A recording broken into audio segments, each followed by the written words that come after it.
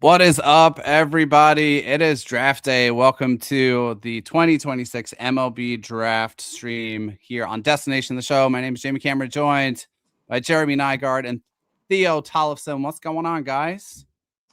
Hey, it's weird that we're doing the first on a Saturday afternoon. Like, that's weird. But I mean, hey, let's go. Let's get it done. Let's see what the Twins do here in just over an hour when they're on the clock. Yeah. I mean, it is a very odd day because a lot of people are going to be splitting their time watching their team's games, since we got a full day of MLB games along with the draft. But hey, we're gonna make this work one way or another and try to make this easier for people to digest if they want to follow specifically the Twins or other teams' draft picks before games. And I think it's safe to say that the Twins might be closer to their second round pick before Dick Bramer wraps up his Hall of Fame speech and first pitch is thrown earlier today.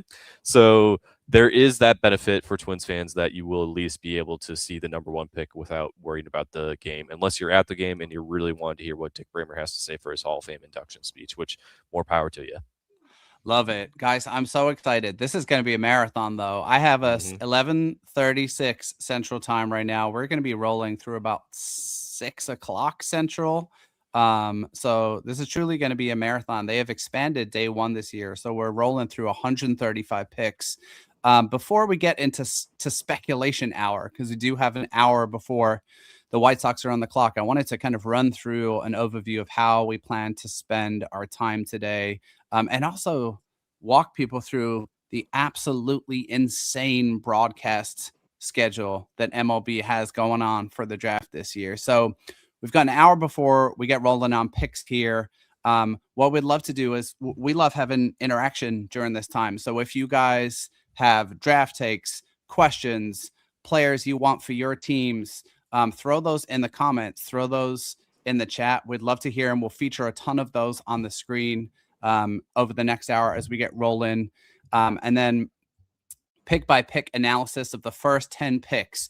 The first 10 picks, Jeremy, are on Peacock and NBC from 12:30 to 1:30.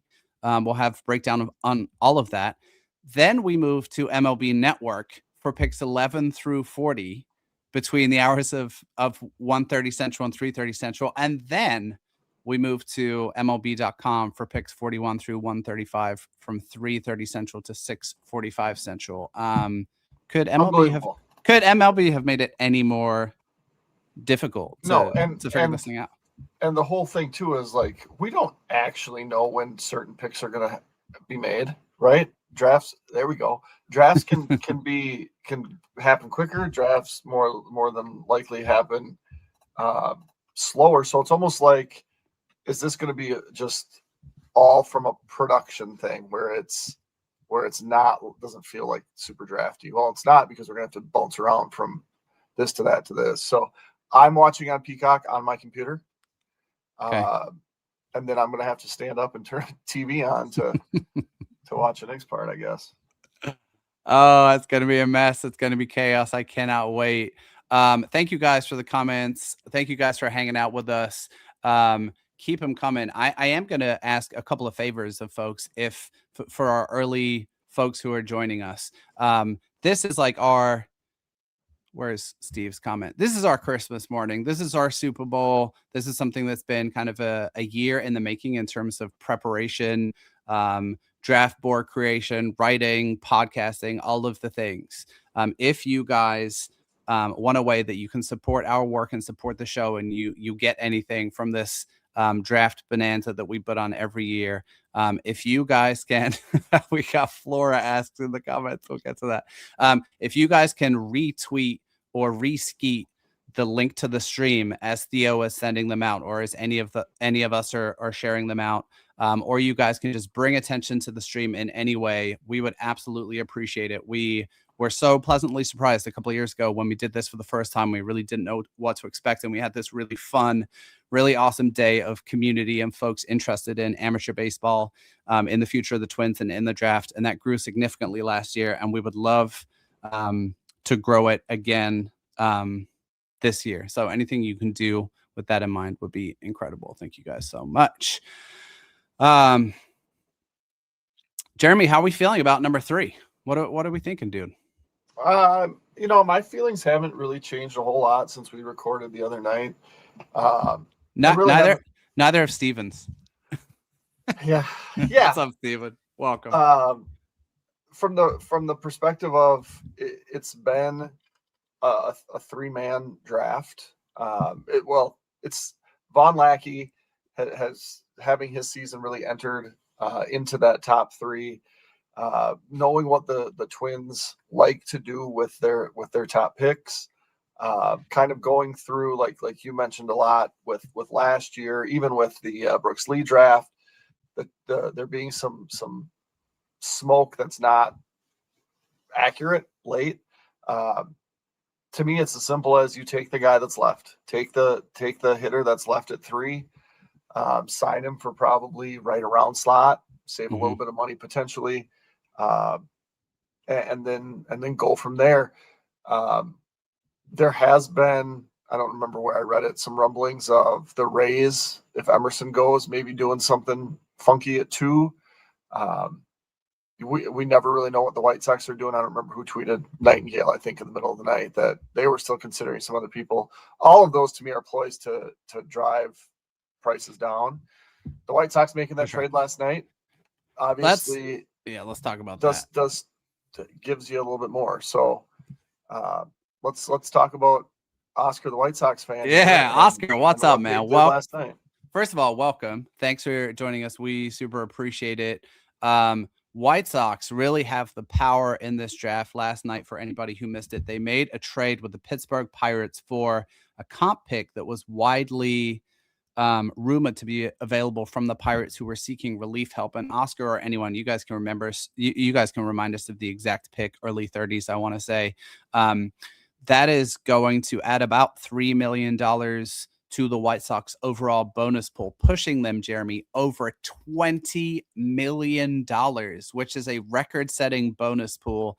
And some folks kind of flooded the mentions. And obviously, for White Sox fans, there's a stream of excitement there. They traded away Jacob Gonzalez in that deal to the Pirates, who I believe will be covering the shortstop position for Connor Griffin, who's going to be out for 9 to 10 weeks with injury. But the White Sox in prime position to go on an absolutely epic spending spree this morning. And I would liken it back to, I want to say the year was 2023, where Seattle had 3 picks within the top 30. Obviously, the White Sox have the number 1 overall pick, but you could see them targeting multiple preps on day 1. Jack Slidham is a local right-handed prep pitcher with a ton of helium who's been linked to the Sox. They tend to lean into like local prep guys. From everything I've been able to glean, Landon Tomei has long been rumored to have the White Sox as his primary suitor, obviously son of Hall of Famer Jim Tomei. And then Dominic Santorelli, Jeremy, one of your Wisconsin boys, rumored to be on the radar of the White Sox, which would be fun. But regardless, they're going to have a great day, no doubt. Which, I mean, makes sense. It's relatively local to Chicago, right? Yep. I mean, we're not talking super far away. When you texted me last night and said Landon Tomei, I was like, yeah, that makes sense. That would be a very, very White Sox thing to do, having, Jim Tomei, the legend of Chicago, who could then played for the Twins, and that was fun. That was so fun. But it just makes so much sense that they would take him. Now it seems like they've freed up the money to do something such as that. So, I mean, it's going to be interesting. It doesn't feel like we ever learn much in the last hour to 2 hours before the draft.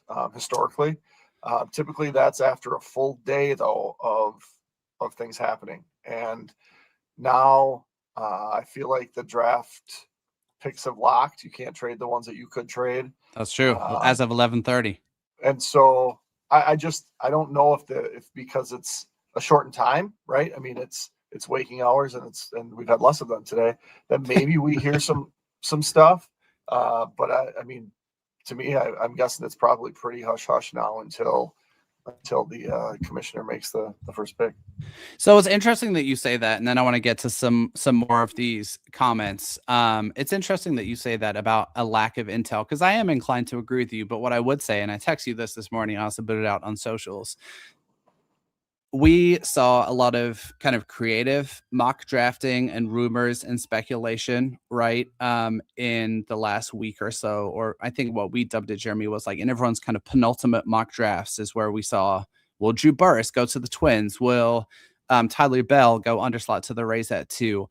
Everything that has been thrown out by major industry analysts this morning, talking Kylie McDaniel, Joe Doyle, Baseball America, has the Twins sticking chalk at the top of this draft and selecting whichever of the consensus top 3 players is available. So take a peek at Sean's comment here, Jeremy. I want your reaction. Would you agree or disagree with Sean's ranking of the top 3 guys and how that shakes out?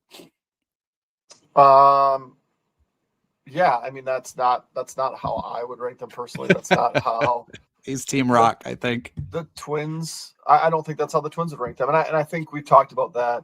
I think you agree.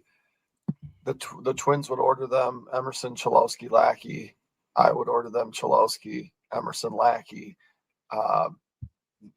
Your consensus board goes Cholowski, Lackey, Emerson. They're so close though. And that's the thing, right? I mean, it's 1, 2, 3 in that order.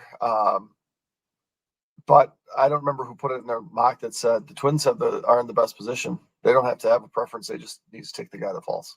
And I think that's really what I hope happens. Here's some speculation from Doc Barrow. Von Lackey at 1 and Redmond somehow slides to number 2. I do think that's potentially one of the Twins' ideal scenarios to grab a college arm at 43, as we've speculated about a lot. I do think they're on kind of the low end of the pick range there. We've done so many mocks. Redmond fell occasionally. Jack Raydell fell occasionally, but the arms like Cole Carlone, Cade Townsend, Hunter Dietz, all of those guys are going to be gone somewhere in the 20s or at worst 30s. So I am really, really curious to see what they're going to do with their second pick. Kylie McDaniel yesterday, Jeremy, had them taking Rocco Maniscalco at 43, which would be super fun. Want to put this up from Jeff. Jeff, you're going to have to remind us of this. I love this idea, and a couple of people have brought this up. Of basically, it's doing like a simul draft or like a shadow draft where right when the Twins get on the clock, Jeremy, you and I have to commit to a pick that you would make for the team. We predict and we say who we would go with in this given slot. And of course, we have the luxury of being able to ignore the bonus pool when that comes about. But Jeff, if you stick around and remind us to do that, that would be super fun for sure. Are the Twins going to be making their pick at the exact same time Bramer is doing his Hall of Fame induction speech? I'm a bad fan because I actually didn't know that was today. I've had my head stuck in the sand with draft prep. So here's the thing. It's bad scheduling for every team today, no matter how you splice it up. But like, it's extra bad scheduling for Twins fans who really wanted to take it in. However, I think they will make their first pick before he begins his Hall of Fame induction speech, because I believe that time is supposed to be 12:40. Yep, 12:40. They're supposed to start that. So, I mean, I would assume the Rays are definitely on the clock by then. And knowing that Justin Morneau and Bert Blyleven are doing like introductory speeches before Bramer gets up to the mic, I think it's safe to say the Twins will make their pick before Bramer gets to speaking. What if Dick Bramer during his speech announces the pick? Before he gets started, let me announce to all the fans with the third over. Yeah, we're going to go to Dick Bramer. That would be pretty fun. And he's on the field and standing at the mound. Nah, you know what they should have done? They should have left the left the wrestling ring up. Left the wrestling ring up there. Well, they could have. They put it out in right field, and it was pretty well done. Do the wrestling ring up there, and then Dick Bramer jumps off and like people's elbows someone off the top rope, and then announces the pick. That would be absolutely epic. Great question here. Yeah, TC's in the ring, and he jumps on TC. I think. There you go. Great question here. Thanks so much for joining us. Question about draft model. So let's quickly walk through that. I will shout out a piece that Dan Hayes had at The Athletic just a couple of days ago about Sean Johnson. It was about Sean Johnson, the Twins' assistant general manager and director of amateur scouting. I think his job title's actually changed now. But it talks a little bit about the formation of the Twins draft model. What that basically means is they take all of the data they have on every single amateur player, age, production, like all, like literally every single thing, like biographical information, all of it, and they bake it into a model that spits out one number that they use to organize the first however many number of picks on their board. And so when you hear a team described as model heavy, what that really means is like, how much are they relying on the statistical model to help push them and make their pick, right? It's a way of, I wouldn't say counterbalancing scouting, but adding to the scouting department's work by leaning into the amount of qualitative data that's available on amateur players today. So that's what we mean when we say model heavy. Twins do rely heavily on their model. Keep the questions coming in the chat, guys. I like this comment too, and 100% agree with this from Garrison. Imagine telling a Twins fan it's very possible they get rocked before the draft lottery. They would have thought we'd won the number 1 overall pick. Jeremy, Heck yeah. would Rock be your number 1 guy if you lined up 3s today? Yes. Okay. Yep. And I think that's exactly right. Like that's how it's going to be. The alternative is at the draft lottery, there wasn't 3 names that had kind of separated themselves. I think you could have assumed that the top prep would be involved in that conversation. It was Emerson or Lombard at that point. I guess I don't recall that far back. And then I think ideally you'd say, well, let's hope some pitcher really asserts himself and ascends to the top of the list. And that didn't necessarily happen. Nope. But I do think that secondary to that, the Twins have been hurting for a catcher of the future for a long time. Jeffers has been great. Contracts up at the end of the year. Back last night after the handmade bone, there's been talk of him at the trade deadline. But having a third prospect kind of separate themselves and being at a position of not necessarily need at the major league level, but quality depth at the minor league level, right? They've been trading for prospect catchers, and they've done a good job, right? Tait hasn't been super this year, but was a top 100 prospect. Jimenez has been, a fun acquisition for Chris Paddock, but doesn't really have the ceiling that those others do. So I do think that this has been a really, really good, the way that it's settled anyway on the draft morning has been great from the Twins perspective after dropping or getting the third pick, dropping to the third pick, right? They were they're scheduled to be second. 2. Yeah. Should we also make mention of their trade yesterday, trading away from said catching depth, because Ryan Sprock, who just won the Florida State League Player of the Month, is now no longer in the Twins farm system, so they can bolster the bullpen help immediately. So I don't know if you guys want to go into that right now. This is probably going to be our best time to talk about it before the draft kicks off. But I think going over what they traded away from and what that could mean for today might be a good topic. Yeah, that's interesting. So first of all, I don't really like trades for relievers. I got yelled at this a lot. I got yelled for this comment a lot online yesterday, but I'm not a huge fan of trading prospects for relievers, especially when the relievers are the caliber you could have simply purchased in the offseason for a couple $1 million. But the Twins did trade away Ryan Sprock. That's an interesting one too, because he's very representative of what the Twins have done with their catcher draftees. He wasn't even he didn't play a single game at catcher in his amateur career, if I'm not mistaken, Sprock, and they kind of converted him. And so the Twins' strategy when drafting really has been, we're going to draft a hitter who does some catching, or a good athlete who we feel like we could move to catcher for various reasons. They really have not leaned into the college catching demographic at all in recent drafts. And I think the reason that we can kind of attribute to that is there's like a supply and demand issue there. There's usually 3 or 4 college catchers that have a back of the first round grade, but because everyone always needs catchers, they're usually overdrafted a little bit. And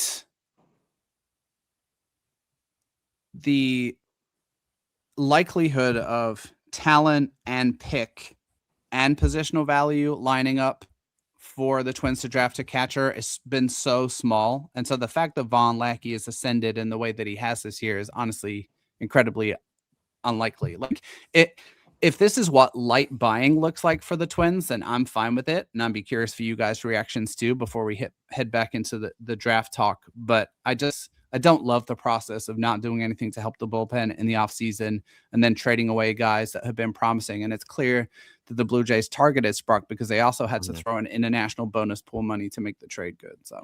So the interesting thing about that is the press release from the Twins says that the Twins sent the spending the international money.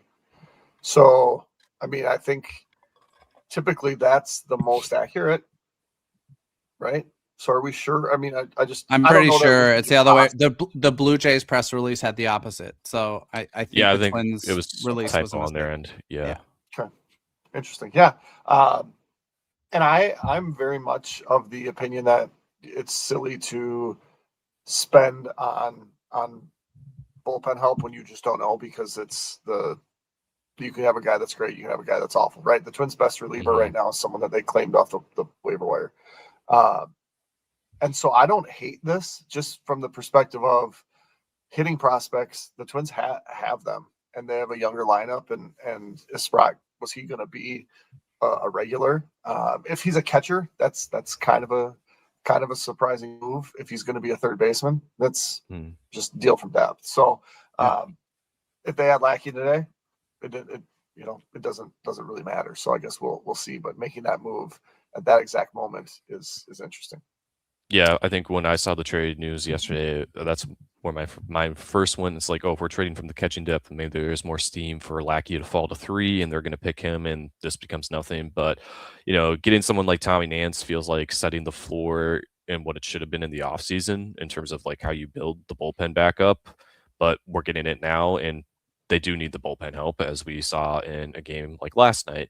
So you get a veteran arm who's still under control for a long while, yes. But if you remember the last time the Twins made a trade with the Blue Jays for a reliever from them, Trevor Richards, in 2024, look at what Jay Harry's been doing since he got up to AAA. And if you were at Saints games last week when Buffalo Bisons were in town, yeah, you're kind of feeling the sting on that one. So it could be a repeat of that. It may not, but we'll see if Von Lackey ends up a Twin today, and if he doesn't, then maybe you look at this trade a little differently. But until then, I'm kind of like, okay, this is just maybe some depth. Who knows if the Blue Jays are going to keep Sprock at catcher for a while. But now he just got called up to high A, and he's probably going to be there for the rest of the season. So we'll see how the bat translates there.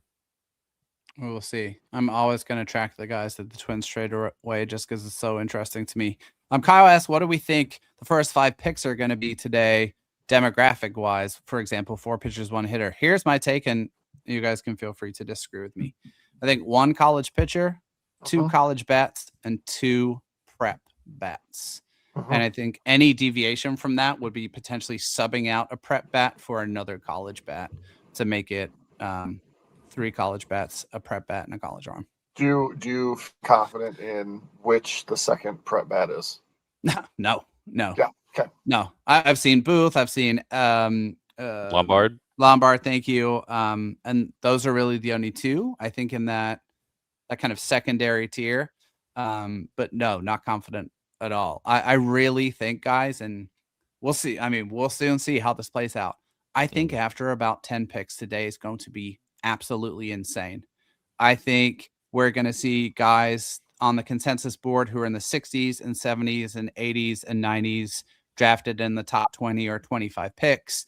We're going to see a lot of surprises because there's a ton of depth in this class, but there's just not a lot of consensus around what things look like. And there's this kind of void in the middle of the first round that I think is going to make things really, really interesting.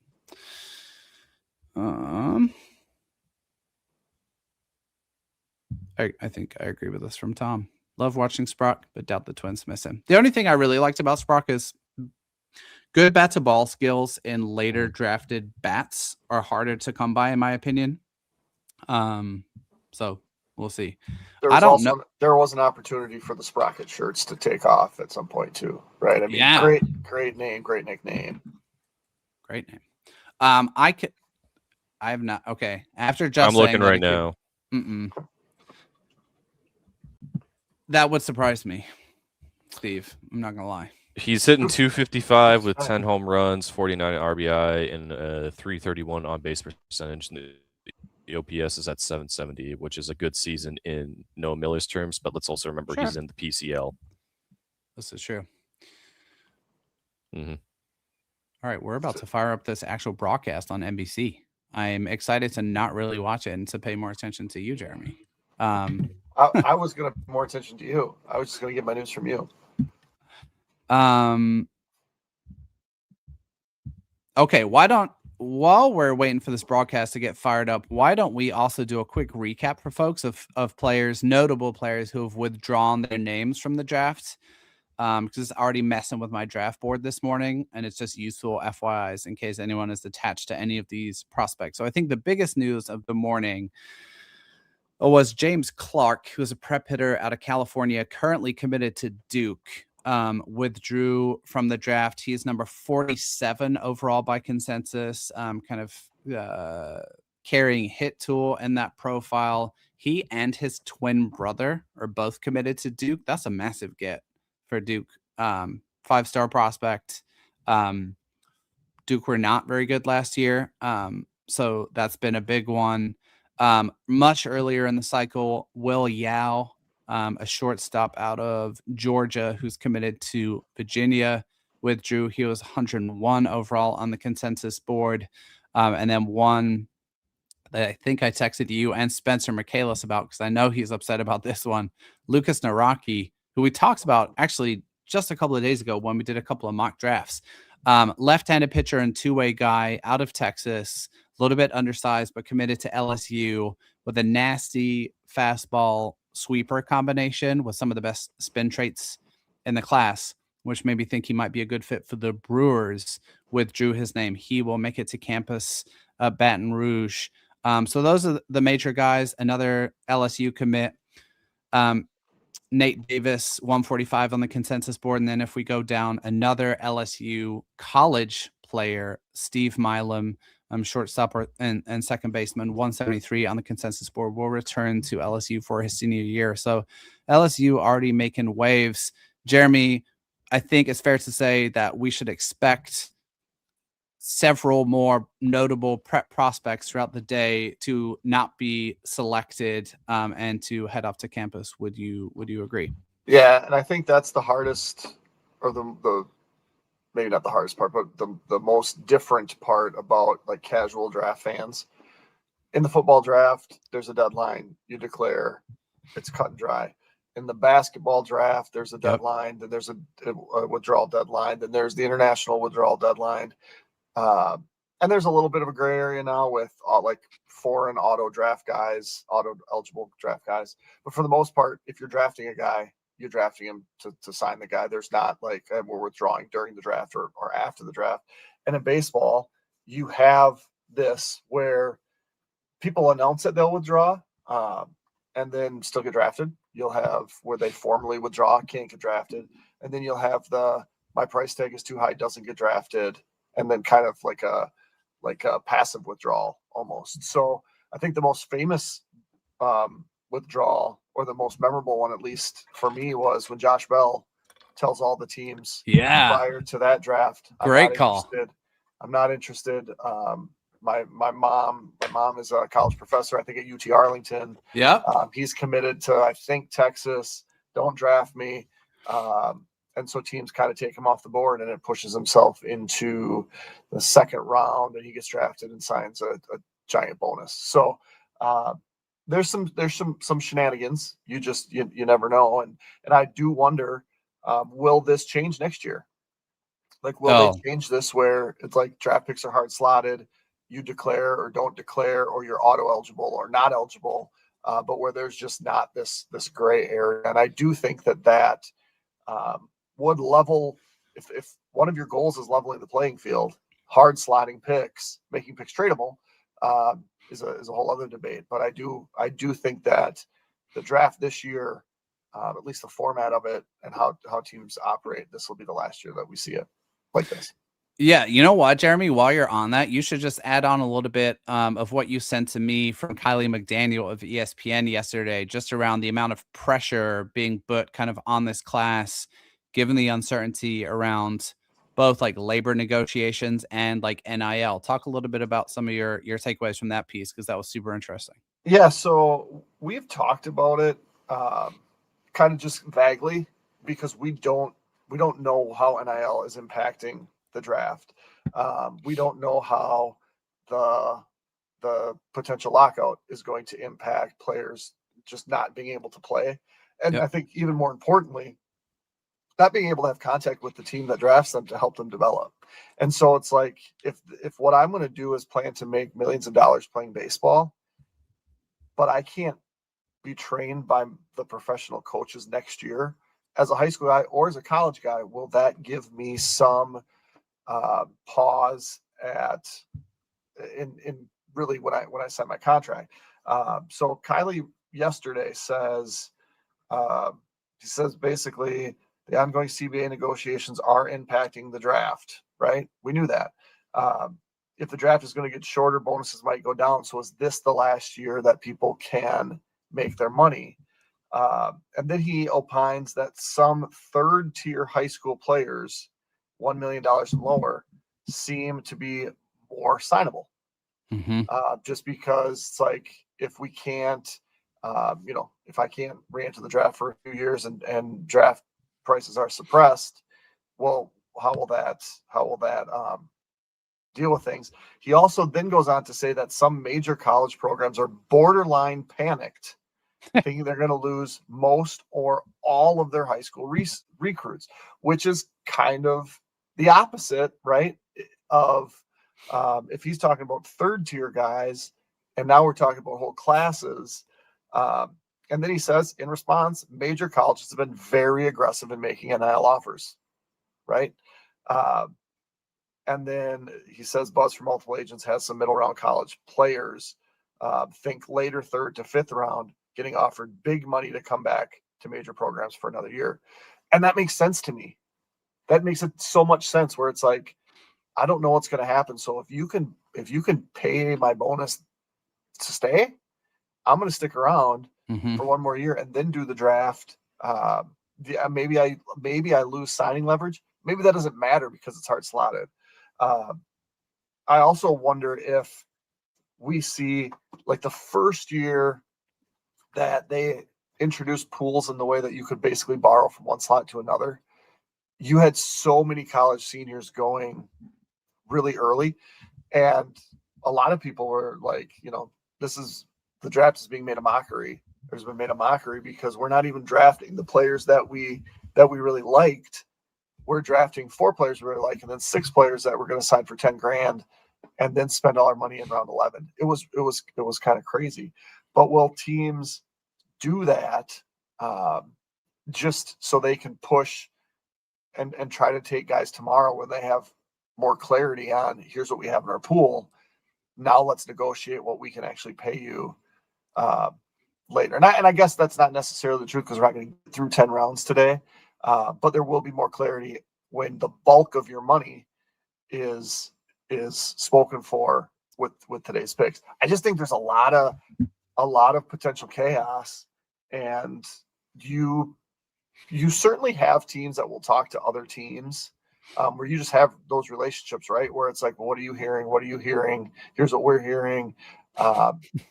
And so then you can kind of map out your board a little bit. That's how you find out, like, oh, and in a different draft, we're going to jump ahead of that team because I know that they're interested in our guy. And so I do think that there might be a lot of smoke blowing. But this is where you rely on that model and you say, okay, these are the guys we like. And when we come up on the board, we take the guy that we like the best. So hitter first, I think we'll see that. And then who knows? Maybe exclusively pitchers after that. Right? Yep. I was told, Ari, poking around at the Twins' plans, and now this is obviously dependent on how the board falls, but I was told to expect the Twins to target a catcher this year at some point in this draft, regardless of what happens at 3. Now, if they get Von Lackey at 3, that's your catcher right there. But I think we should be paying attention to this catching demographic if Von Lackey is not the pick at 3, and also expecting a gazillion arms. We'll roll through some of these comments quick, and then I want to get into some speculation because it's almost go time here. Do you guys think Riley Quick can reach St. Paul before the end of the season? From Steven. My answer to that is yes. In fact, I would offer that that's probably the plan. Give him like 5 innings, 10 innings at St. Paul before the end of the season. Fair to argue, I think, that he was maybe not quite ready or didn't quite earn that promotion to AA, but AA is in need of starting pitching. And if we look at things globally for the Twins right now, both in regard to how competitive they are this season, perhaps surprisingly, how top heavy their system is, and then the potential to get a fast moving prospect at 3, they are lining up for a much more interesting 2027 season, asterisk, if we start on time. Joe Not Maurer, yes, we should be uploading this stream to all of our streaming podcast platforms. And thanks, shout out Tom Froming. For, like, a number of people have called you out as the reason they're here. So I didn't realize you had so much pull. Really, really appreciate it. Interesting. Before you go too far, I will download the audio from this show immediately after. Okay. Or does that not fit? That's the only question. We didn't upload this, I don't think, on Spotify before. But this is going to be like 8 hours worth, so that's like 8 shows, and I'm not sure that we have room for 8 shows and what I pay for that we don't want to make back. So that kind of remains to be seen. We will try, and then we'll see. We're not running a significant budget on this podcast, sadly, Joe Not Maurer. Some quick speculation as we're about 15 minutes away from the White Sox being on the clock. From Joe Doyle, tweeted out, I continue to hear that Rock Chalowski is the player to watch at the top of the draft for the Chicago White Sox. Teams in the top 5 are operating and planning under this assumption, short of a late negotiation surprise. Sounds pretty firm. 25 minutes to go. I love when we get into the actual tea. Been waiting a whole year for this. Now, this is a good question. This is a fun one. Nelson, thanks for asking this. That's a great question, and I don't know the answer, but right, like, even if you're a major college player commanding a $2 to $3 million per year in NIL, the bonuses you're looking at in the top 3 and in the first round in general, blow that out of the water. Like, all of these top 3 guys are going to earn $9 million plus. Basically, at the top, those bonuses reduced by kind of $700,000 to $800,000 per slot, but you're starting around $11 million for a slot at pick 1. So that's pretty significant. One thing though that makes this very much the Wild Wild West is it takes one dude, one from anywhere, right? Mark Cuban. If Mark Cuban decides that he really wants Indiana baseball to be put on the map, and he wants Rock Chalowski to play 1 year in Indiana, he could upset everything by saying, here's $10 million. I want him here for 1 year. Is that likely? No. But there's a lot of people around with a ton of money that all of a sudden, guys are flipping their commitments in college football after the 12th hour sometimes, because someone comes in with a bag full of money. And I'm not talking a little bag, I'm talking a giant bag. And if somebody wants that in baseball, it clearly could happen. I don't know that it will, but there's nothing that regulates the NCAA right now that says it can't happen. And so that's something that is worth watching. I don't know how much revenue is generated by in Indiana going to the College World Series, whereas I think there was a ton generated when they made it and won a national title, which is still absurd to think about. Yeah, that is weird. But that's what money does in the NCAA now. And it was Mark Cuban and his deep pockets with some friends that said, hey, we're going to do this. And they did it really well. Kyle says, shout out to Seth and Jeremy for the OG draft content. Does that mean that I'm now Seth? I don't know how I feel about that. I'm sure I don't know how Seth feels about that either. Well, you've definitely taken the torch from me, which I appreciate, because I had got to the point where I was like, I can't really do this anymore. And you've kept me in enough that I am still enjoying it. But yeah, I mean, we used to do live YouTube stuff, and it's been many years. I mean, I remember. I mean, it ages me. So yeah, you might be the new Seth. I don't know. I don't know how either of you would feel about that. Yeah, that's fair. Thanks, Tom, so much for the kind words and for sending people our way. We super appreciate it. This is the funnest day of the year. We are about 15 minutes from the White Sox being on the clock here. So keep the questions, comments rolling in. Would love to know who you guys are most interested in at number 3. Would also love to know what demographics and or prospects you're interested in for the Twins at 43. I know that's like several hours away at this point, but that is a significant pick for the Twins. Carries a slot of around $2.3 million. There's a ton of interesting possibilities there. I think you could probably argue the Twins could target from any demographic, except I would call it a prep pitcher unlikely at 43. I think that's more likely later, but who knows? So you guys, please keep the interactions coming. We appreciate it. We're excited to get rolling here in just a few minutes.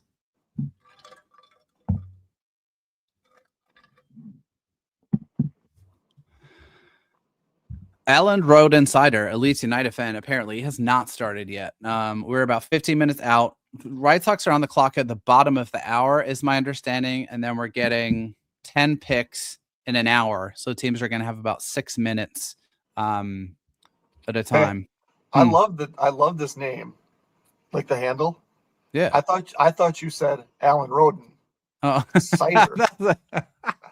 And so is this a play on words? I don't know, because I'm like, Alan Roden cider? Like, is this Elland Road is where Leeds United play soccer. They're a team from the Midlands in England. You know what? Let's move on.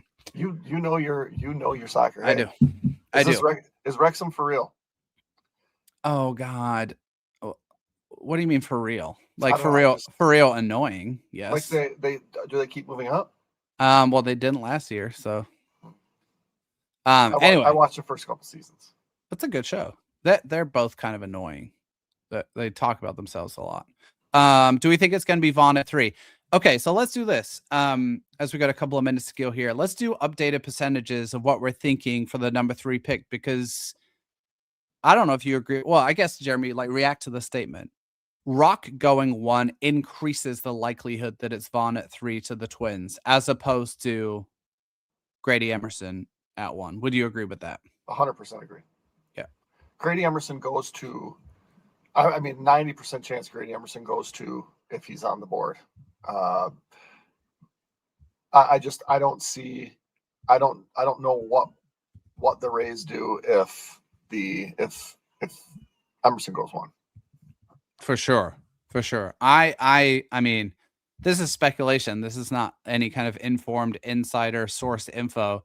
My speculation is that the Rays would go with Lackey over Chalowski.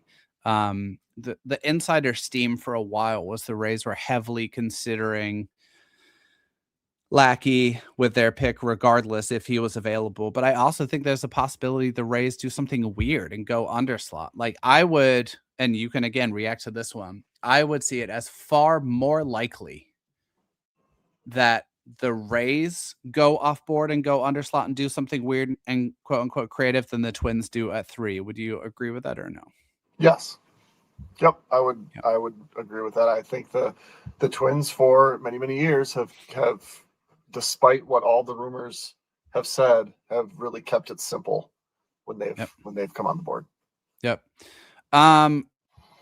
Yes, if Lackey falls to the 3, I'd be happy to, Sean. I think that'd be a great pick. And I'm trying to hold off going through all of these prospects data right now so that we have plenty to discuss and dig into when the actual picks are made. But I do want to point out about Taid. Weird season at high A. Now, admittedly, he's only 19, but I would also couch myself in the camp of folks who are not convinced by Eduardo Taiit and really like any aspect of his game outside of the power. He's hitting 215, 279, 421. He has 15 home runs in 75 games, which is impressive. He has a 72 WRC plus at high A. That is not promising for how the hit tool is going to play. And I think if you were to describe the defense at catcher as fringy, you might be being a little generous. So, look, we've said this before. If Mick Abel works out as a starter for the Twins, who's, a 2-3 win player for 3 or 4 seasons, that trade's going to be just fine. But I don't know that Eduardo Taiit is currently on quite the right track to make the impact that the Twins hope. Let's put it that way. And he's a 19-year-old at high A right now, right? He's a equivalent to an old high school senior or college freshman. Yep. Playing at high A and not playing well. So there's certainly time yet to let that develop before we really have to hit the panic button. But guys miss, right? Prospects don't hit. That's not uncommon. So there's questions, but there's still time. This is an interesting comment. I do just want to quickly react to this as we're like 8 minutes away from the White Sox being on the clock here. I do understand this perspective a lot. And like I said this on our draft cramming prep show that someone was kind enough to say something nice about in the comments a little bit ago. The reason I like Lackey so much isn't just about what he can do as a player, right? Obviously, we're making a bet there, and there's a little bit more risk associated with Lackey, I think, than with Rock or Grady Emerson, because Lackey has less of a track record. Lackey has ascended as a prospect significantly faster than either two of those other guys. But the rarity of that profile cannot be overstated. For you to find a guy who might be 55 hit, 55 power, 60 catcher is almost impossible. Right. And so, in some ways, and a number of people have commented this, it's almost nice to be at 3. Potentially, if you don't do something weird, you don't have to make a decision. You just take who's there and you be happy and you go on your way. But I do understand this perspective of Lackey being the preferred pick. Twins fans have, but we always joke about this, Jeremy, how much Twins fans every year would say we want a catcher in the first round and it never happens. And we've always kind of scoffed at that. I think this is the most likely outcome if you put a gun to my head. Yep. And what's funny is I don't know how many months ago I texted and I said, Twins Twitter is going to lose their mind when they love Von Lackey, and then you did say that, yeah. And so I get it, and I think it's for that reason that you said. Always want a catcher, always draft shortstops, right? So it's been Brooks Lee, it's been Kevin Culpepper, it's been Merrick Houston. Now it could be another one, but I think. And I say this with 100% confidence, and you can tell me if you disagree. If they draft a shortstop today and it's Emerson or Cholowski, they are drafting the best shortstop. Hell yeah. That they've drafted probably since and including, right, as Royce Lewis is a prospect. Because I don't know that we really believe that Royce Lewis is going to be a long-term shortstop. This is the best shortstop they could possibly draft in the history of their franchise. Grady Emerson and Rock Cholowski are both superior prospects to Royce Lewis. Joe Doyle is tweeting that the Chicago White Sox are selecting UCLA shortstop Rock Cholowski with the number 1 overall pick in a deal that is expected to come in at around $9.5 million as we cross the 100 watcher threshold. This is so fun. Okay. Obviously, want to wait for confirmation of that. Not doubting Joe's reporting. He's there on the ground in Philly. He's always super accurate.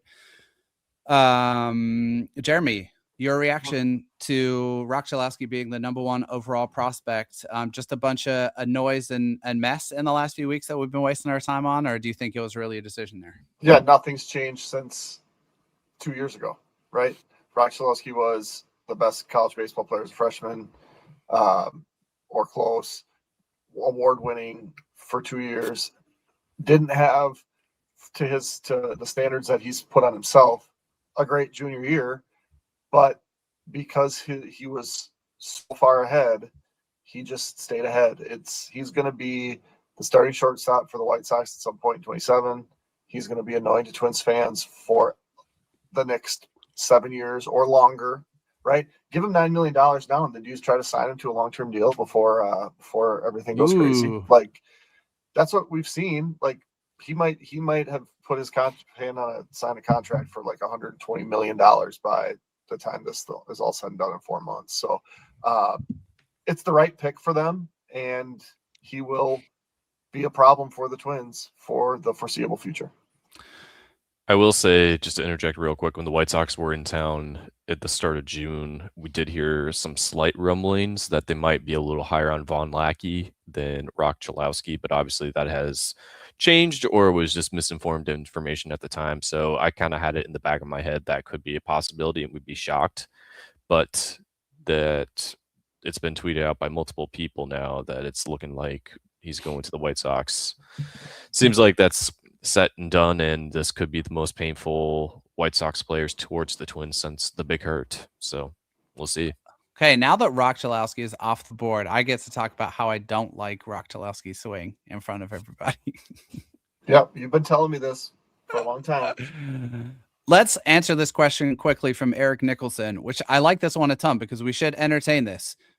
If it's not the top 3, who are you taking for the Twins? Jeremy, who's your guy? If you are forced to take someone outside of the consensus top 3, who you got? I'm drafting 4th. Yeah. In the top no, 3 no. spots. If you're the Twins, but you may not take one of the consensus top 3, is how I'm interpreting this question. Oh, I mean, Jackson Flora would be a great addition to the pitching stable.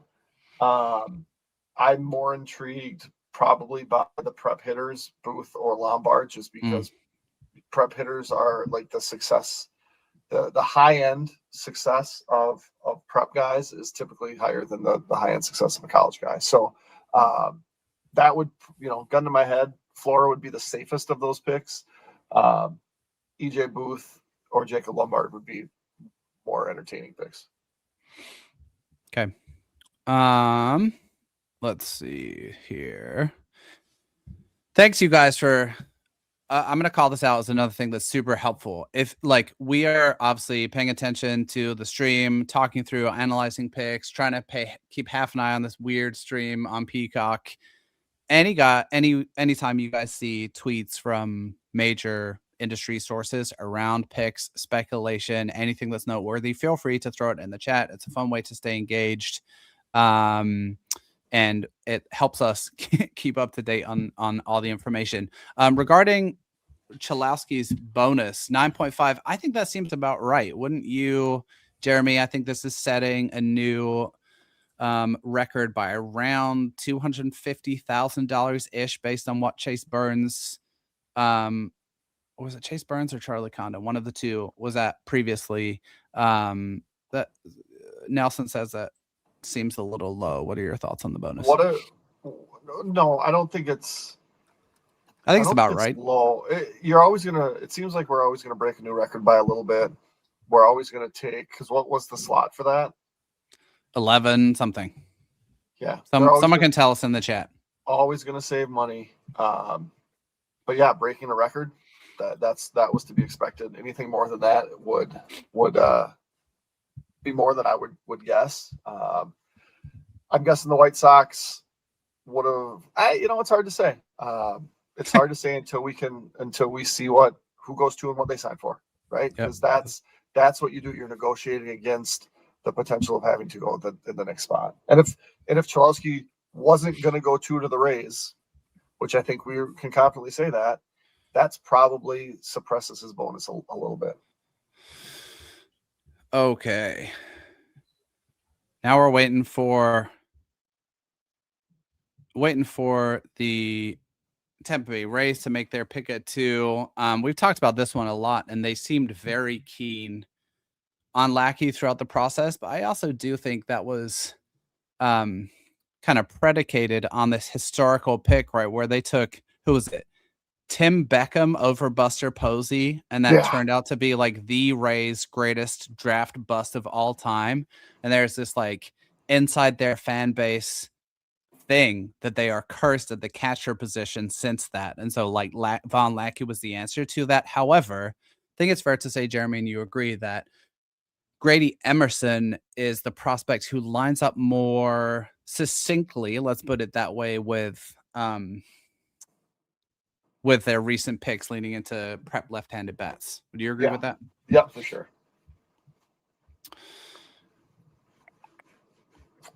So we haven't even officially made the first pick yet, though, right? Nope. I think we're going to be on two separate timelines here, though, right? Like there's the social media timeline, which looks like, and I don't know that all of the picks will be kind of shared out that far in advance. But yeah, I think the White Sox still technically have like 6 minutes to make their pick. Too late, Oscar. If the White Sox surprise everyone and take Lackey at number 1. It's too late, buddy. Yeah, I do think, Oscar, just to answer your question though, you guys have so much money. You can there's not really a need to like move people down. You can meet any bonus for any prep that they have, even in the upper echelon, like multiple times over. And so I think you're going to see the White Sox leading into preps with their several of their additional picks here. So Joe Doyle just tweeted out one correction. Cholowski's still going to the White Sox, but he's going to be getting north of $10 million. Woo! Wow. Mm-hmm. That's crazy. Mm-hmm. Which kudos to the Wasserman, I think it's well. So kudos to the guy who questioned that what the 9.5 seemed a little low. That's Nelson. Way to go. Yeah, by quite a bit. So slot for the number 1 overall pick in this draft is $11.35 million. So even if Rock Cholowski's getting $10.35 million, they're still saving $1 million on slot and have a bonus pool that's over $20 million. But it is crazy that your first player is getting 50% of your overall bonus pool. That's kind of cool. So Ray's like hypothetically on the clock just to get ahead of the money a little bit, seeing as that came up with the White Sox pick. Ray's slot at 2 is $10.5 million. Twins slot at 3, $9.7 million. Quick disclaimer, because it's going to come up. The Twins are one of 2 MLB organizations who never spend into their 5% overage, along with the Colorado Rockies. So they're going to know where they stand in terms of negotiations. If anyone wants a more detailed explanation of that, we'll talk about it when we have a chance to catch our breath. Okay, let's try and catch up on some comments here while we're waiting. Twins are number 5 in total allocation. Prep pitcher appears very deep. Speculate only 1 selected today. Yeah, just that's a great question. The reason I speculated that was really more in just like trying to prognosticate how the board might fall, right? There are like pockets of the draft where there are particular strengths and particular areas of weakness. And there's going to be a ton of prep pitching in the like 50 to 80 range that I think fits the Twins' 3rd and 4th picks, but there's no like hard and fast reason why the Twins might not take 2 prep pitchers today or even 3, other than they tend to come away from their draft overall with a fairly kind of balanced portfolio on day 1, at least. They'll lean into arms consistently on day 2 and really lean into college arms during that portion of the draft. But Doc Bauer, they certainly could pop 2 college arms. There's no kind of hard and fast reasoning behind that. Well, I'm going to interject once again, and it looks like the commissioner's finally on the stage to do announcement and stuff, but Joe Doyle is already another pick ahead, and it sounds like Grady Emerson is going to Tampa for almost $10 million as well. Woo! So Von Lackey, looks like you're going to be a Minnesota Twin, more than likely, but we won't know until we know. So hold on a second, though. Let's talk about this because this is significant. I believe I'm right in saying, and someone can check me in the comments if I'm wrong, Rock Cholowski and Grady Emerson have the same representation, and Von Lackey has different representation. I believe Emerson and Rock are represented by Wasserman. So that puts the Twins on the board at 3 with Von Lackey, the number 2 player by consensus on the board. Gonna try and hold off until we get a confirmed Twins pick to talk about that too much. Jeremy, any immediate reactions to the Tampa Bay Rays apparently selecting Grady Emerson at number 2 overall? I think this is what we assumed would be their preference all along. And they're not being cheap about it if they're going to pay him close to $10 million. He will, like I've said all for the last couple months anyway. He's the guy coming out of this draft that has the best chance to be the number 1 prospect in baseball, from the perspective of he's not going to be in the major leagues as quick, and everything that we've seen about him, like the ceiling is very, very high.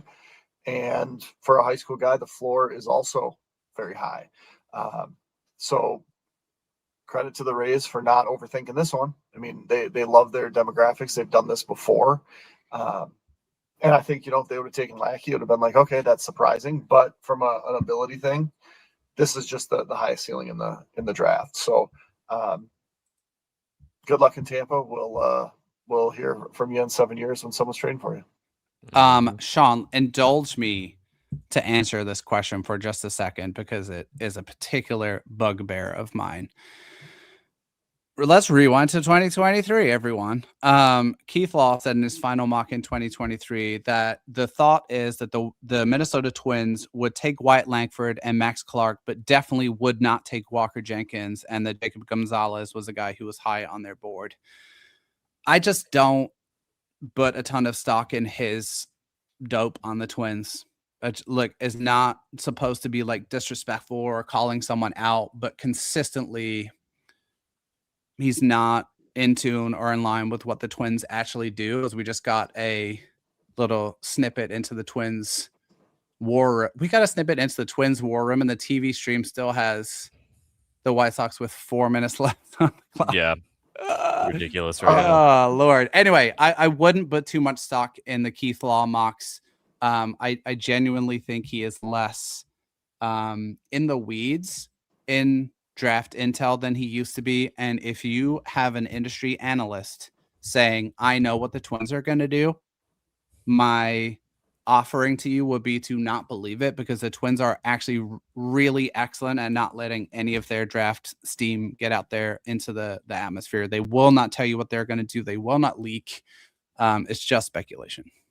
One thing that, and this is not really has to be said right now, but one thing that I do wonder, as we start to see like even maybe reported bonuses coming across the ticker, in the past, the Twins and most teams are pretty slow to sign guys, get them to report, get them in their system, get them playing games, because it's so late in the year.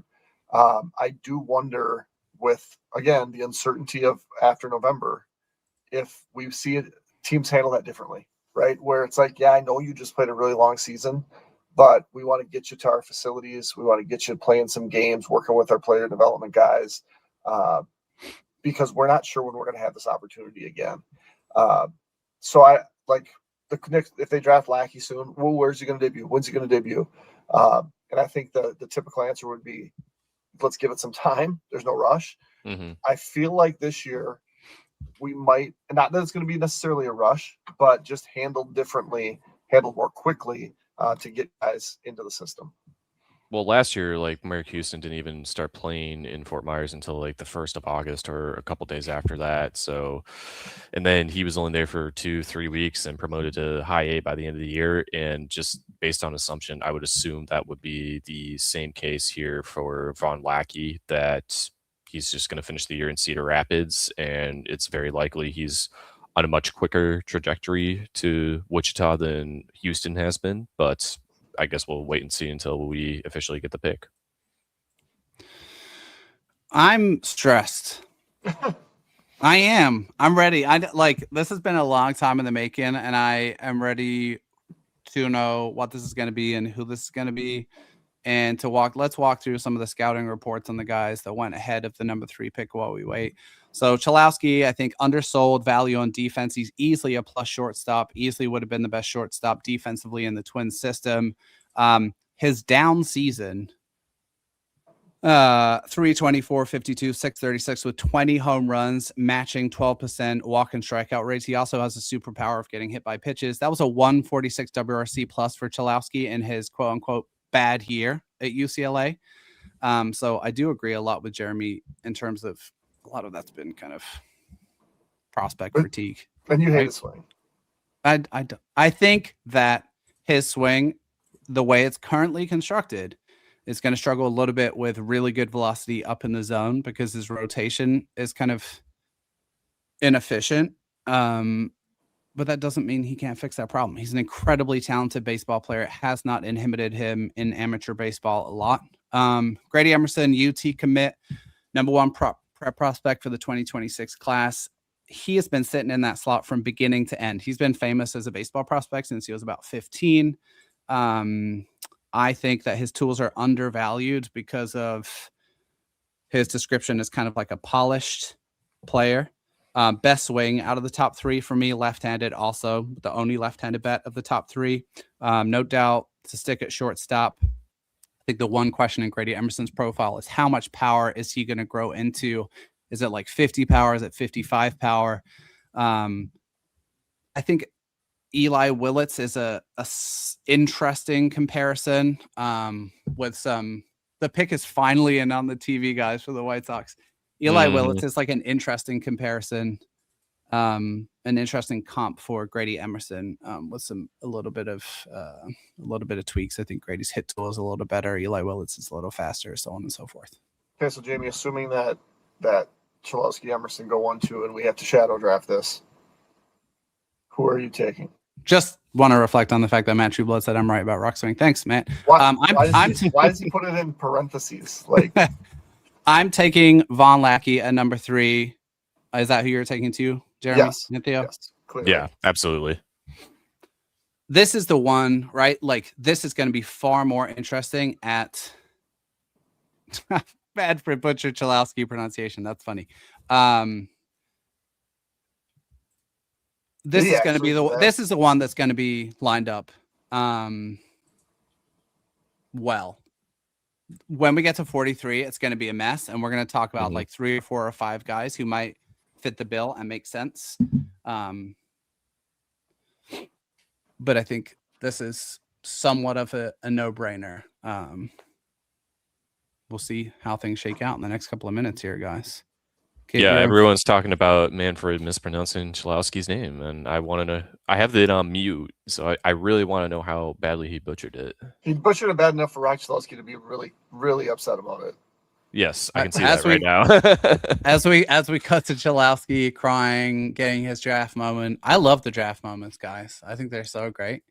He's having a good ugly cry while he's announced as the number 1 pick, while his dad, who's a Reds area scout, seems like very laid back. It says Chalowski. That's how it was pronounced. That's what someone said online. Well, it's not the first time Manfred's made a mistake. It probably won't be the last time. Far from the last. It's really sad when like the worst person for baseball is running Major League Baseball. It's embarrassing. But there's been bad commissioners in sports. I'm not sure there's been a worse one than Rob Manfred. I don't know. The commissioner of the WNBA probably gives Manfred a run for his money. She's pretty terrible. The sports like she's awful. The sport's grown so much, kind of in spite of her, but also like she got out of her way enough for them to come to an agreement. And the Lynx got Olivia Miles, and I got that on the screen too. So the WNBA, yeah, she's bad, but Manfred is real bad. I can't believe Rock has gone number 1 finally on the TV. We are not going to get done until 8:00 if we don't pick up the pace here a little bit. Yeah. I'll take the before on that one. I'll be done before 8:00. Fair enough. Oh boy. Yeah, this is definitely going to be critiqued as one for the pageantry and not the timeliness or the correct pronunciation of So, players' last names. so 10 picks are supposed to be done by 1:30 our time. Yeah. Yeah. Yes. Now, Every, They'll get that in.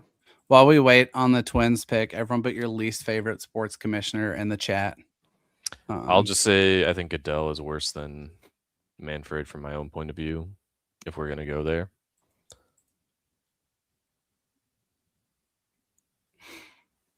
Not a fan of him. First pitch of the Twins game is in 25 minutes. I will not have any clue what happens in that game. Who's pitching today? Joe Ryan? It is his last start, and he's probably going to get an inning again in the All-Star game since he's pitching today, since that's like his normal bullpen day. So, Good. Buxton's yeah, at definitely least. out. Oh yeah, I mean, best case scenario for Buxton, he's likely to be activated when they get back from the All-Star break in Chicago. So, since that got backlogged to Monday with the IL move, so I think best case scenario, Buxton does get activated sometime in Chicago, whether that's Friday, Saturday, I don't know. Hey, if anybody's watching us and also has the volume on to listen to Harold Reynolds talk about baseball, please put in the chat so we can talk about the terrible things that Harold Reynolds says. We do want a Harold Reynolds commentary update. Yeah. I am also curious to know how Cole Hamels is doing since he's the new face there. Also the top former Phillies draft pick to represent the draft being there this year. So I mean, Harold Reynolds doing, and this is going to sound awful because I don't claim myself to be a great knower of things, but Harold Reynolds doing the draft is like if you put me behind the desk and let me commentate for the hockey draft. Like I just don't know. It would be like that guy doesn't know what he's talking about. That it's the exact same thing. Like the only difference is I didn't play professional hockey. But other than that, it would be pretty bad. Like the guy doesn't know anything. no. They're announcing. Looks like they're about to announce Grady Emerson as the number 2 overall pick. Yes, We should be getting. They just did, yeah. So Number 3 pick, Steam, anytime. This is the quietest I'm going to be all day waiting for this, and then you will not get me to shut up after the Twins make a pick and about the rest of the picks through 135. And I think this just does speak to what you were saying earlier of how tight-knit the Twins keep their plans locked up. Now, granted, they also have to react to the first 2 picks and if they're doing anything differently, but as we've talked about, it's a pretty clear-cut top 3. So it is good to see that the broadcast is catching up to the rumor mill online. So I'm becoming more and more convinced that all drafts, it's just about where you position yourself, and if you can be near where a card gets exchanged, and then they work on the pronunciation, they always get it right. But like the picks are made way before the picks are announced. Mm-hmm. And it's just this is all the pageantry of the show. So somewhere when the name gets handed off, which it probably will be soon, any second, yeah, that's when we'll know. We won't hear about it then for another 5 minutes. Getting a lot of advocacy for Von Lackey in the chat. Also got a comment here. Who should we pick after this pick? Don't worry. That's what the next 6 hours is for. Mm-hmm. Speculation about 43, 74, 79. We'll definitely get into all of that.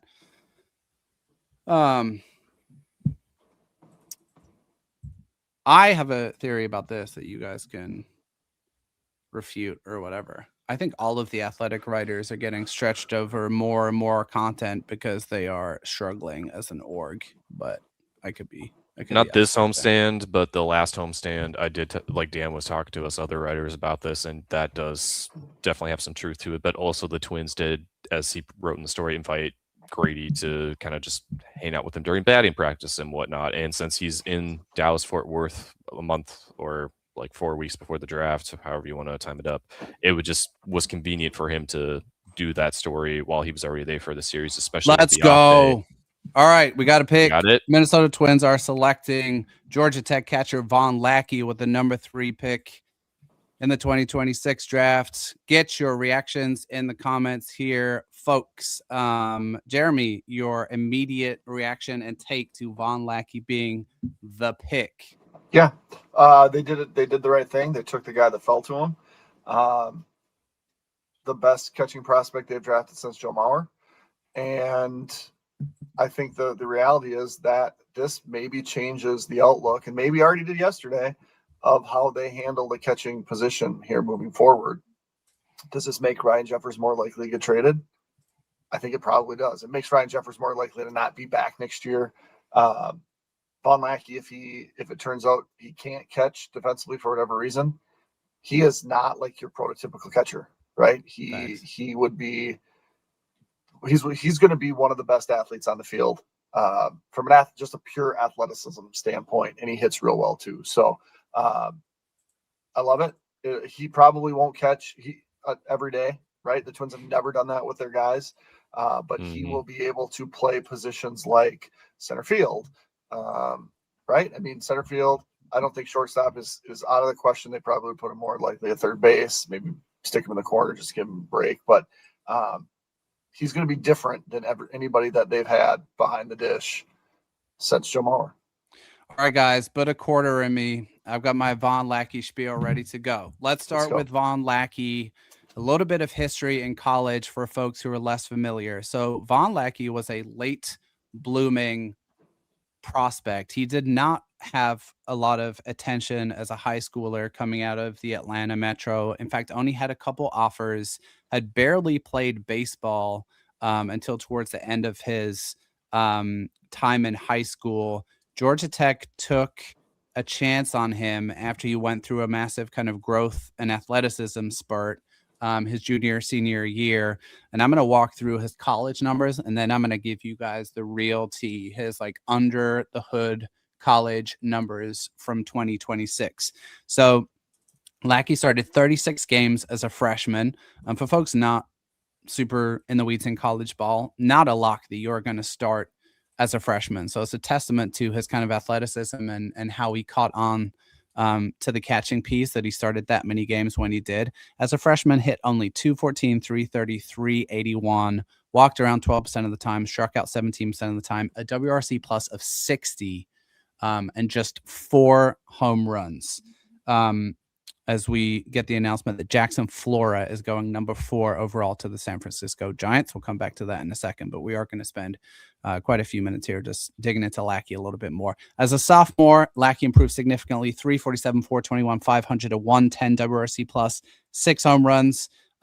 Really good bat to ball skills, but significant questions about his impact, the impact of the bat. And then peep the numbers from 2026, guys. 397, 519, 772. He hit 20 home runs, 13 doubles, 3 triples, stole 15 bases in 16 attempts, a 17.7% walk rate, a 13.4% strikeout rate, a 170 WRC plus as a junior. Jeremy, let me pull you in here for a second. Is there anything about the fact that Lackey has less of a track record than the other guys about how he kind of exploded onto the scene offensively as a junior that gives you a little bit of pause or feels a little bit more risky than the other 2 guys at the top of this class? Is that fair or no? Yeah, I think that you can always question that, right? And that's where Cholowski having 3 years of success and then kind of dropping off in that 3rd year, it's still like, but he's done it before, right? That's also why there's always risk in taking high schoolers. So the thing that you're doing, though, is you're taking a bona fide catcher and a bona fide hitter from a place that has produced catchers, right? So, yeah, I mean, there's always going to be risk. Maybe there's a little bit more risk because of the things that you talked about, but this was a pretty easy pick to make. They did it right. And now the question is where does where does he fit prospect wise in the organization? I think that's going to be the question. People can make the argument for one. I think it'd be, the top three for sure. Mhm. And I think you're going to see most people put him behind Jenkins, and some people put him above Jenkins. Yeah, I think that's fair. I think just also to get ahead of this question, because I know it's going to come around. And Tom, thanks so much, man. You're doing like yeoman's work in the chat, either getting people Yeah. here or getting people to stay here. We really appreciate it. I think you're going to see Von Lackey in pretty much every MLB top 100 within the top 30, with around 30 being the lower end of his range. I think for a high, you'll see him in the late teens, and for a low, around 30. So the Twins are adding an impactful prospect to their farm system. I do think most places will have Walker Jenkins ahead because they're close, but Walker Jenkins is so proximal to the majors. I do want to offer, before we get a little bit further down the line and into some of these other picks, just a little bit more of Von Lackey's data, and then just talk about a couple of potential things to watch out for in terms of not like red flags. Getting it from someone who's seen him in person, that is good reassurance to hear. Love it. Love it. Okay, so let me just give you guys some percentiles in all of D1 college baseball of Von Lackey's numbers from this year. Overall contact rate was 83%, a 78th percentile. In zone contact rate was 88%, the 71st percentile. Chase rate 17%, that's 89th percentile. Strikeout rate 13.4%, that's 81st percentile. Walk rate 17-ish percent, that's 95th percentile. Average exit velocity 90th percentile exit velocity, both above the 95th percentile in college baseball. Expected WOBA 99th percentile in D1 college baseball. Barrel percentage 91st percentile in D1 college baseball. But the thing I want to call out, like, obviously, I mean, it's just like a sea of red if you're imagining like a StatCast, those awful StatCast graphics. The thing that I want to call out is Lackey has tremendous floor, even if he doesn't hit. Like, even if Lackey is either like a power reliant hitter who hits like 20 home runs and hits like 250, or he's an average on base guy who hits like 275 with a 340 on base percentage and doesn't hit for much power, he has a ton of floor because the defense is going to play. It's a plus arm. It's crazy athleticism behind the plate. I wrote a piece at Twins Daily. You guys can Google this, a deep dive on Georgia Tech catcher Von Lackey that has a ton of his defensive highlights, and like he backpicked 7 base runners this year. The arm is an absolute cannon. The actions are good. The receiving is good. The framing probably can use a little work. There's definitely some rawness to his catching. But that is, for me, a slam dunk pick at number 3 overall. Yeah, I think this definitely bolsters the catching depth and what the Twins can potentially do in the next coming weeks. I think we have a pick in, and that's why Jamie. Yo, I think that's maybe a first like mild surprise, not like truly a downboard guy, but the Pittsburgh Pirates are selecting LSU outfielder Derek Curiel at number 5. Let's scoot over to the board here because I'm a little behind. Derek Curiel finished 10th overall on the consensus board with a consensus ranking of 12.5. Pittsburgh were widely rumored to be in on and tied to Jackson Flora or one of the prep bats. Jeremy, do you think this is a moderate surprise, a mild surprise? What do you make of Curiel to the Pirates? I mean, any time a college bat comes off the board, that's fair.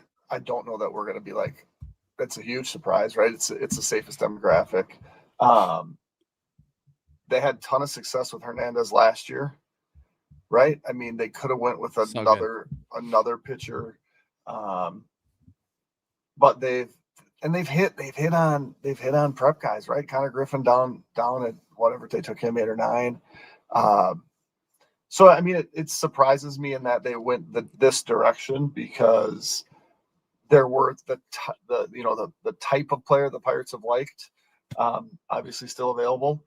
But, and I'm going to say this, and it's going to sound like a broken record, it's really hard to judge any single pick in a draft when you don't know what else is coming, right? The Pirates I guess they traded that pick, so they don't have a ton of extra money. But yeah, I mean, it's surprising in that he is not necessarily the name that we thought, but not surprising in that we're going to see college bats go. It's going to be a ton of college bats between now and 20. But you said it, things are going to get weird in a hurry. Yes. And here we are in pick 5, and it's a little weird. Oh man, I'm so psyched about that Von Lackey pick. That's really interesting. I am really curious to see how it goes in terms of getting him signed, getting him up and running. I do want to I'm going to keep coming back to Lackey, and I promise I'll stop at some point. But I do think there are some, I wouldn't call these red flags, but right, like every prospect has things to work on, possible weaknesses. A couple that I'll point out. Von Lackey's production at home in Georgia Tech's park was much better than his road production. That is a very hitter-friendly park. So that's one thing to pay attention to. It's true for both Rock Chalowski and Von Lackey that neither guy really has a very good wood bat track record, depending on how much you care about the Cape or whatever. I believe Lackey spent significant time in the Northwoods League too. So that's another piece. And then Lackey didn't see a ton of elite velocity. My one other note on him is going to be there's an opportunity for him to get the ball in the air a little bit more. He doesn't have really like a ground ball problem. And like the Twins have drafted guys like this. Kalen Culpepper had a ground ball issue coming out of college. And, you know, other than this stupid hip injury, he is knocking on the door of the majors. Lackey really improved his feel to launch over his 3 years in college. I still think there's potentially a little bit more work to do there. But these are picking and being pretty fussy, And just to put a cap on that, and then we'll kind of get back into the rest of the picks, just to walk through some of where Von Lackey ended up on final boards. Baseball America, he was 3rd. Baseball Prospectus, he was 3rd. Overslot Joe Doyle's board, he was 1st. Kylie McDaniel at ESPN had him 3rd. Keith Law had him 2nd. PBR had him 1st. Eric Longenhagen at Fangraphs had him 1st. Perfect Game had him 3rd.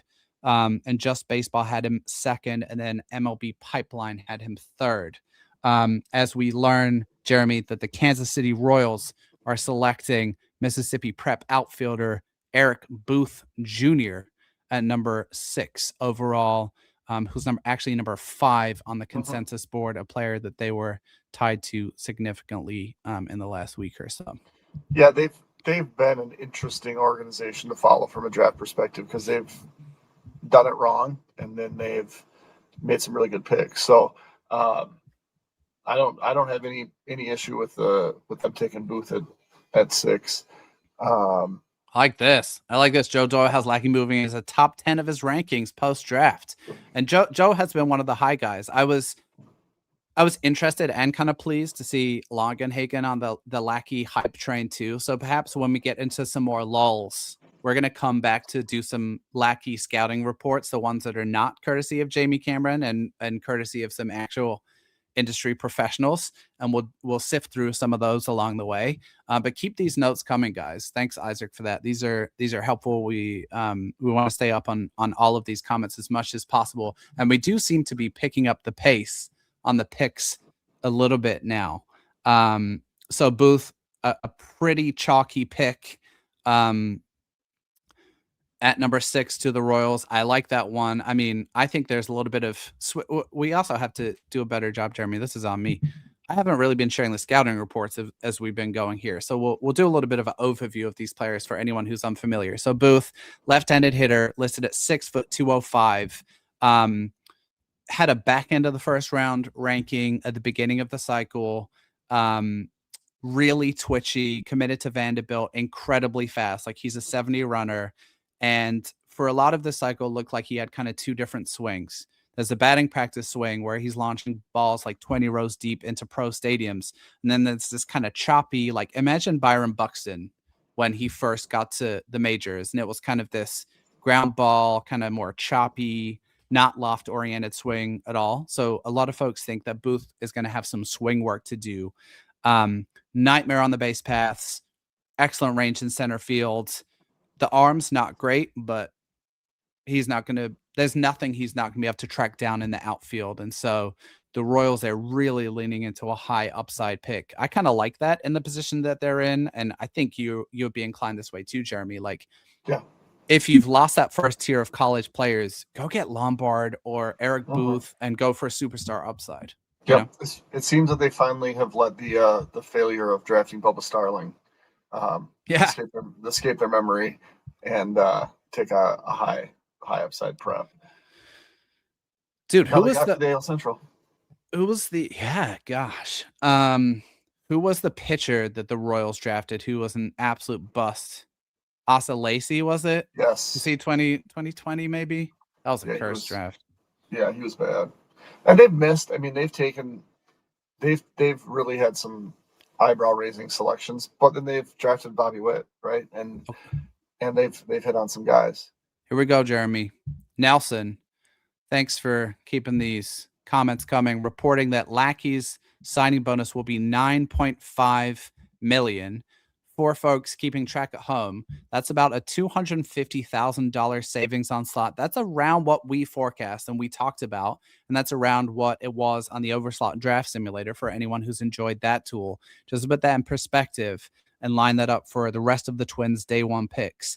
Their slot of 43, I believe, is $2.3 million, and then they have almost identical slots to 74 and 79 of around 1.1 million each. So you're going to be able to tack up there slightly with one of those picks, either at 43, 71 or 74 or 79. Thanks so much for the info, guys. Any of this like intel that you guys are seeing on Lackey, on any of the prospects, bonuses, anything like that, please keep it coming. And we'll try and feature as much of that as possible while we are waiting for dude, who's on the clock now? Or the Orioles, but we should say that if the bonus comes at 9.5, that is a franchise record. Is that right? Because I can't imagine that anybody's been paid more than that, right? Well, what was Jenkins 777 something like that? A fifth pick a few years ago. Like it's just not like unless you got significantly. There it is. Unless you got significantly over slot before, you're breaking the record. So stop. Hold up, Jeremy. I think we've got our first surprise. Doyle is tweeting a correction that the Kansas City Royals are selecting Louisville outfielder Zion Rose at number 6, not Eric Booth Jr. Huh. Yep. And based the MLB, yeah, they just made the announcement. Love that guy. How are you going to gloss over that like it's nothing? No, listen. No, it is something. But there was just something that came through my timeline that said, how high will Zion Rose go? It's going to be higher than anybody expects. Didn't expect it to be 6. 6. Yeah, that's insane.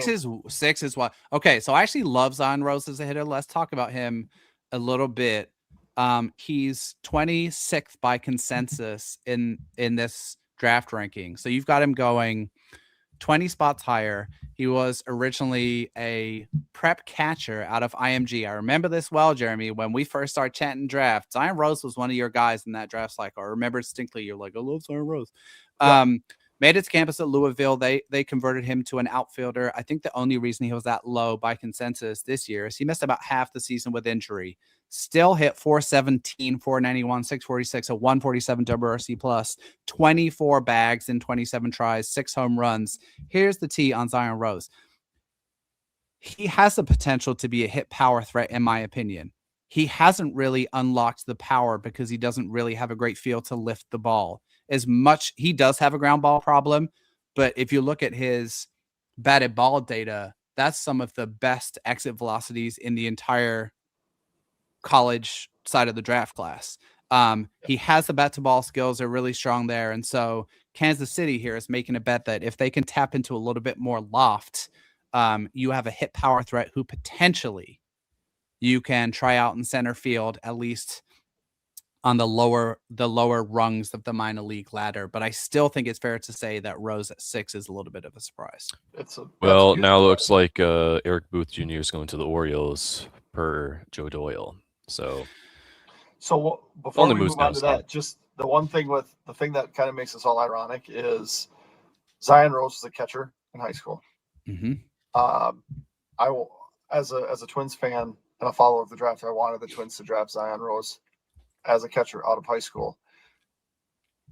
Von Lackey just became the guy that I wanted Zion Rose to be. So that's fair. That's a great call. This is it works out great. I think that's so interesting of the Royals and pretty unexpected. I think that Eric Booth, thanks for confirming that, Theo, that Eric Booth pick to the Orioles is extremely unsurprising. We know that the Orioles like these like athletically driven profiles. And Eric Booth was a name rumored to be that they were in on if he was still around. And that was really going to be the question. While we wait for the next pick, let's just take a look at, I want to pull up some of Zion Rose's college numbers just to affirm my theory about the hit power combo. Yeah. So overall, like end zone contact or overall contact rate of 83%, 88% end zone, like 75th to 80th percentile average exit velocity and EV90 numbers. Zion Rose is a really good baseball player, but to give you an idea of his range and maybe we've got Matt Trueblood's comment up here. He was rumored to be a target for the Cubs who are picking in the 20s. So I do think that is your first. I'm not going to call it a stunner, but I would call it a medium size, medium-sized shock. Guy that's 26 by consensus goes 6th overall. I think you can call that a stunner. But again, college bat, right? We're going to see a ton of those fly off the board. We're going to get that comment up from Seth in just a second. I agree with that 100%. Real quick from Nelson. Let's comment on this quickly. Here's what I think the background behind this comment is. To show off Lackey to evaluators, the Georgia Tech staff had him play every single outfield position except pitcher in one game during the non-conference schedule. So there started to be this kind of popular refrain that Lackey would be a first-round prospect if he was a third baseman. That the Twins drafted Von Lackey to be a catcher. Let's be abundantly clear about that. They will run him out a catcher until it's no longer possible to do so. I mean, strongly convicted that Von Lackey is going to be an excellent defensive catcher. Just look at how he moves. Wait and see how hard he works at the position. I almost said the Oakland Athletics. The Athletics are taking Drew Burress at number 8. That seems very, very easy. Seth, welcome, first of all, and thanks for popping this up there. That is noteworthy, and we didn't mention it. Von Lackey is one of the, along with Jackson Flora, actually, one of the 2 youngest 21-year-olds in this draft class. We know that the Twins model will tip them a little bit in terms of younger prospects. So that's absolutely noteworthy. Thanks for pointing it out. Jeremy, what do we think about Drew Burress to the A's? Yeah, I think there's a lot to really like about Drew Burress. There's also reasons to be like, yeah, we don't want to take that guy in the top 5, right? But I think from an A's perspective, Drew Burress is exactly the type of player that the A's would draft. And I do think too, like the Twins got an awful lot of looks at Drew Burress. They sure did. I mean, they anytime they looked at Von Lackey, they looked at Drew Burress too. And honestly, the initial reasons to go to Georgia Tech were probably to see Drew Burress, right? 100%. Drew Burress was a prospect that the Twins were in on as a prep and who was determined to go to college, much like Rock Chalowski. But this is a good opportunity to talk about the model question, because someone asked that closer to the beginning of the show and like, what does it mean to have a model driven team? If we can reflect on Drew Burress's, the A's are doing a good job drafting at the moment. I would definitely agree with that. If we can reflect on some of Drew Burress's college numbers for a second, and we can kind of illustrate this point about the draft model and like why it's helpful and all the things. Just look at Drew Burress's production in college. He had a 173 WRC plus as a freshman, in his age 19 season. That's actually otherworldly. And then a 151 as a sophomore and a 143 as a junior, hit 25 home runs as a freshman, 19 as a sophomore, 16 as a junior. He has pretty much as good of a college track record of production as you can. Where a model will help you is they'll say they're all age adjusted, right? So the model is going to say it is harder for you to hit exceptionally well in college when you're 19 than it is when you're 21, because when you're 21, you're bigger, stronger, et cetera, et cetera.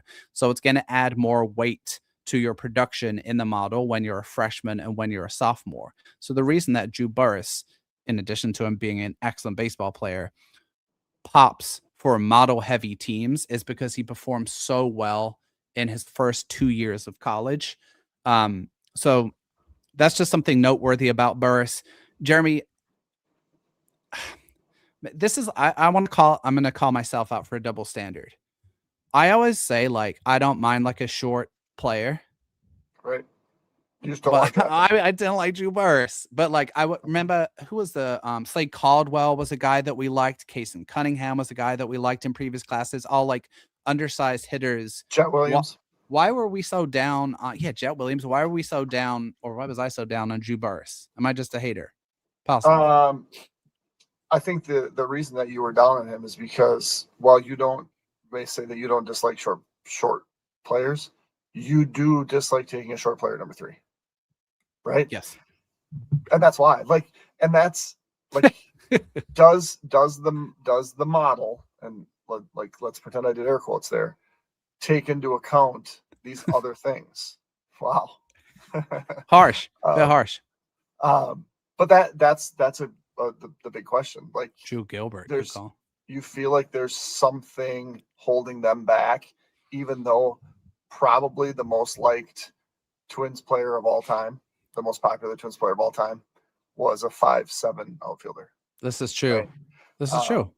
And so I think it's just hard because we all have the idea of what a baseball player looks like in our mind. And then when we see it on the TV, it's like, that doesn't work, right? You don't turn on the TV and see your pitcher that's 6'3" and burly and throwing 95. And then it's like, man, but Jose Barrios is not even 6 feet tall. How do we feel about that? Right.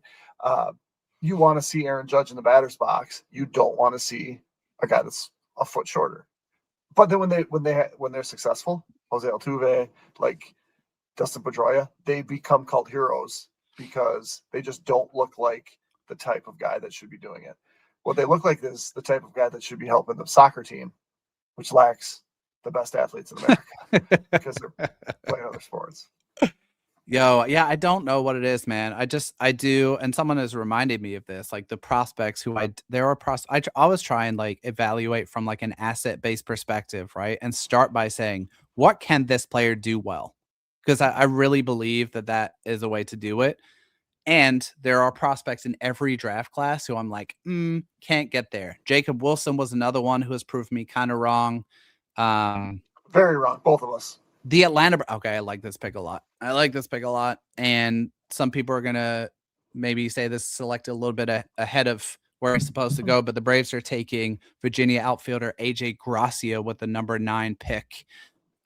Let's talk about Gracia because I think I had him as maybe in my top 3 for the magazine when I put that diabolical top 30 in print in like October before the cycle had even started. But AJ Gracia, if you want an actual hit power threat who performed consistently throughout his 3 years in college, this is your guy. 6'3", 195, really picturesque, kind of scooped left-handed swing, can be a little bit passive at the plate. A 20% walk rate in both 2025 and 2026. I think he's going to find himself in leveraged counts a lot in his early days as pro. Above average bat to ball for sure. 60 raw power. He's not necessarily tapping into that. I think he's averaging like 14 home runs per season in college. It's a little bit, this is going to be a dangerous thing to say. Why am I getting updates about the Twins game? I do not care. It's a little bit of like a Nick Kurtz light. Nick Kurtz like starter kit. I'm not calling him Nick Kurtz. I want to be like abundantly clear about that. But there are some similarities, I think, in their profiles. He slid down the board a little bit at the end of the cycle just due to a lack of really strong supplementary tools. I think it's fair to say. What do you think about that pick, Jeremy, for Atlanta college bat, ranked 14th by consensus going off the board at 9? Yeah, solid pick. Arguably the best college bat that's available. They do like to protect Georgia, so having a Trevor Condon available, I didn't know it. I mean, that felt kind of high, and they've always done a good job with college pitchers. And it's like, is there a chance that they go Cam Fluke? Because I do think it's about that time where someone's going to take him. It's the flavor that you prefer, and to see another college hitter go. So that's 4 outfielders in a row, 3 out of 4 being college guys. I don't know, 4 to 5. That's kind of what we expected, right? Run on college hitters here from 8 to 20, and it started at 6. Let's see what happens. So there is, I do want to pull this up. There is a rumor. Tom says, man, Jacob Lombard is still available. He's been a personal favorite of mine since the jump. I know the contact skills and swing aren't where you like. I would disagree slightly, Tom, on the swing. I think his contact skills on the showcase circuit last summer were really poor, but by all accounts, nothing's like particularly wrong with the swing. There is a rumor been going around this morning that he might make it to campus at Miami, which I still doubt. I think that would be a massive upset. And we're going to answer this question right now. So Tom, hold out some hope on Jacob Lombard. I do think, just like to dig into that a little bit more, he has the widest range of rankings on our board. Like if we open up the rankings for Lombard, what did we say? He had a high of 3 and a low of 29. So you don't usually see that type of ranking diversity, and guys that are in the top 10, but he was the 8th ranked prospect by consensus, so we aren't too far down. I think he's missed the top end of his range, if that makes sense. I do want to dig into this. We talked about this a little bit, so we'll just recap those names. Who are the White Sox going to spend that extra money on? We said Jack Slidham, who's Illinois right-handed pitching prospect, high school guy. We said Landon Tomei, son of Jim Tomei, also out of Illinois. And then we said possibly Dominic Sansorelli, owner of the most impressive legs in the 2026 MLB draft. It's getting weird, and we're at 2 hours in. We did talk about that, and that pick came with a price tag of $2.9 million. Based on what we're hearing, how much did they save on over $1 million? Over $1 million, yep. So we're talking 3.5, 3.9, which is the equivalent of like the 23rd pick. So, and that's without borrowing from any of the other picks. They can float a dude to them at 34 if they wanted to. And Ben, no stress. Do not stress about things that you missed. If you guys have questions, comments, anything, any way that you guys want to interact with the stream, we're so happy to and grateful to have people here. So keep the comments coming, people. I agree, Matt. This is the least surprising potential outcome of the day. So the only miss on Matt's point there is Jim Tomei was number 25. He should have said 125% chance, not 136. That would have just played on the numbers. That would have put that joke over the top. It really would have. I did wonder this morning when I saw this could be a great day for the Hurricanes. Yeah, I was wondering, like, did Greg Olson release another rap song? Oh man, we're going off the rails, dude. We're not even 2 hours in yet. Rockies are on the clock with a slot of $6.393 million. Who knows what the Rockies are going to do? They should take Cam Fluke is what they should do. Guys, can I ask a question in the chat? If someone's kind enough to, can someone remind us in the chat what is the cutoff where we're switching to another channel? Because I think it's coming up. I think it's the first. Yeah, it is right after the next pick is announced. 1:30. Yeah, 1:30. Yeah. This was again all by design. Why they needed it over the air on NBC and just not in one place for just 10 picks. I don't know. This is chaotic. This is weird, but NBC probably has something else coming up that they didn't want to share their time with. Yeah, probably. The Rockies should 100% take a pitcher because it's impossible to sign good pitchers in Colorado. Mhm. So if I'm running the Rockies, I take Rojas or Fluky, but Tyler Bell makes I a love lot of Tyler sense. Bell. I Makes a lot of love Tyler sense Bell. too. So, but do I they? just They do have a catcher, so Helfrich doesn't make sense as much. I would fade Helfrich a little bit personally. I just think there's a lot of swing and miss for someone who's 9. The Colorado Rockies are drafting Tyler Bell at number 10. That to me is a pick who is best player available. Who is in charge of the Rockies now? Paul De Podesta, right? The football guy. Yep. Doesn't he have he's the Moneyball guy. Yeah, the money- Moneyball, then football. He's Jonah Hill. Who am I thinking of? The Angels? You are. No, you're thinking of the right guy. Yeah, he did both. He left and he went to the Browns. Okay. And now he came back to be in the baseball. Okay, let's talk about Tyler Bell real quick, who was the number 10 selection. He was rumored underslot to the Rays as high as 2. 21-year-old draft eligible sophomore out of Kentucky. Switch hitter, good chance to stick at shortstop.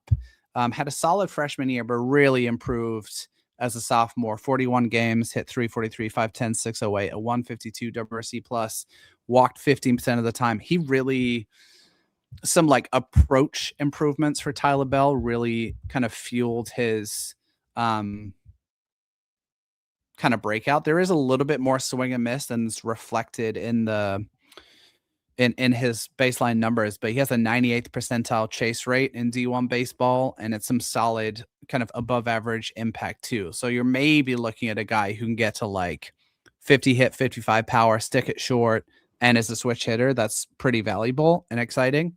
So I love that pick. That's the highest player available left on my board.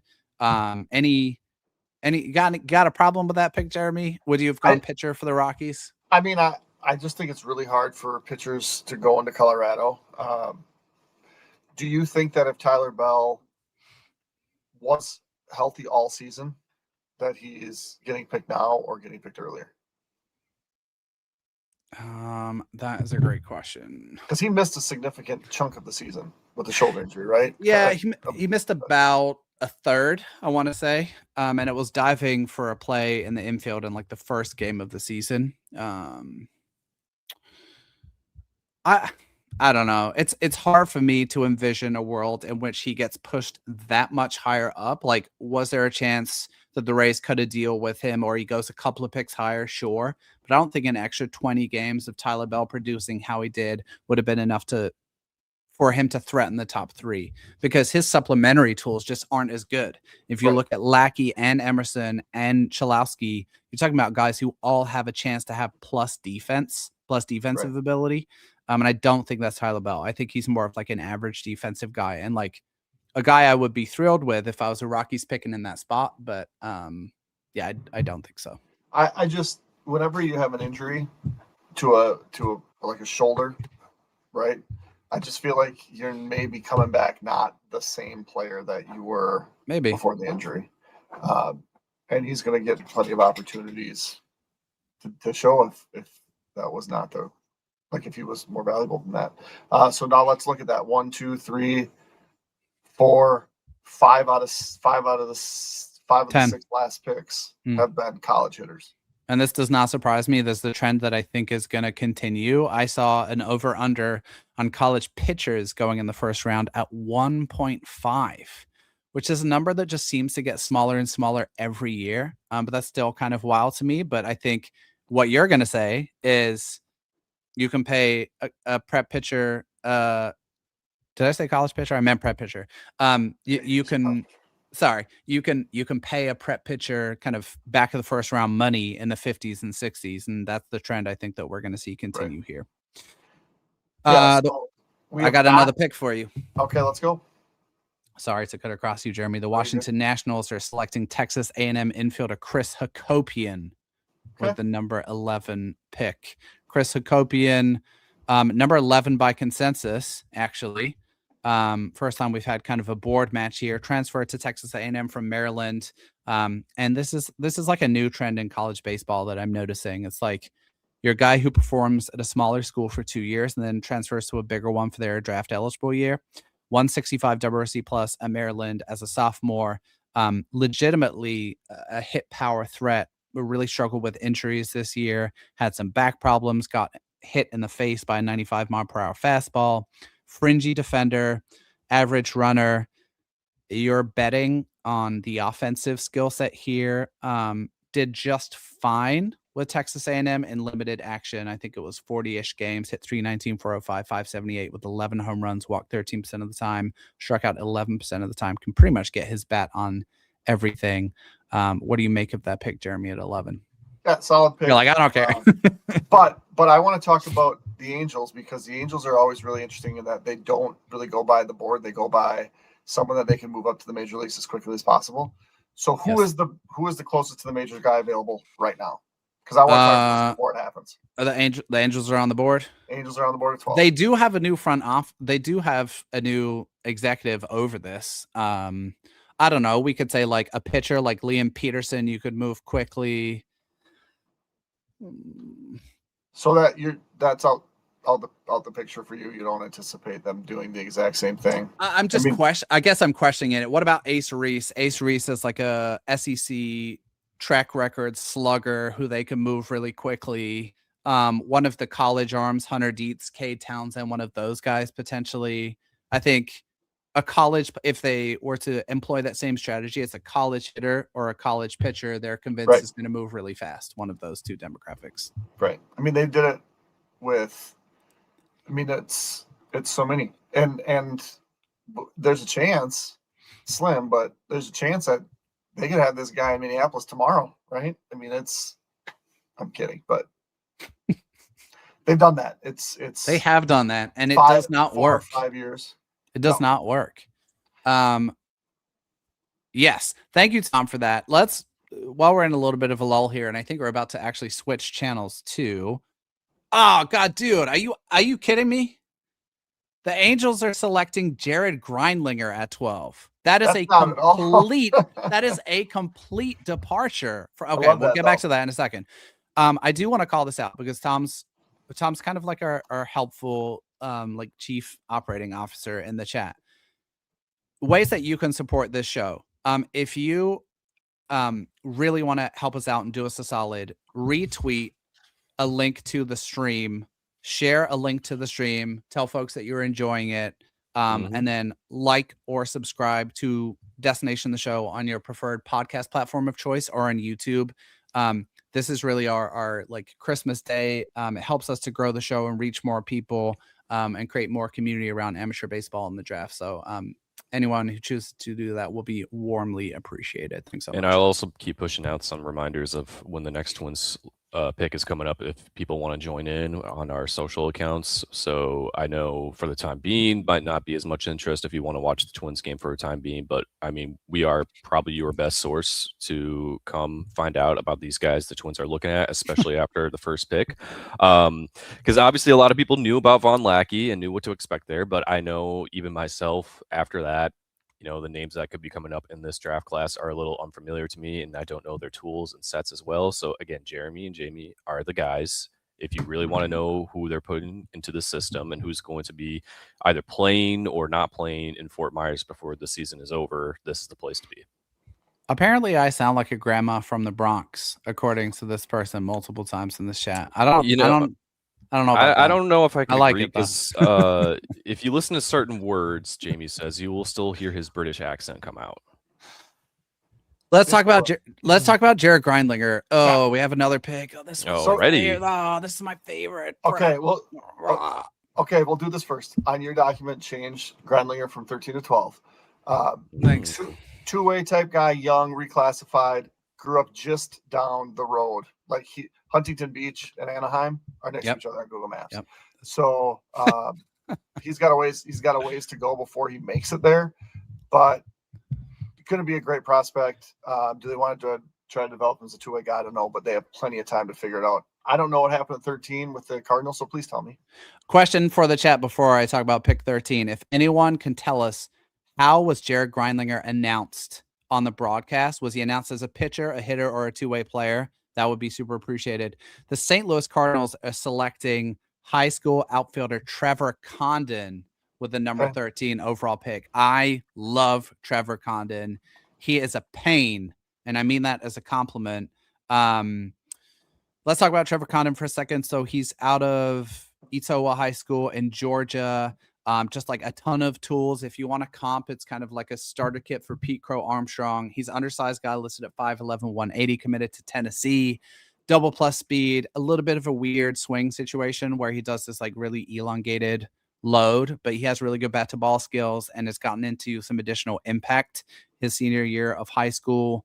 70 grade runner, great chance to stick in center field thanks to plus range and really good quickness and get off with some of his routes. And he's one of these guys who has that kind of hair on fire playing style. You know, the guys who you hate to play against because they're just annoying. That's Trevor Condon. He's a grinder. He's a gamer. I really like that pick. Is that the Cardinals with prep guys? Is that new? We go back a couple of years. Who they take? JJ Weatherholt, who they just signed to an extension. Right. I'm blanking on who they took last year. Someone can tell us. It feels to me like that's not their typical demographic. How far will Justin LeBron fall? This is another interesting question. He's almost like the college equivalent of a Jacob Lombard in this draft. In terms of range of outcomes, I've seen Justin LeBron on boards all the way down to like 35. I think his range at the top started at like number 7 and goes down to probably somewhere around pick 40. I just don't think that Justin LeBron can hit. Right. I'm not meant to be disrespectful. He's an incredible athlete, but he cannot at the moment. He cannot hit spin. He can only hit fastballs, and there's a ton of chase and bat to ball concerns that I think are giving teams pause. And he was at the time of the lottery a guy that was talked about. Totally. Top 3. Yep.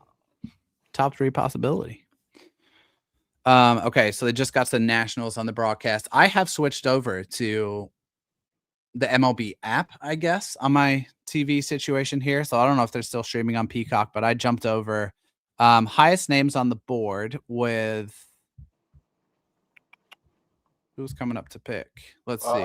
We've got the Marlins on the clock at 14, then Diamondbacks, then Rangers. Here's who we got left by consensus. Jacob Lombard, the highest ranked player remaining. He's 8th overall, Ryder Helfrich, catcher out of Arkansas, 9th. Gio Rojas, the highest rated prep pitcher on the board at 13. Then you've got Cam Flukie at 15, Justin LeBron at 16, and Liam Peterson at 17. Marlins, no clue what they're going to do, but I will compliment their player development is, I think, improved significantly in the last year and a half. Time to get a little water here. They've done, I feel like they've gone the road of prep more frequently. Well, the Marlins had that draft where they took the 2 prep pitchers, right? Yeah, Thomas White, who's now like a top 30 consensus prospect, and then the guy they took higher, who was it? Noble Meyer? Noble Meyer, yeah. He's been a little bit of a bust so far. Lombard. Miami are going Lombard. Okay. There you go. That makes sense. And they're going to have to, they're going to have to pay him more than. Yeah, that's going to be expensive. $5.5 million. Okay, so the number 14 pick, the Miami Marlins are selecting Gulliver Prep High School shortstop Jacob Lombard. That's a younger brother of George Lombard, who's an established top 100 prospect in the Yankees system, Yankees 2023 draftee. This might be the biggest upside in the draft, but it comes with risk. But I like this pick at 14 plenty. Easy power to all. Yeah, go ahead, Jeremy. You don't think that they just got confused when they said he's going to Miami and they're like, oh, shoot, we got to pick him? He lives in Miami. He's committed to Miami. True. Okay, sorry. Go ahead. Grenlinger announced as an outfielder. Thank you for that. That's really interesting. That was kind of industry debate on where organizations liked him and how he might kind of line up. Yeah, so Jacob Lombard, pardon me, poor performance in the summer circuit last year with like concerning levels of swing and miss. We're talking like contact rates in the 50s. Improved that significantly in the spring against good high school competition. He's an incredibly gifted athlete, like a state champ soccer player. I want to say he was like a highly skilled gymnast. Huge arm, smooth shortstop, double plus speed. This is the kind of player who becomes a 30-30 guy as a pro if it all clicks. Jeremy, what do you make of this pick for the Marlins at 14? You love it? Yeah, it's a great pick from a value perspective. It's just, I mean, the irony of a guy that you're taking from Gulliver Prep, which is 3.5 miles from the University of Miami. That's so funny. Which you would drive by from Gulliver Prep to Lone Depot Park. You would literally drive past the University of Miami. So there's some stuff there from a background perspective that's interesting.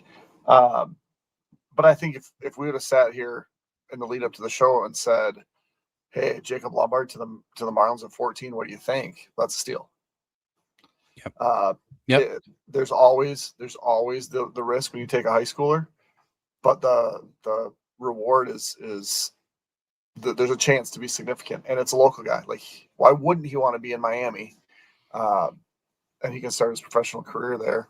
So I like it. I like it for the Marlins. I do too. They're a really weird franchise in that they've only really been good when they won the World Series, and then really not been besides that. They did sneak into the playoffs 2 years ago. Yep. But yeah, I mean, I like that pick for them. And now we move on to the Diamondbacks, who tend to always draft similar to the Minnesota Twins. We have linked the Diamondbacks and the Twins. Okay, so let's do this thought exercise before it gets spoiled for us. If the Diamondbacks draft in a similar way to the Twins, who are they going for on this board? Let's bring in another guest. Here's Matt Trueblood. There he is, man. I haven't seen you in forever. How you doing, buddy? I know, man. I know. Feels like too long, but here we are. Here we are, draft day.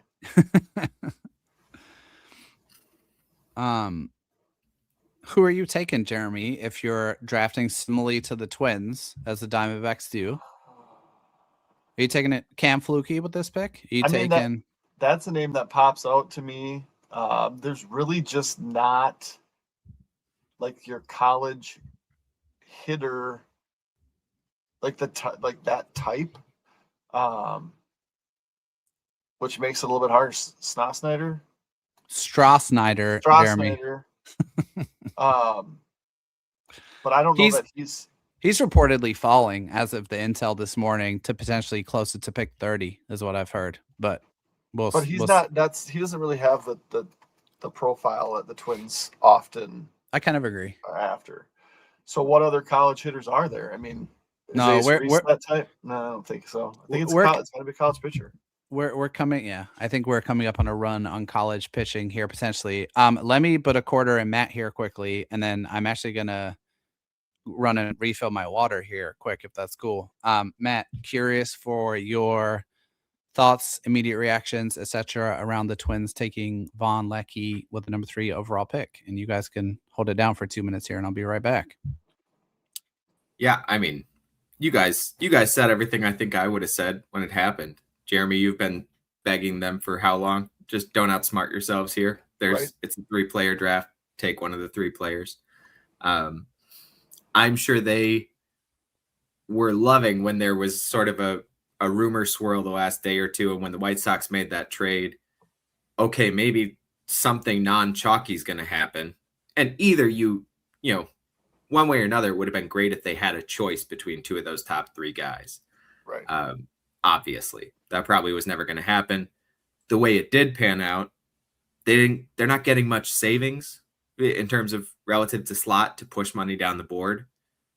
But since you were the 3rd team picking in a 3-player top tier, you probably knew that wasn't going to happen. And Lackey's awesome, man. It's something that you didn't expect to be picking quite this high, and you didn't expect to be in a position to get a player quite this good. There are plenty of years when he would have gone 1 or 2. So yeah, no complaints, and kudos to them for waiting and being patient and not trying too hard. Do you, we briefly talked about how this may potentially impact the Twins' plans with their, with how they have the catching position. Do you see that being something that is more of a conversation? I think Jeffers was probably leaving anyway, don't you? It Mhm. just that never felt like they were going to work as hard to keep him around as some other team might work to bring him in. Right. Over the last couple of years, and I know it changed this year and changed because he wanted it to, changed because they believed in him. Mhm. But the Twins love to divide up that catching role very evenly. They think that keeps guys fresher. It makes each catcher a little more accountable to all the pitchers on the staff. It does a lot of things they like. I don't think they really wanted to move away from that. And now they're just not going to. So that means you don't shell out the big money to keep Ryan Jeffers around. It probably does mean you trade him because I doubt they want to lose him for nothing. And then you just keep going forward. Caratini looks like he will be worth having around for the next year and a half. And after that, you've got Tite and Lackey. And as someone, asked in the comments, does this mean you move Tite in some, separate trade in either now or in the near term? Probably not. It's probably going to be, we'd love to have both of these guys and just play them day one, day two all season. That can be a little frustrating for the players, but one of the nice things about having top prospects who are catchers is you get to not care that much if they're frustrated. They're cost controlled, they're team controlled, and you do what you want with them. So that's what I would think. There are also two other names within their catching depth that have really made this much stronger than where it was a year ago at this time. Now that they've got Lackey, Kadeem Dow, and Enrique Jimenez. Now, the question is, how are you going to manage all four of these guys in the minors? Which, yes, it's easy, but at some point, two of them will be at AAA, and they'll be doing that sort of same time. So, I mean, between those four, the three they already have in the system, it's wondering, like, if you're not only trading Jeffers, but one of them as well to bolster the team now because you have Lackey, you feel confident with what you have in him, and are you okay with departing with one of these guys? Well, and you could potentially sell high on them when, Tite may not be the same player once he reaches AA, or same with Jimenez. And we've seen the Twins lean away from playing their second catcher at DH, but never lean away from playing a catcher in a different position, right? And so Caratini can play some first base. You can have three catchers on your roster like they do right now and just have some flexibility to play guys elsewhere. And if that means that Lackey catches 4 days a week and gets 1 day off and does something else he can do that.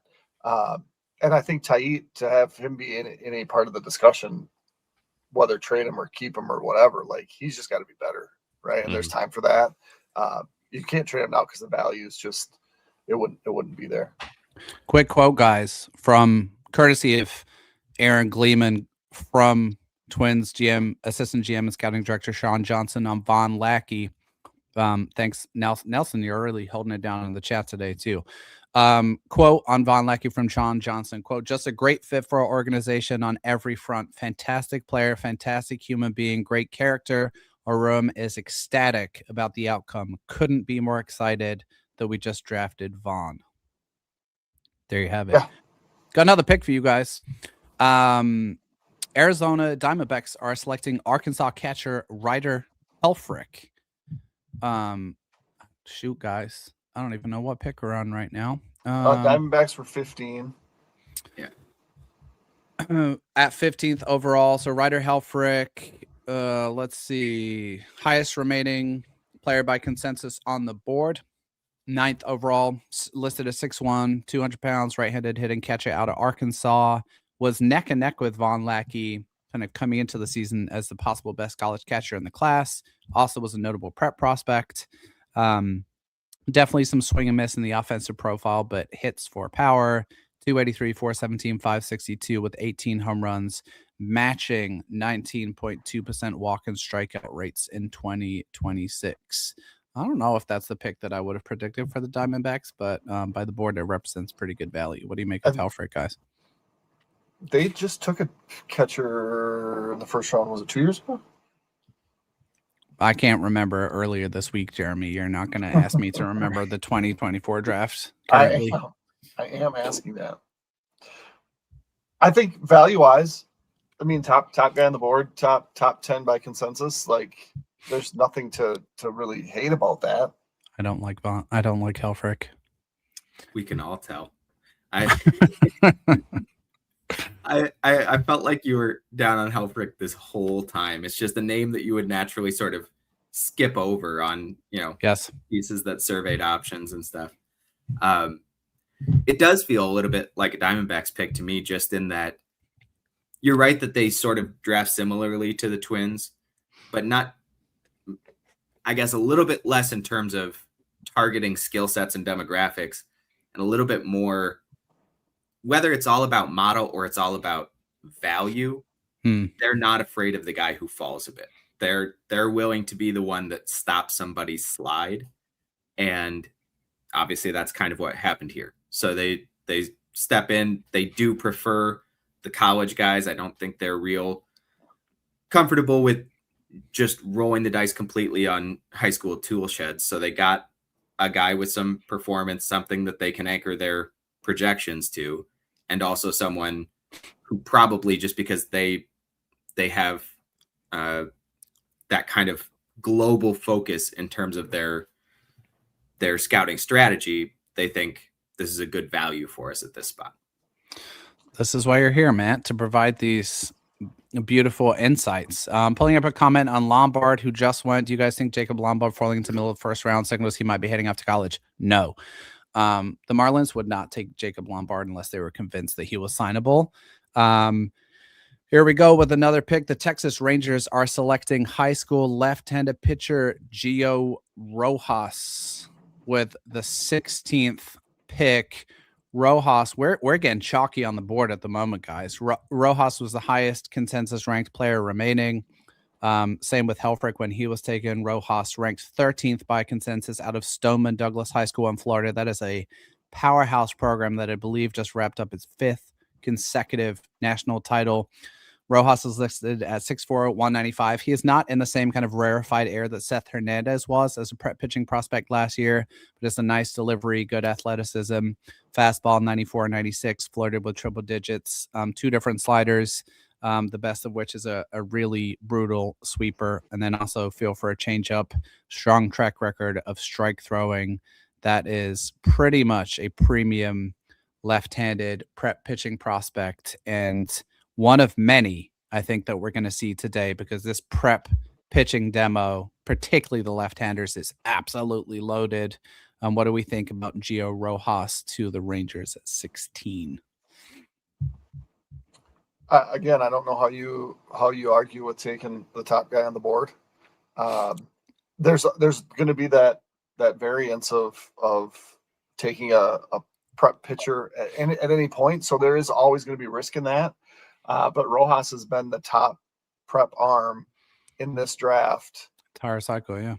Yeah, the whole time. So I think if you're going to start the draft and say, hey, you're going to get the top prep guy at 16, do you have any problems with that? I don't think anybody in the Rangers organization would say, man, we don't love that. And so it might fall. It might turn out to be not great. Like you said, he's not like that elite level thrower. And they could probably get another prep lefty in the with their next pick for cheaper, but it's certainly worth the roll of the dice in this case. Let me throw out a theory, and you guys tell me if I'm crazy or not. There's been a lot of talk about this draft has a very strong top tier, maybe second tier down to the 10th player or something, and then really closely bunched 11 through 50 or 60 or something. That third tier is bigger, and there are fewer sort of standouts at either end of it.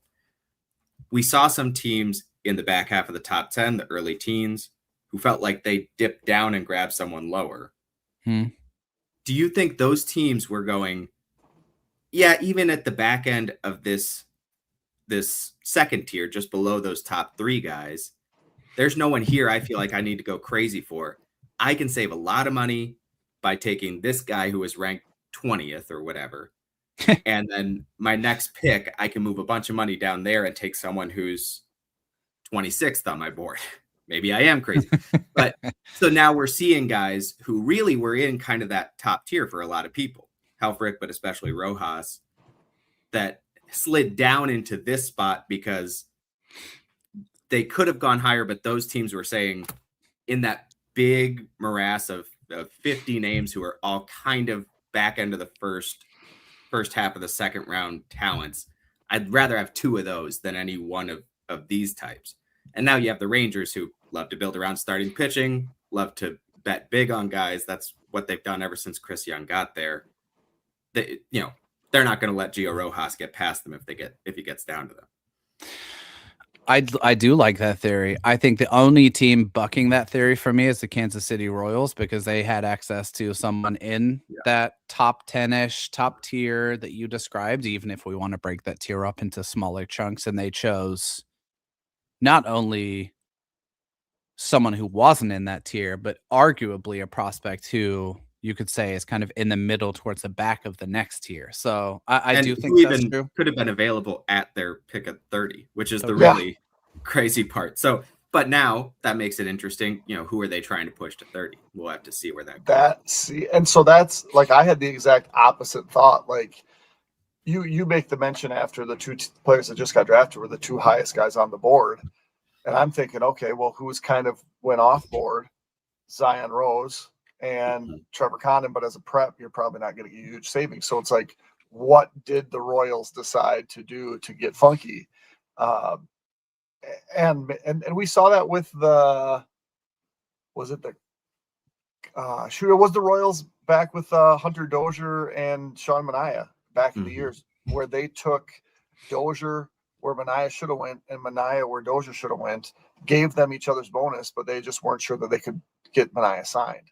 So is that literally what we're seeing again, where the 30th pick is the guy where it's like, oh, Cam Flukie at 30 or whoever, right? Which makes this draft make more sense to them. I think they are a team that, again, it's the Royals being the Royals. So who knows?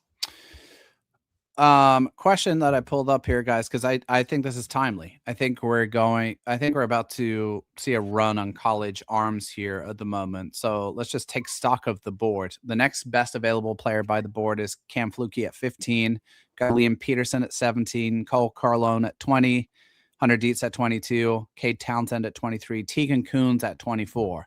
I think all of these guys are super intriguing for various reasons. I like Tegan Kuhns a lot. I wouldn't necessarily have him ranked at the back of that pack, but I do think we're about to see a run on college arms. And I'm a little intrigued to see. I've seen Cam Flukie linked with the Brewers in several mocks in the last couple of days. That still feels like a little bit low for him to be picked, but that would be fascinating. I know we haven't necessarily seen the Brewers take an arm in the first round, but I'm just trying to figure out what the value of the board is going to be, when we get there. And Ace Reese is kind of the only bat that fits that kind of corner, Blake Bryant, Andrew Fisher type profile. And I'm lower on Ace Reese than other folks which is something that Spencer and I talked about on the Brewer Fanatic podcast the other day. Do you have a favorite college arm, Matt, from that cluster that we just mentioned? I mean, I will tell you that in trying to, do a little background on who the Cubs might be interested in, because they're coming up at 24. There's been most of the names that I get back when I ask about who the Cubs might be going after are pitchers. Interesting. And the Cubs almost always lean college.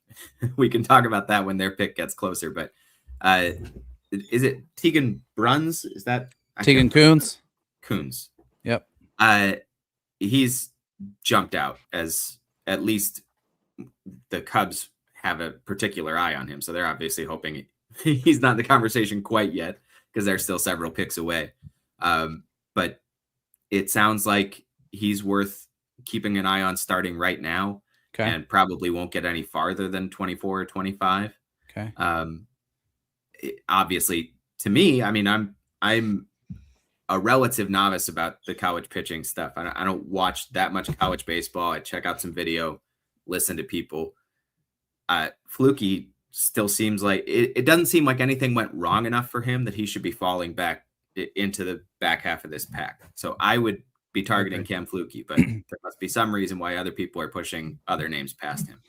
Oh yeah, for folks who don't or didn't keep much track of Cam Fluky's season, the way that this class was teed up from the outset was just kind of this 3-horse race between 3 guys to be college starting pitcher 1. Jackson Flora, obviously he's long gone. And then 2 more, Liam Peterson out of Florida, who I think it's fair to say has been a little bit erratic. And then Cam Fluky, who had this incredible college World Series run with Coastal last season.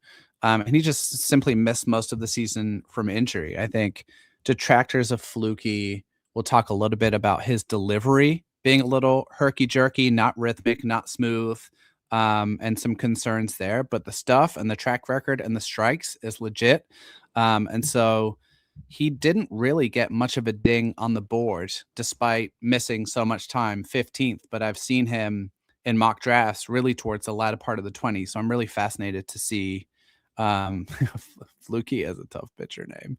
I'm really fascinated to see where he kind of ends up. I would be very comfortable taking Cam Fluky anywhere in this range. Now I know, Jeremy, I think you're a fan of Fluky too, are you not? Yeah, I would put him at the top of this pitcher list. But like you said, we're relatively chalk so far. 16 picks made, and the top 14 off the board, with the exceptions being a prep outfielder and Zion Rose, who went exceptionally high. So the board is holding up. Is that what you're telling me, Jeremy? Very much. You put all this time into it, and it's accurate. Not for long. Not for long. Don't you worry. That's why there was a time and a place where the board went like 300 players deep, and then I learned that it works through about 4 rounds, and that's about it. Which is but fine. I think, but you said it's not. It's going to go off the wire here, or off the rails a little bit. But what do we have? We have a whole bunch of college pitchers. 1, 2, Justin LeBron, 3, 4, 5, 6 college pitchers in the next 10. Justin LeBron is included in this next area. Did he just get picked? No. Or are you just including him? The Houston Astros just selected one of my favorite college bats in the class. A little bit down board, but that's Texas Tech outfielder Logan Hughes at 17. Also, Logan Hughes, for the record, I think would have been a good fit for the Cubs. But let's talk about Logan Hughes for a second. This is very much your I'm a bat and nothing else. And probably a pick that like Twins affiliated people listening to this would be sick of for your organization. But he's listed at 5'11", 200. Corner outfield prospect who transferred from Stetson, had 2 years in Lubbock. Takes plenty of walks, doesn't expand the zone too much. Just some of the best offensive production in all of college baseball. The supplementary tools are fringy. He runs fine. It's a corner profile, let's put it that way. But the 2026 season is absolutely unreal. 375, 510, 735 with 18 home runs, 35 extra base hits, a 20% walk rate, and a 12.8% K percentage. That's good for a 170 WRC plus. That's one of the best lines in college baseball, folks, for Logan Hughes going to the Houston Astros. I got another one for you. Oh, boy. NL Central implications, Matty.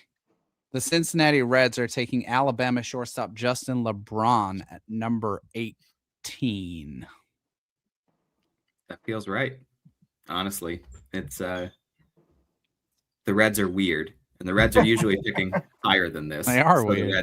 They usually don't get as much of a chance to be weird as they're getting this year, because normally they're picking 6th or 8th or something.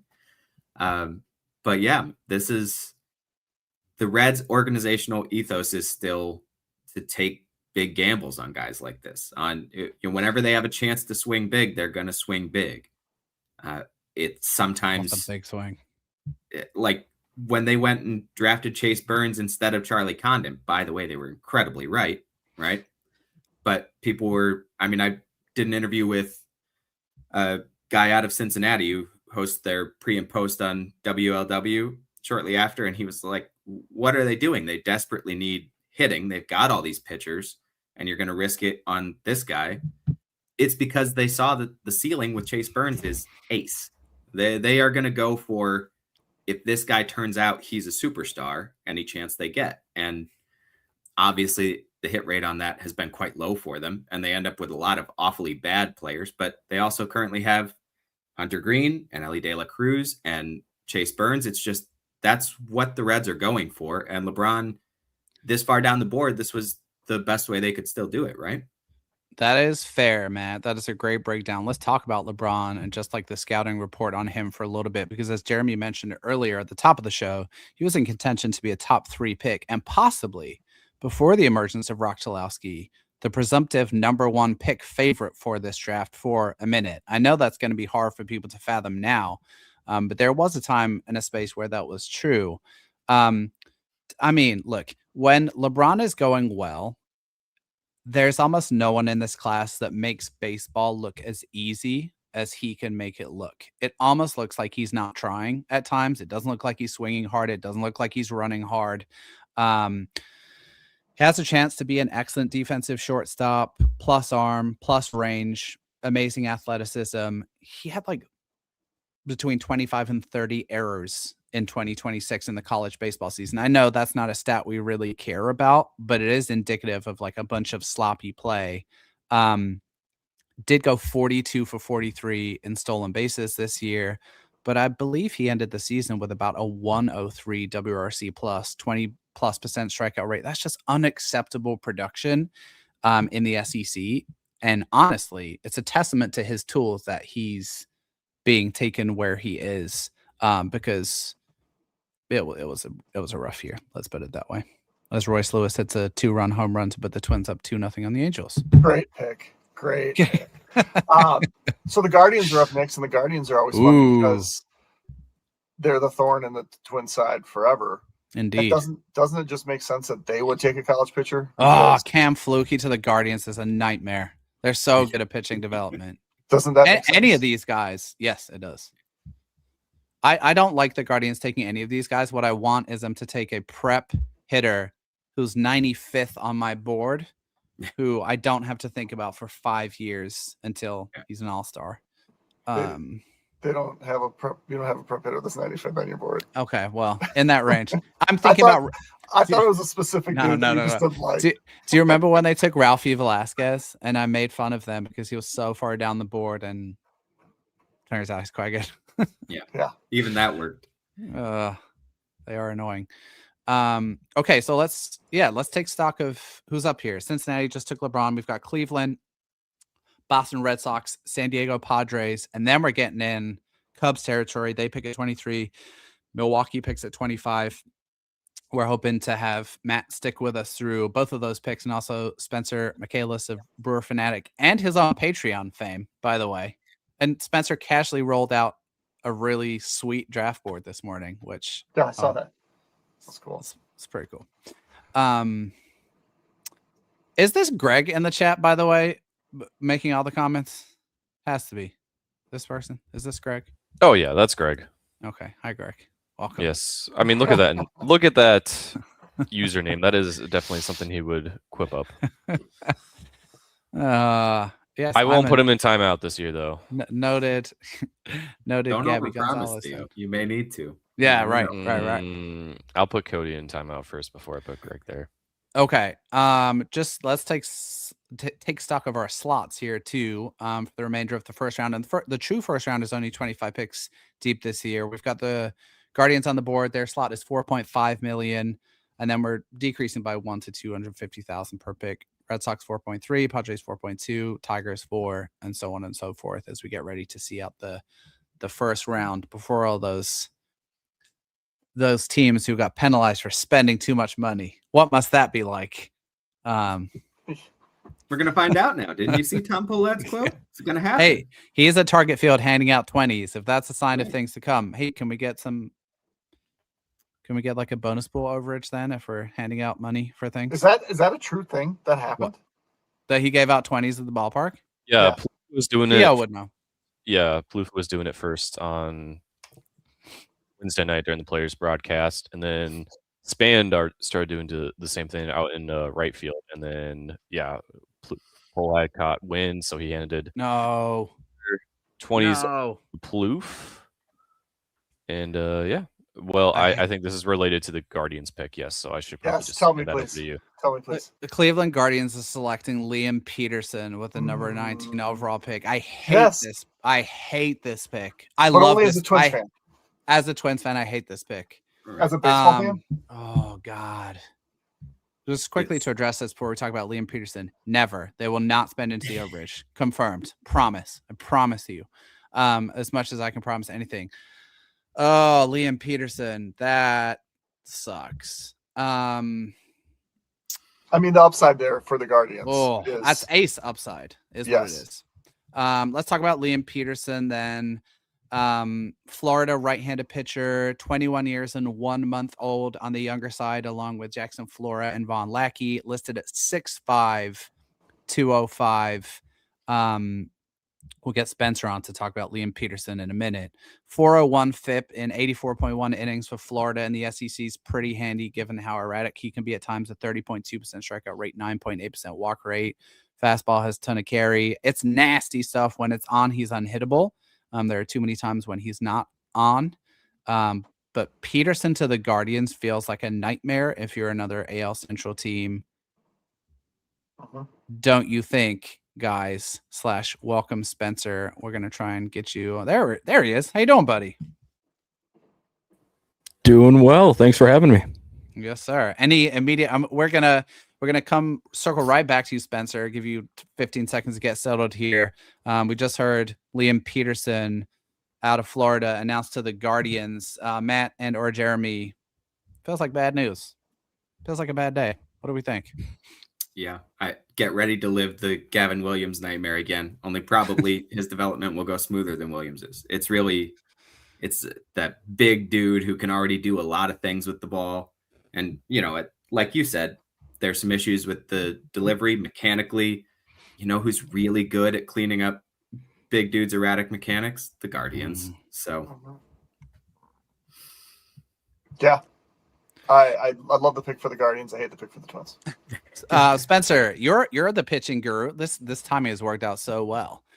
You're the great pitching mind in the group. What are your thoughts on Liam Peterson? And then what are your thoughts on Liam Peterson to the Guardians specifically?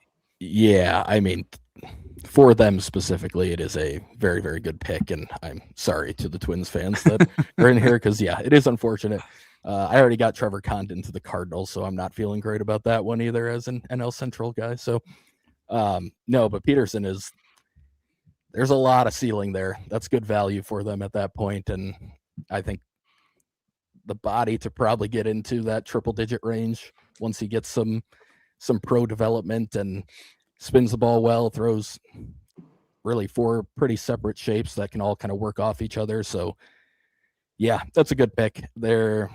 It's a good organization for him. It's a good pick for them, and he will probably be a pretty quick mover, I would guess. Yep, I think so. Spencer, while we're kind of on you and while we're talking college arms, curious. Oh, hold on, we got another pick. This is going to break your heart too, Spencer. The Boston Red Sox are selecting. This is off board, but it's a really fun pick. North Carolina shortstop Jake Schaffner with the 20th overall pick. I think by boards we can call that as a surprise. If you're in the weeds on Schaffner's profile, maybe a little bit less of a surprise. Quick scouting report on him, then we'll get some reaction from you, Spencer, because you're a big fan, I know, of his. Shortstop for North Carolina in 2026 after transferring from NDSU, left-handed hitter.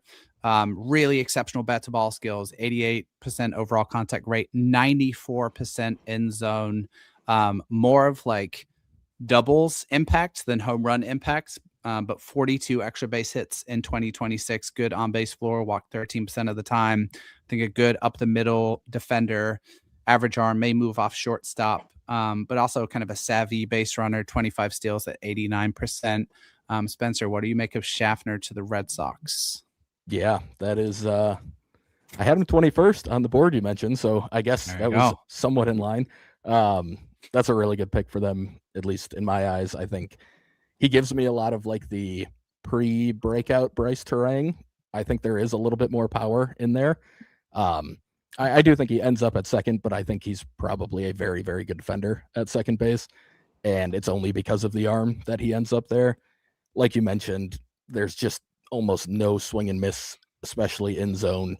The exit velos are okay. And like you said, I would guess it's more doubles power right now, but I kind of feel like the swing can get to a little bit more power if he can add some strength. And he is still pretty skinny. I think there's at least a little bit of muscle that can be added to the frame. So yeah, I think this is probably a good organization for him too.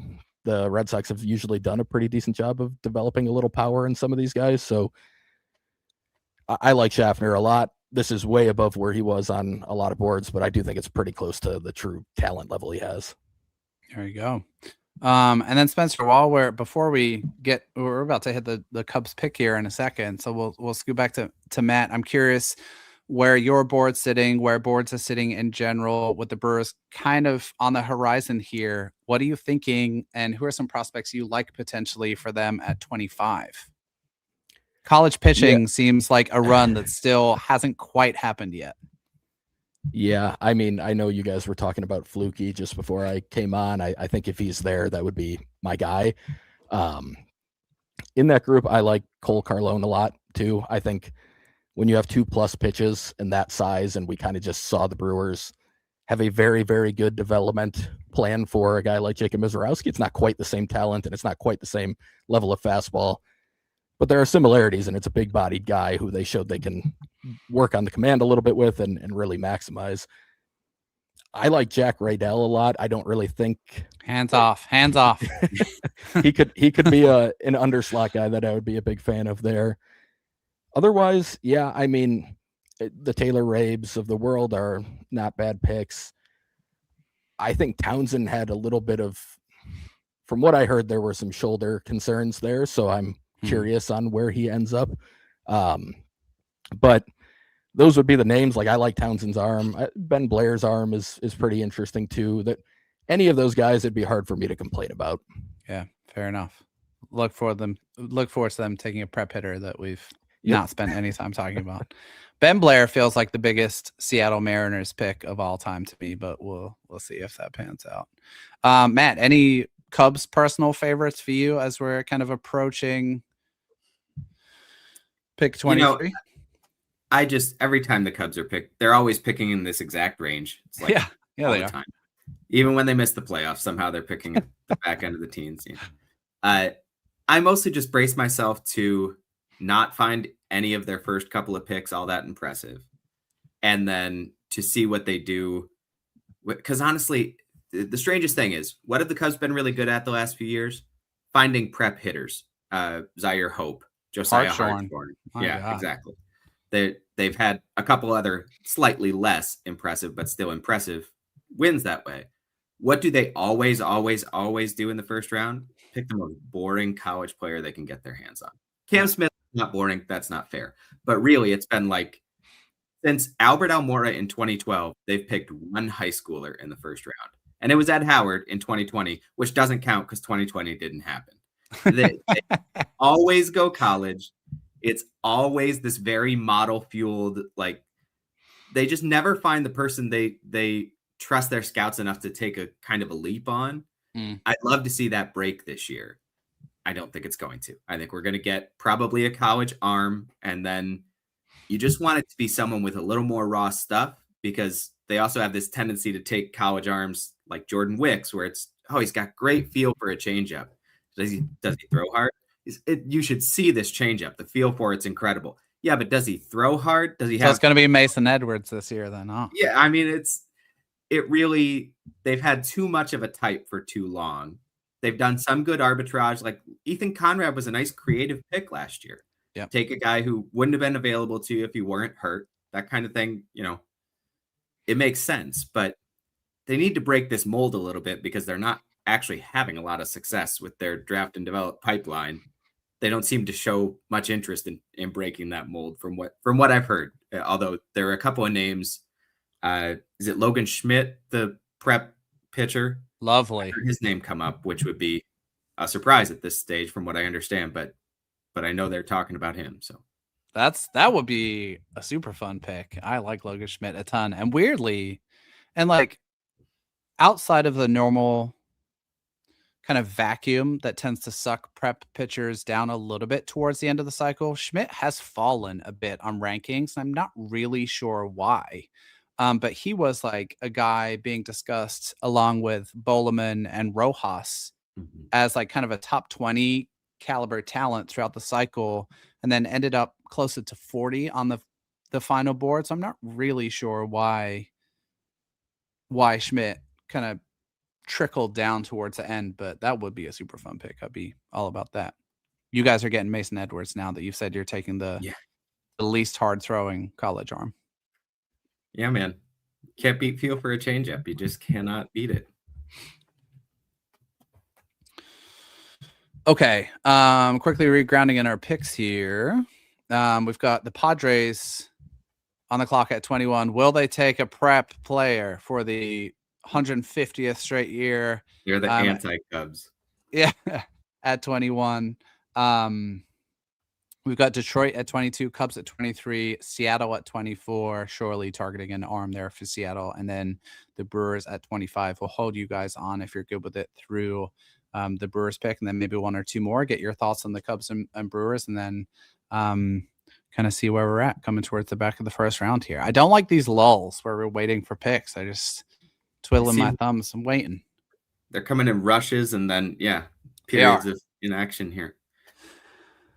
I feel like Brady Bumila would have been the obvious Padres 6'9" left-handed pitcher before a second UCL injury. That's pretty scary from my perspective as like an 18-year-old pitcher, like double UCL, already had internal brace, I believe. I don't know if you have a strong opinion about that, Spencer, but Bumila's I'm too scared. He's like off my board at this point, honestly. Yeah, he was in my, I think I had him 15th before that came down, and then I pushed him down to like the mid 30s just because of that. Like, I think if you could get him at say he was going for half the asking price, what he was originally going to go for in this draft, it might be a worthwhile bet to take just because the upside is so huge. But it's pretty risky. I would have a lot harder time with my team doing it now. I'm interested to see who does do it, if anyone does, and I'd love to follow it, maybe from afar instead of with my own team. Okay, here we go. We've got a Padres pick. Sorry to cut across you, Spencer. The Padres are selecting high school right-handed pitcher Coleman Borthwick. This is almost like right-handed Brady Bumila, or Brody Bumila rather. Coleman Borthwick with the number 21 overall pick. Borthwick, and I'd love to hear where you have him, Spencer. We have him 27 on our board. An absolutely gigantic human, listed at 6'6", 255, from Florida. Fastball's been up to 100, sits 94, 96, more of like a running pitch there, quality slider. Also a changeup that he uses a little more sparingly. This is like a serious athlete and some serious arm talent. What are your thoughts on Borthwick? Yeah, he was 42 for me. Some of it is just how raw it is still. Totally. It's also like surprisingly low extension from what I've heard for his size, which a team might be able to kind of help with some hip mobility or something along those lines and open that up a little bit more, and maybe it becomes less of an issue for a guy his age. But I don't love the fastball shape. Obviously, he throws it very hard, and you can get away with that a little bit especially if he starts to sit around 100 eventually. But I mean, I like the secondaries. I think the slider could be really good. I actually think the changeup's pretty decent for a prep guy, which isn't usually the case, especially for someone who normally you either have a good changeup or you have a good breaking ball. There aren't too many guys that are throwing both. I think it could be a deep mix, but I think the command definitely has a ways to go. I don't love the fastball shape, and I worry a little bit about if the fastball velo plays down a little bit too because of the lack of extension. So if they do get more extension out of him and clean some stuff up, I think the ceiling's super high. I just don't know. Like, the Padres are probably a good organization. They've done well with prep guys in general, but it's still one that I'd be a little leery of for my team. Yeah, I feel honestly, that. Why have so many college players flooded the first round the last several years now? It's because 29 of 30 teams don't just want clay anymore. They want a model. They want something that's been built a little bit. And the Padres are like, really good clay? Give it to us. Just that they're willing to be the team that figures out how to get him a better fastball shape or more extension. They're not necessarily that great at doing it, but they're willing to be the ones who bring in that project and try it. And then they're also willing to, if he has one good year in the minors and he's healthy and suddenly his stock's gone like this, they might just trade him. Yep. So what's interesting is when Welcome back. And I asked to be added back real quick because when he was added to the draft tracker, he was actually listed as a third baseman, and they just switched it to pitcher. I'm like, whoa. Yeah, he was a two-way. Yeah. But I mean, if originally being listed as a third base, it's like if that's what they announce him as, all of this conversation changes. But now it says pitcher, so I don't have anything valuable to add now because it's correct. Okay, so we've got the Tigers on the clock. Then we've got the Cubs coming up. I mean, you guys are both, Brewers and Cubs both, in primo position for a really interesting college arm, if that's the direction. I mean, I often like to play this game of like, if this was my team or my organization. I like how the board has shaped up for kind of both of you guys at this point. We'll see.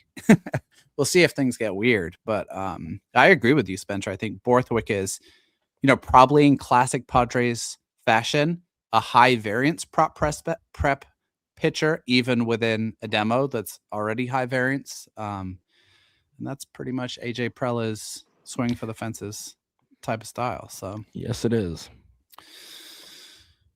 Tigers on the board, 4 million, just over 4 million is the slot. Cubs 3.9, then Mariners 3.8, and Brewers just under 3.7. Highest available on our board got Cam Flukie at 15, Sawyer Strohsnyder, who was widely rumored to dip or fall a little bit, at 19, Carlone at 20, Ace Reese at 21. Time to get scared, Spencer.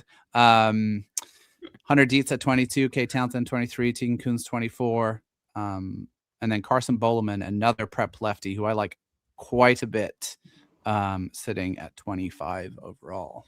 So the Tigers have not taken a college player in the first round since 2022. They've taken prep bats, prep lefty bats. Prep bats. So Clark, Bryce Rainer, Jordan Yost, and Mikel Olieto in the comp round last year. So do you by Mikel? Do you mean Michael? Possibly. Yep. There's too much. I have too many screens here I'm looking at. But I think, that would kind of lend itself to believe that it's not going to be a college pitcher because they haven't done that since taking Casey Mize first overall. Yeah, Jackson Jobe was 2021. Never mind, because they just took Flukie. So get out of here. Really? That's such a bummer. God, the AL Central stocking up on arms are going to be a pain. Actually, you know what? The Royals took Zion Rose. It's all good. Cam Flukie at 24 to the Tigers. Immediate reactions, guys. What do we think? That, as Jeremy pointed out, that is certainly outside of their recent MO. But what do we think about that? Oh, here we got a Cubs pick too, Matt. Never mind. The Chicago Cubs are selecting Ole Miss right-handed pitcher K Townsend with the number 23 overall pick. We'll do a quick report on Townsend, then we'll get you guys reactions here. So he was a solid prep out of 2024. He cracked the top 200. First 30 had a 2.32 FIP in his first 35 innings pitched, pardon me. But then he missed some time with shoulder discomfort. Metrically appealing fastball, can grab 98. He can really spin it too. Has an interesting cutter as well. Did not pitch as much down the stretch. Ended up with a 4.13 FIP and a 32% K rate and a much improved 8% walk rate in 64 innings pitched. Matt, we'll start with you. What are your reactions to K Townsend as the Cubs' first round pick? I do think, even though honestly it was not a name that I heard them, ranking first in that group a lot, he to me is the most Cubs coded of this sector of pitchers. They like a certain fastball shape. They really favor shape over velocity. They want a good cutter because they want your fastball to kind of act like a cutter a lot of the time in terms of where they locate it, how they build it. And this, Townsend isn't on the level that Cade Horton was on when they took him, even though they were reaching when they took Horton 7th in 2022. But it's that same kind of thing. They're thinking we can take this profile up one notch by doing what they like to do with guys, by getting him with Tyler Zombro, who's their main pitching guru at this point. And they're going to tinker with the shapes a bit. They like him because of the shapes he already throws. Now they're going to do what they think is a successful sort of transformation process that they do with most college pitchers that they bring in. And they think he'll be able to move quickly, miss bats all the way up the chain like he did in college. And, the upside is not an ace as most of the rest of baseball thinks about it, but an ace as the Cubs think about it, which is like Justin Steele looked for the last few years, like Cade Horton looked before he got hurt. This not missing as many bats in the majors as other guys do, but minimizing walks, achieving a lot of weak contact because the fastball moves off people's barrels. And so that makes a lot of sense to me, fitting his profile to what the Cubs like. But it's a mild surprise to me because it's not one of the names that I heard they were most eager to snap up. Nice. We're going to pause for a second because I see a wry grin spreading across Spencer's face as he learns perhaps that the Seattle Mariners are selecting Mississippi State corner infielder Ace Reese at 24, which I think is a little bit of a surprise. And I know Spencer was keen not to have him at 25 for the Brewers. And we'll come back to Cade Townsend. I knew these picks were going to be clustered, but Spencer, real quick, before we learn who the Brewers are taking, you're on the clock now. You've got Carlone, you've got Dietz, you've got Coons. Anyone else you want to throw out there as names of interest for the Brewers? I mean, I know we didn't talk about any prep players. I mean, Cole Prosek has definitely been thrown around. Yeah, Rocco Menescalso is one that I kind of heard a little bit. But yeah, I mean, those are kind of the names I'm looking at. I am very glad that Ace Reese isn't an option. Just not a fan. It's Andrew Fisher. If you took all his worst qualities and magnified them, I just not a huge fan of that one, but so I'm glad he won't be an option. But yeah, that's kind of what I'm looking at is a couple of those prep guys in this college arm group. Okay. Why don't we get your thoughts, Spencer, quick on Cade Townsend to the Cubs if you got him, and then if we get any Brewers pick info, I'll cut across you and we'll kind of digest both at the same time. Yeah, sounds good. He was higher on my board too until I started hearing about the shoulder concerns. So he's another guy that I do like the arm a lot.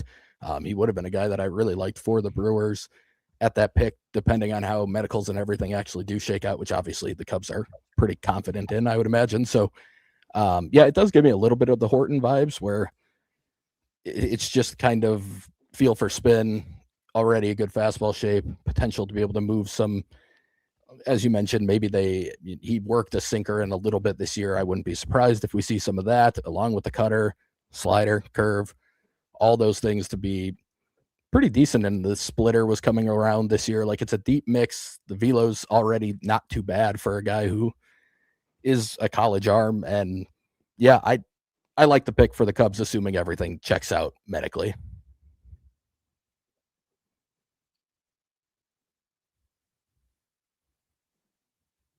You're muted, Jamie. Haven't done that haven't done that since last. Haven't done that since last week at work.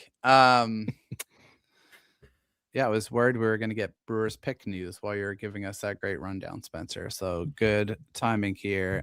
Agree with this, Doc Bauer. No more college arms until pick 43 because we'll take Raydell for the Twins, I think. So who's the college pitcher that's on the board that has like the best spin rate? Because that's what the Brewers love, right? They do like spin. They go spin with prep more than college. Yeah, it seems that's like true. most of the time. True. I mean, if you're talking about breaking pitches, I feel like Carlone has the best slider in the draft potentially, along with Naraki, who we talked about, who withdrew his name. Sadly, that was like a sad trombone moment, Spencer. But Carlone's slider is absolutely diabolical. Yeah, it is. I think it's probably the best one left on the board for sure.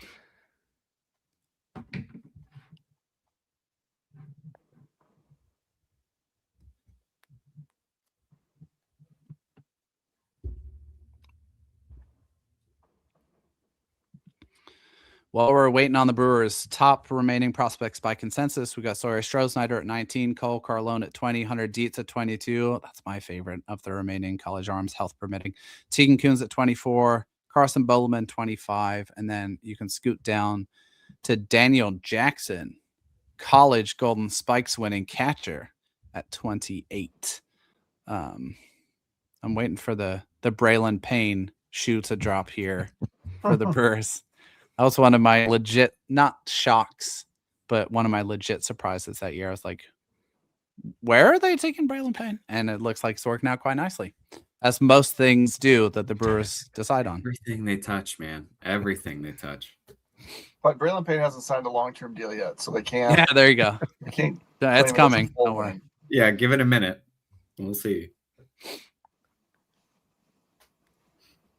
The only other thing I'll say about Townsend, well, before we get onto the Brewers pick, and like, whatever, I don't know if this is relevant to the Cubs or not. He's so slight. He is he's like rail thin, man. Like, he looks more like a prep frame than a guy who's been pitching in college for several years. It's something that kind of jumps out to me. Am I a little surprised by this Seattle Mariners Ace Reese pick and that they didn't lean into this really strong cluster of college arms? I don't know. Like, had not seen Ace Reese to Seattle coming. I mean, they haven't picked a college pitcher since. Oh no, they pitched. What, since last year? Yeah, they haven't taken. What they haven't done is taken college hitters ever. That's yes. Right. Evan White in 2017. Right. So prep hitters, college pitchers. It's enough to put someone off for a while. Yeah, they are ready to get hurt again. And yeah, there you go. Will be.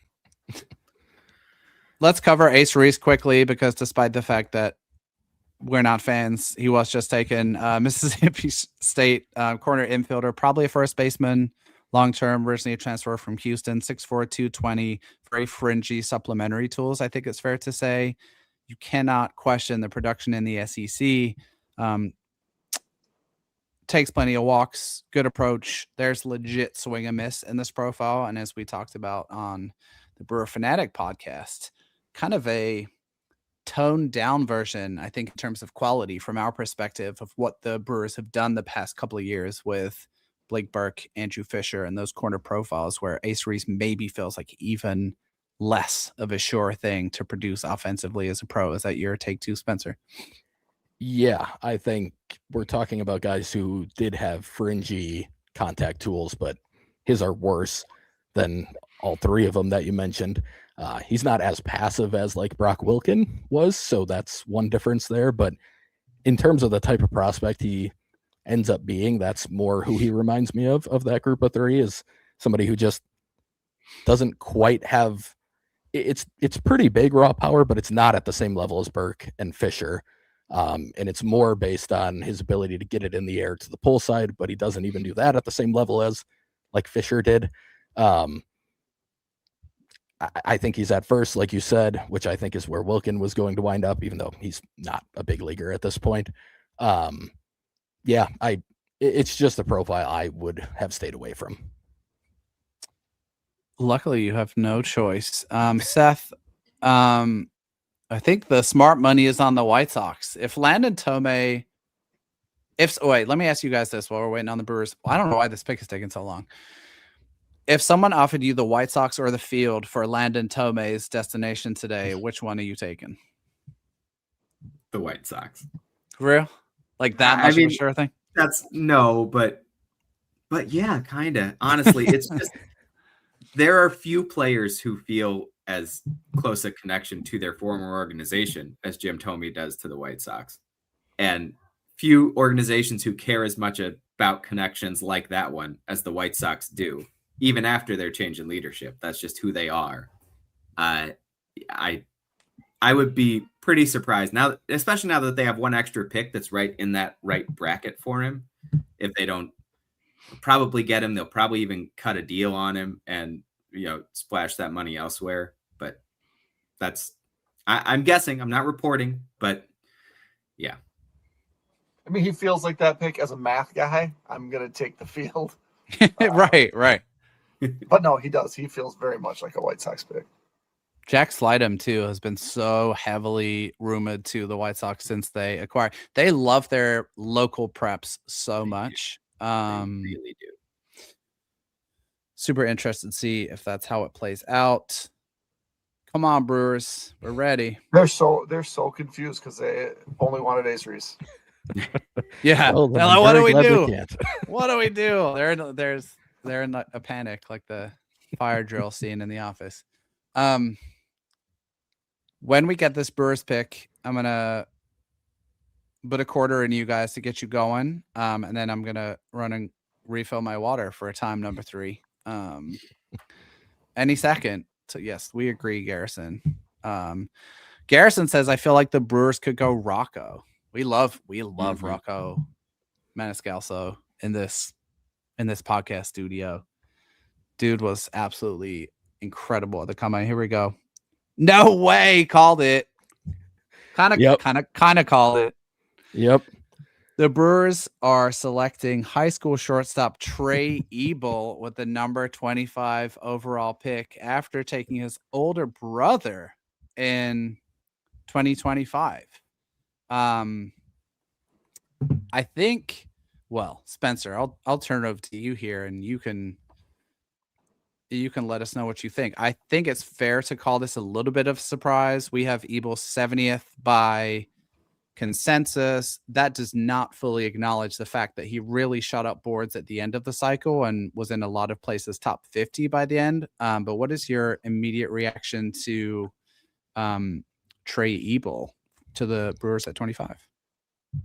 Yeah, I don't mind it. He was a guy I was looking at as a second round pick.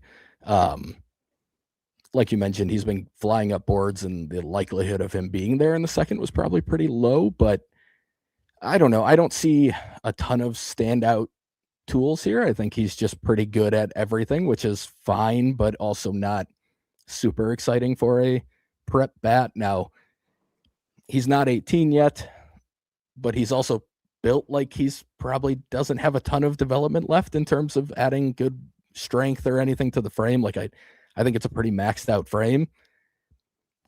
It's a fine pick. I'd imagine they're going to be going pretty well under slot here to sign him. So we'll see how it plays out after this. But if I were comparing him to his brother, like I like Brady Ebel better than I like Trey Ebel as a prospect. So I think Trey is more likely to move off of short than Brady was or is. I think it can just be like average tools with really good bat to ball and decent swing decisions and average speed and a good arm, so third base is possible. But yeah, not exactly my favorite pick that they could have gone with here, but a guy that I don't mind as a prospect. I'll give you the write-up on Jamie's board here. So he had Abel ranked 70th by consensus. Younger brother, Brady Ebel, drafted 32nd overall, son of Dino, who is the Dodgers' longtime third base coach, 17 years old on draft day, which obviously he doesn't turn 18 until dang near October. So very young. Right-handed hitter, currently hit over power profile, excellent approach, doesn't chase, great contact numbers in 2025, more bat speed over the last 12 months. And then high baseball IQ, great feel for the game, committed to Texas A&M, and one of the sharpest risers on the prep side. That's your report. What a great report that is. Yeah, I mean, that was basically what I had written for my little blurb was, I think models will like him, which I'm sure the Brewers model liked him quite a bit because of the age. I I do think he's pretty physically filled out, which always makes me wonder how much ceiling is left here, but it's definitely a high floor for a prep, which you don't often get to say. And there's great bloodlines, high baseball IQ, which I've seen a ton watching Brady Ebel this year. Like he knows what he's doing on the field. He's rarely making any mistakes. He's honestly probably putting himself in different positions that you don't see from 18-year-olds very often. And I'd imagine you'll see the same type of stuff from Trey. So it's a fine high floor pick more than anything, I guess, is where I would say. And again, I think it ends up being underslot. This is, I feel like, the comment that probably fairly summarizes some of our thoughts on the Brewers and how they draft, honestly. And we do have another pick that I want to, we're starting to reach chaos time, guys. The Atlanta Braves are selecting Indiana State outfielder Carter Beck at 26. He's another very model trendy pick, I think it's fair to say. 21-year-old outfielder listed at 6', 195, left-handed hitting. Started out in D2 baseball in Canada, I want to say. 57 games in 2026, hit 346, 446, 637 with 15 home runs, 35 extra base hits, walked 12% of the time, walked K'd 11% of the time, and a 162 WRC plus. Spencer, any feelings on Carter Beck? Yeah, I liked Beck. Like you said, he's kind of another model type guy, who also was kind of starting to rise, especially on some of the like more under the radar boards that people put out, and not necessarily the main public ones. Yep. But I thought he was one of the better like pure hit tool guys in the class, with, again, kind of like not quite the level of Schaffner, but like really, really good in zone rates. Doesn't chase a ton. I think he was up to 108 with wood bat at the combine for exit velos, so there is some pop there. Yeah, he's interesting enough for. I'd imagine this is probably an underslot deal for the Braves too, so I don't mind it. Okay, we got another one, guys. They're starting to flood in now. This is one that you guys are both going to find interesting, I think. The New York Mets are selecting Arkansas right-handed pitcher Carson Wiggins. That's Jackson Wiggins' younger brother at 27.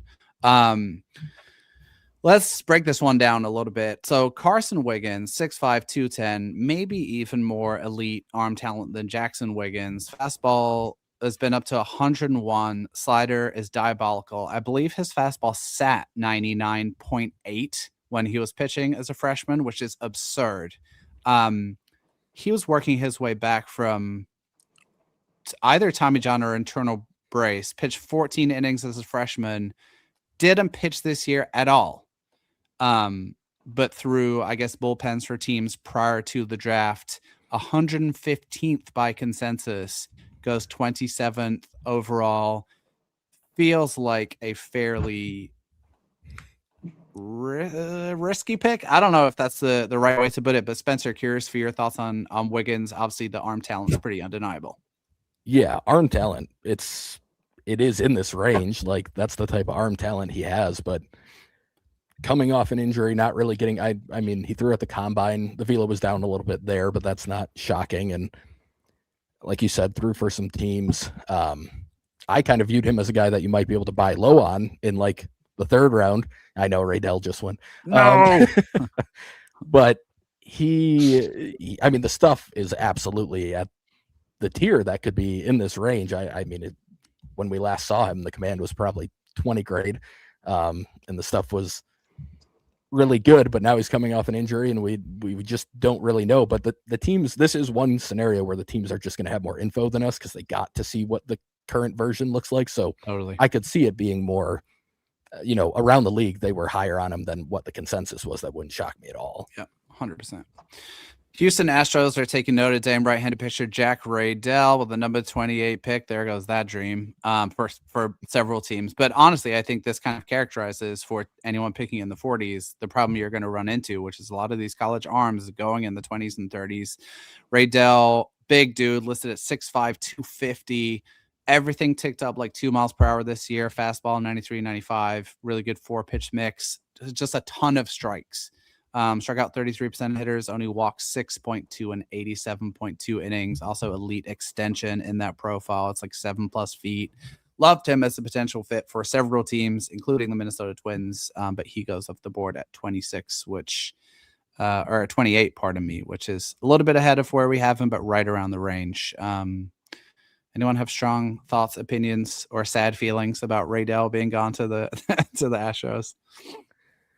I knew the Brewers were done with that one. Go ahead. Oh, yeah. I think it's just we expect that there to be a run on college pitchers, and who those college pitchers are is as good a guess as any, because it's what these teams are looking for and certain characteristics. Thought he would make sense as a Twins type if he were available in the 40s, but there are certainly going to be college pitchers that go in between now and then, but are still available. It's been kind of nuts since we turned to the 20th pick. We've seen the 69th, 70th, 84th, and 115th player by consensus come off the board. So I think at this point we could really see anybody go. The guys that are dropping, though, it becomes interesting, like what's going on here, right? Well, so that is interesting, and I do want to make mention of the college pitchers a little bit, and we'll keep Matt and Spencer on for a couple more picks if you guys are up for it, and would love to have you back on for future Cubs Brewers picks if it fits with the schedule. But Cole Carlone missed some time with injury. Hunter Dietz, I know the medicals were a concern for a number of teams, and maybe he won't slide too far. But I do wonder if there are some medical things going on there. Stroh is one who is interesting to me. The rumored range he was falling into was around 30. He really didn't hit this year, but he has done it before. So I'm really curious to see where he ends up going. But you're right, Jeremy. Like it does look like we are entering chaos mode a little bit. And we're not even a pick 30. So now we have, we're up for 29. So we got Giants on the board for their second pick, right? Yes. Okay. So this is the pick that they traded for. That was apparently the one that was going to be leveraged to get Rock Jalowski down to 4. That pick. And then we've got Royals at 30, Diamondbacks at 31, Cardinals at 32. I mean, the Giants have a huge pool. So who did they take it for? They took Flora. I'm expecting some preps here. I'm expecting a prep here for the Giants. Maybe this is a good spot for Logan Schmidt, in my opinion. Localish kid too, but we'll kind of see where things shake out.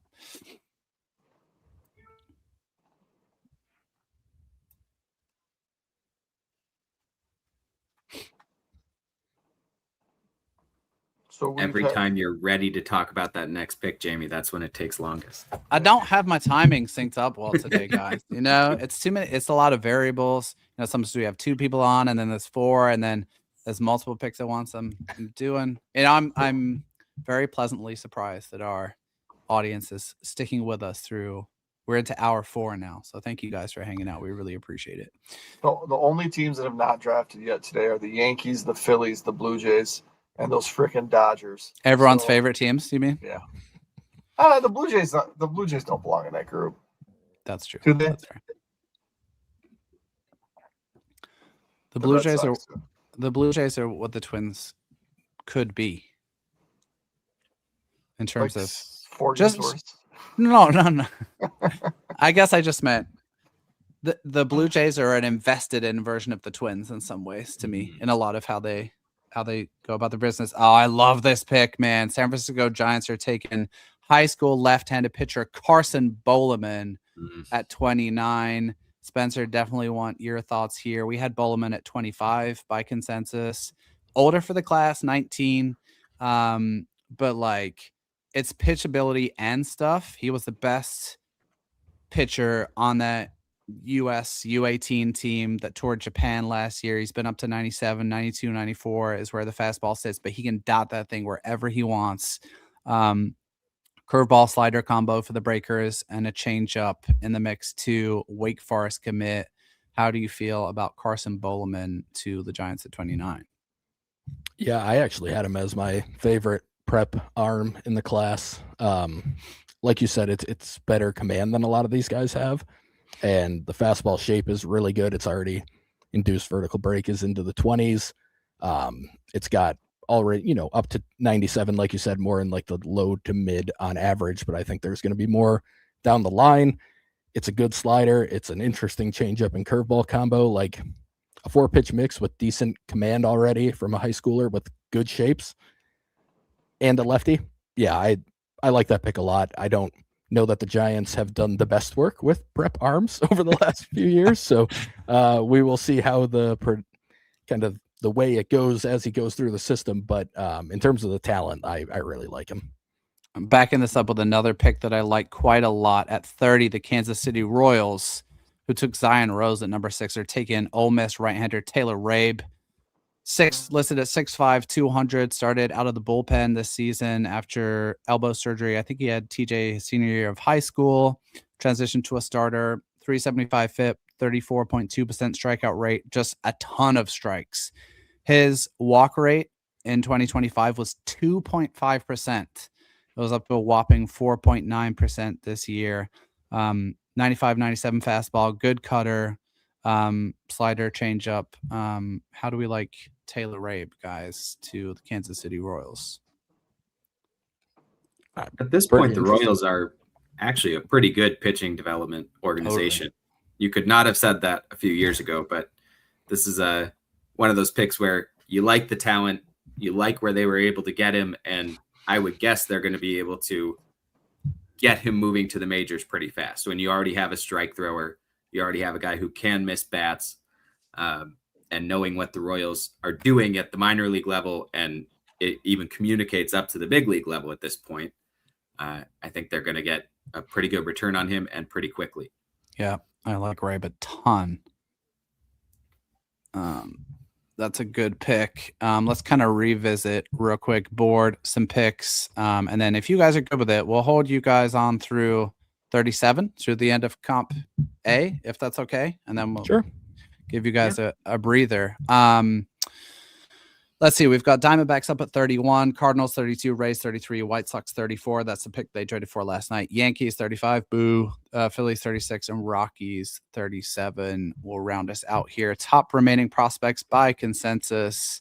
Still got Sawyer Strohsnyder looking for a home at 19, Carlone 20, Dietz at 22, Coons at 24, Daniel Jackson, catcher out of Georgia, 28, Bo Lawrence, one of the top prep bats in the class at 29, and then Logan Redeman, right-hander out of UCLA, another heavy strike thrower sitting there at 30. Also got Mason Edwards at 31, a lefty out of USC who had one of the most dominant seasons in college baseball this year. I'm just not a fan.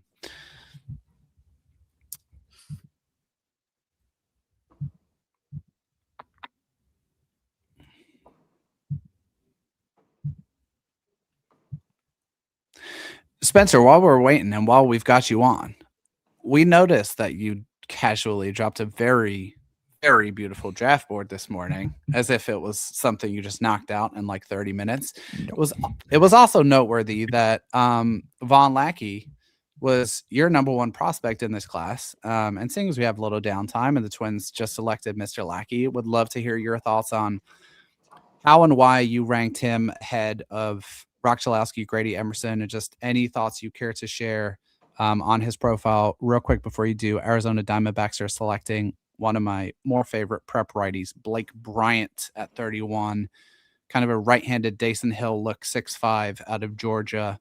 But sorry, Spencer, go ahead. Your thoughts on Von Lackey will be awesome. Yeah, I just think, and I don't normally like early catcher picks in general. I mean, it's not a prep catcher, so I'm a lot more comfortable with it than a prep catcher. But I think he's got every tool in the bag, and especially the fact that he's just such a good athlete behind the plate. You just don't get that type of athleticism from catchers very often. There's just not really many holes to poke in the game. I mean, there's not much whiff. I think probably the angles could still be a little bit better on, balls in play, but I think that's something that can develop a little bit just with some tweaking and some time. And he already started to tap into way more power than he had shown in the past this year. So I think it's already kind of on an upward trajectory. And it's nothing that Rock Chalowski did wrong or did poorly. I think he pretty much held serve with everything that was kind of expected from him, but he also didn't make much of a jump this year. He just kind of was similar to what he had been in the past, which is fine. I mean, he's a very, very good prospect. He's my number 2. I gave him the exact same overall grade. But just with Lackey, I mean, I think there's a plus arm behind the plate. I think he could be a plus defender. I think he could be bordering on a plus hitter. And I think he's got power that can be above average too. So, and speed. So like, there's just not much I can poke a hole in the profile. And to me, that at the catcher position, that's such an important position to have filled out with a quality player. Like, it's just hard for me to not put him number 1 when I lay it all out. Love it. Love You it. know, when you bring a guy into pro ball, the workload, the grind, that it's going to erode the athleticism a little bit. Do any of you guys worry that that's a big part of where Lackey gets other parts of his game? You know, because he's going to lose speed. Every catcher who's ever played professional baseball has lost speed. Is that going to eat into his offensive skill set? Or is there enough faith in what the swing looks like, how well the approach is organized, that he can still be an impact player even once he loses that little bit? So that is an interesting question. I think that his offensive trajectory is still upwards for a couple of reasons. So like coming into this year, the scouting report, right, was it's a high on base floor with good bat to ball skills. We're wondering about the amount of impact there's going to be here. And I don't think it's likely that he loses much of that from his offensive game. The other thing I like quite a bit about Lackey is he doesn't have that much mileage as a player. He was relatively late specializing in baseball. He didn't have a ton of offers. Yes, he did play 3 collegiate seasons. His first one was kind of a half, but he doesn't have the wear and tear of a guy who played a number of years as a prep on the showcase circuit in XYZ. I think he had 2 college offers, and one was Georgia Tech. So that's something that ameliorates that concern a little bit for me. But for sure, I mean, this is weird. Like, Twins fans have been clamoring for them to draft a catcher for a while, and we haven't spent much time thinking or talking about it because it's always seemed so unlikely. And this is a very strange situation, as we said, an hour or so ago, where talent level and pick position and organizational need all line up. That never happens.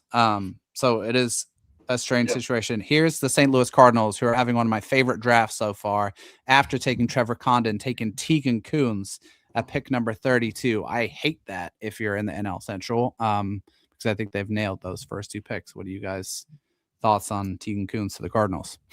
Yeah, I am already sick of Chaim Bloom being in my division. How about you, Spencer? Very much so. Yep, that was exactly where my mind was going to. They used to be my favorite team to watch draft. I mean, Weatherholt, they went off script and actually made a nice pick there, but most of the time I was like, oh, cool, that's who they're going with. That works for me, but not anymore, unfortunately. Yeah, I mean, that fastball's pretty special in terms of the shape and the vertical approach angle and everything else that he's got going for it. The only thing I will say is like the breaking balls aren't very consistent right now, so they're going to have to hammer that home and figure out how to either separate them a little bit more because they kind of blend together, or pick one and really try and maximize it. And the splitter is a pretty distant 4th pitch right now, so I guess the secondaries are the one thing that, as a Brewers fan, I'm not going to root against the kid to get better, obviously, but as a Brewers fan, I wouldn't hate if they never come around very well, because that's the one kind of hole I would see in the potential profile. Yeah, I know there are some teams who will, and I think this is the smartest way to do it. You get a guy in who has 2 breaking balls, and you're a little worried they're cannibalizing each other. One of them goes away, and you can not even bring it back, but bring back a breaking ball, a second one, 2 years later, 3 years later. But hone this pitch, then we're going to add back that other ingredient and you'll be better at keeping the shapes distinct, or maybe what we took away was a bullet slider and what we give you back is a sweeper. After you've evolved mechanically, you've evolved stylistically. Just simplify early and then reintegrate the complexities late. With a polished college arm, you have that option too, because guys are just more confident throwing what they have left in their arsenal for strikes. Tegan Coons, 24th by consensus, selected at 32 by the Cardinals. Heater 94, 96, touches 98. I mean, despite the breaking ball stuff, he has a feel to spin. I think that's fair to say. And so there's probably good breaking balls in there, like also an extreme strike thrower, a number of college guys with that track record. I think this is the least surprising pick that I've heard so far, because the Rays were rumored to be all over Taj Marchand all spring. So they take him at 33. If I can find him on my board, which I can't. We had him at 46 by consensus. Taj Marchand, shortstop out of South Carolina, listed at 6'2", 200, right-handed hitter. The premier prospect out of that state. Really good bat to ball skills, kind of almost never strikes out. A little bit of a propensity to chase, I think. Some strong secondary tools there too. It's a plus arm, good infield actions, above average speed, I think, to Marchand to Tampa Bay at. But Jamie, why would they take 33. another shortstop? You don't do that, right? I'm so tired of hearing and seeing that comment in the last 24 hours.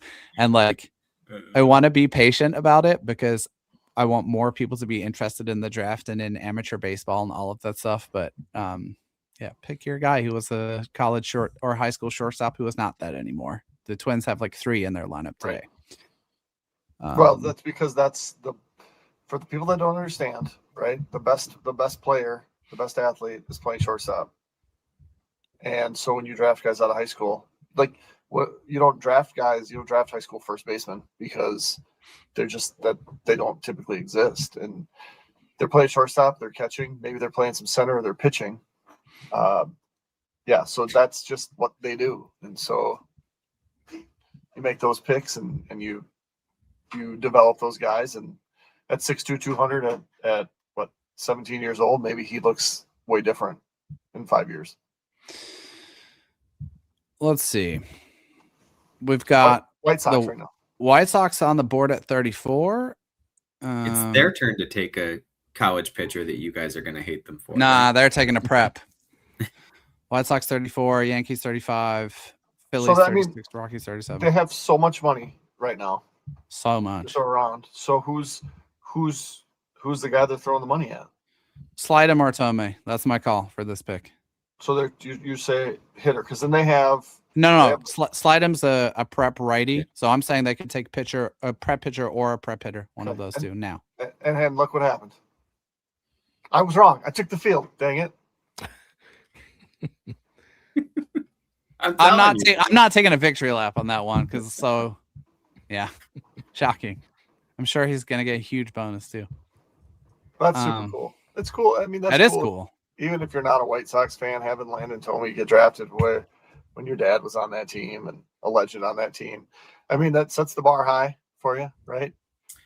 Good luck, Hall of Famer. There are a few. I will let people have their rivalries and things, but no one is allowed to resent the Tomei family. It's just a great group of people. Jim Tomei is awesome. He's from Peoria, which is where my dad is from. My dad's little brother was like the same age as Jim and played on the same American Legion team. In 2003, I was at Wrigley Field with my dad and his brother, and my dad's brother shouts out, "Tomei!" Without turning around. Jim Tomei recognized this man's voice from 20 years earlier. He's just all-time good human being. And I'm sure his kids' makeup is off the charts too. The White Sox were not going to miss that chance. They just love doing this. They love it too much. Yep. Good to see the Tommy name stay within baseball, even if it's with the White Sox, which was my least favorite team he played for. But, it's still going to be good. I don't know. I mean, his makeup, do you think he's going to be the same type of power hitter as his dad, or is there a little bit of difference there for anyone? I think he's more well-rounded. I don't think it'll be as much power. I think it'll just be solid hit tool, solid power. He could grow into some more power for sure. I mean, he's got the build to add some, but yeah, I mean, he's probably a second baseman versus obviously a mostly first baseman as the career went on. And but there's a lot to like here, and yeah, the family ties are cool, and I would imagine there's probably a pretty high character grade as well, given the family he comes from. All right, I'm gonna let the real host get back. Jim played third base early in his career, right? Yeah. Yep. He was a third baseman before he was first baseman. I don't care anything else about Landon Tomey's development. All I want is for the same natural bat point. Yep. Carry that on, young man. No. I mean, if you don't hit 40 home runs, it's fine. And you're, just need the same stance. That's all. Yeah. The New York Yankees are selecting Arkansas lefty Hunter Dietz at number 35. I love that pick. Yankees are great at developing power arms. Yeah. That's so logical. It's Ben Hess. It's a million other guys that they've drafted that look just like that. I think the only thing that you might worry about with Hunter Dietz is he does not have a track record because of injuries, specifically. 6'6" lefty. How's this for a fun fact, though? Same high school rotation as Liam Peterson. Imagine that as your 1-2 punch in high school, and Landon Rudis, all three in the same rotation. Fastball 95, 96, grabs 90, 98, higher spin fastball, cutter, curveball. He can spin it pretty good. SEC performer, tolerable walk numbers, one of the best college lefties in this class for my money. What say you, Spencer, about Hunter Dietz?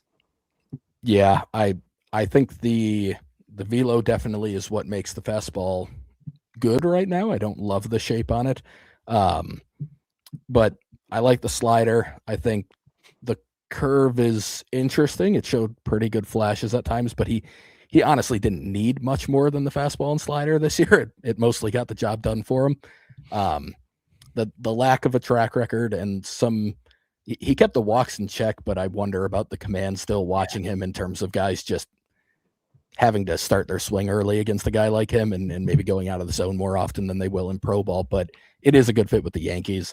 They will almost certainly be able to get him to that third pitch with the curve and probably even a changeup as well. So, yeah, as long as the command is good enough, he stays healthy enough, it's a very talented arm. Well, the Twins, they swear by drafting a guy for fastball shape. They want a good fastball shape as a building block. The Yankees are the opposite end of that spectrum. They will take a guy and try to change his shape afterward. It's a philosophical question. You can make a case either way, but they're not going to be deterred by it's good velo but not good shape right now. They think they'll fix that. Ooh, this is a spicy pick for Philadelphia, I think. The Phillies are taking prep shortstop Tyler Spangler at 36. Now, Spangler was one of the prep, I think it's fair to call him one of the kind of wild cards in this draft a little bit, because if we rewind ourselves to the beginning of this cycle, he was seen as like a top 10 talent. We have him 37th by consensus now. De La Salle High School in California, Stanford commit. So they're going to pay this man out of Northern California. But he looks how a prep hitter looks. It's like tall, rangy, lean, with a chance for average or above average tools across the board, which sounds not that exciting, but it really is. And I don't know, like he didn't play because of a back issue pretty much all spring. Showed up at the combine, looked good at the combine. To me, this feels like when the Phillies took Aiden Miller, because Miller was slightly older for that class, had some injury issues, which have come back to bite him. It's a conversation for another day. Jeremy's going to go off about how bad backs are for young people. but they took Ada Miller in like the teens, and then suddenly a year later, everyone's like, how on earth did they get Ada Miller at pick 16 or whatever it was? What do you guys make of Spangler to the Phillies here? We are 3 for 3. Yankees, Mets, Phillies had their pick flung back 10 spots because of the rules. All three have taken guys who really short track records or big injury questions that sort of dampen their stock a bit. In Wiggins and Dietz to a lesser extent, but it's the same theme. And now Spangler. It's an interesting approach, right? That they're all, it's not like any of them have a bunch of extra picks. They're not competitive balance pick people. The Mets do have some extra picks from letting people walk, but it's down in the 4th round. I mean, rather than trying to get the best player they possibly could, float someone down whose real rank is in the 20s and then sign some college seniors, it seems like they're trying to gamble on upside, understanding that they just have to embrace more risk. That's just the reality of where they are in the draft situation. Yeah, Spangler for me was a tough one. The back injury is concerning. We don't need to get into all of that, but anytime that is always a concern for me with younger players, no matter what. Don't get Jeremy started. My God. He also was part of there was a team conduct violation at one point where he had, I believe, a 5-game suspension with some other teammates. So it seemed to be I don't know exactly what it was, but it did make some news.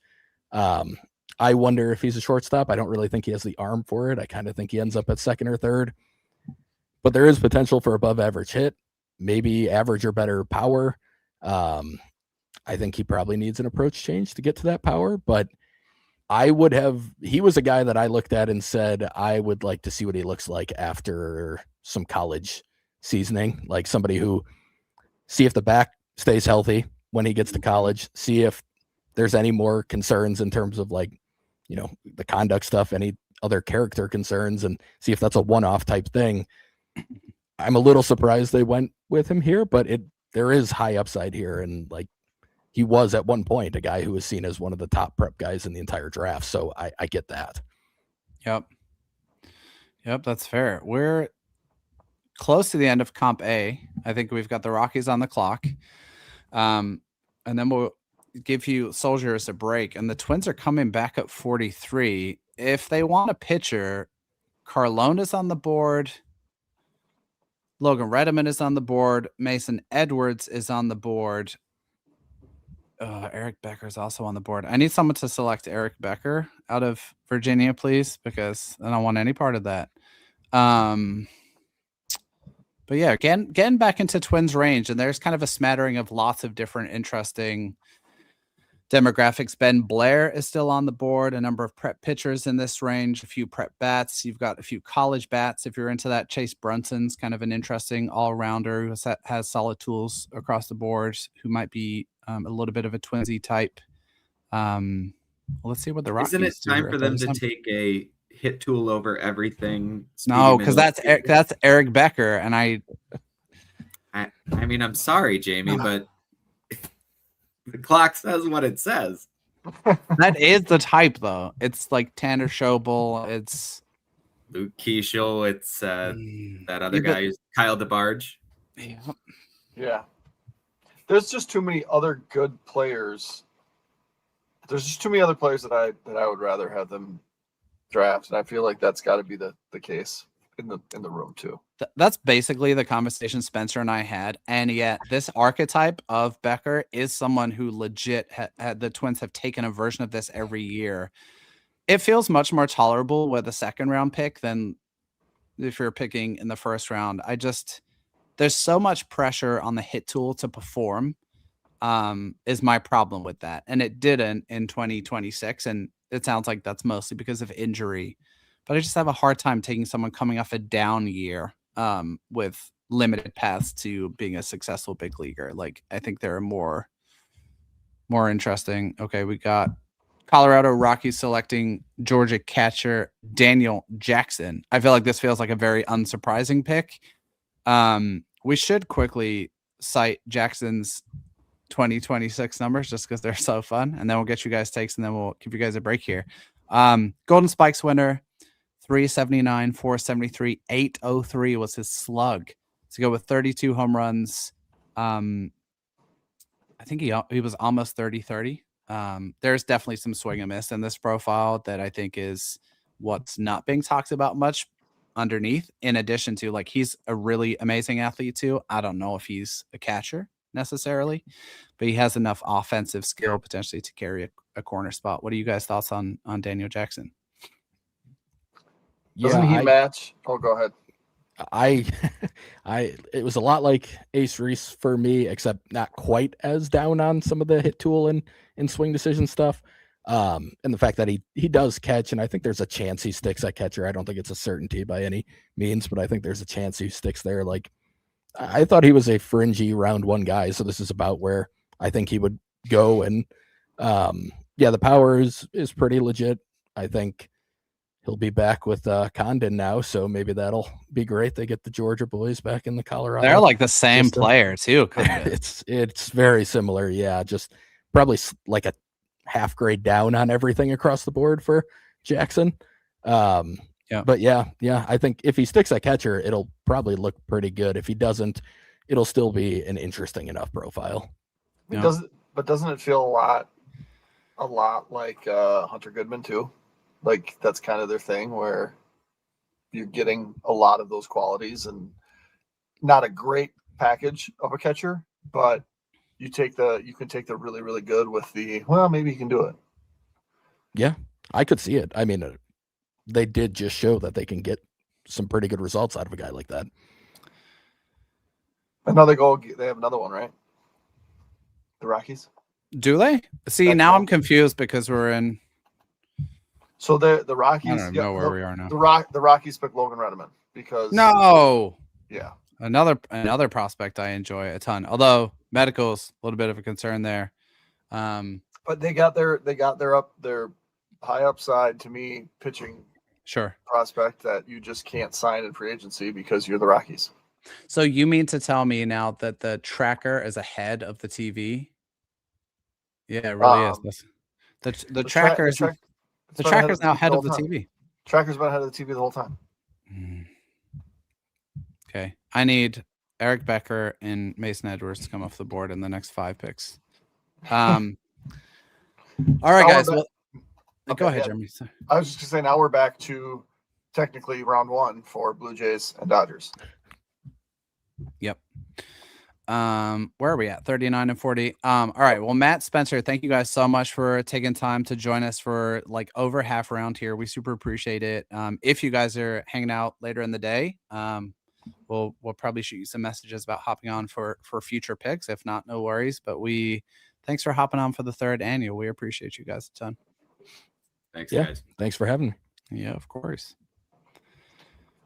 All right, Jamie, now that we're at this point and we're like 5 picks away. Yeah. Let's take stock of the board. Yes. Okay. Let's go through the consensus board and you can tell me guys you'd be happy with or not. 19, Sawyer Stroh-Snyder, still looking for a home. Swing and miss concerns here. He doesn't strike me as a typical Twins pick. It's more of like a tools and athleticism college package. That strikes me as a package that they go for prep guys, not. Yes. Yeah. Exactly. Cole Carlone at 20. I mean, you sign me up for that right now if he's still around.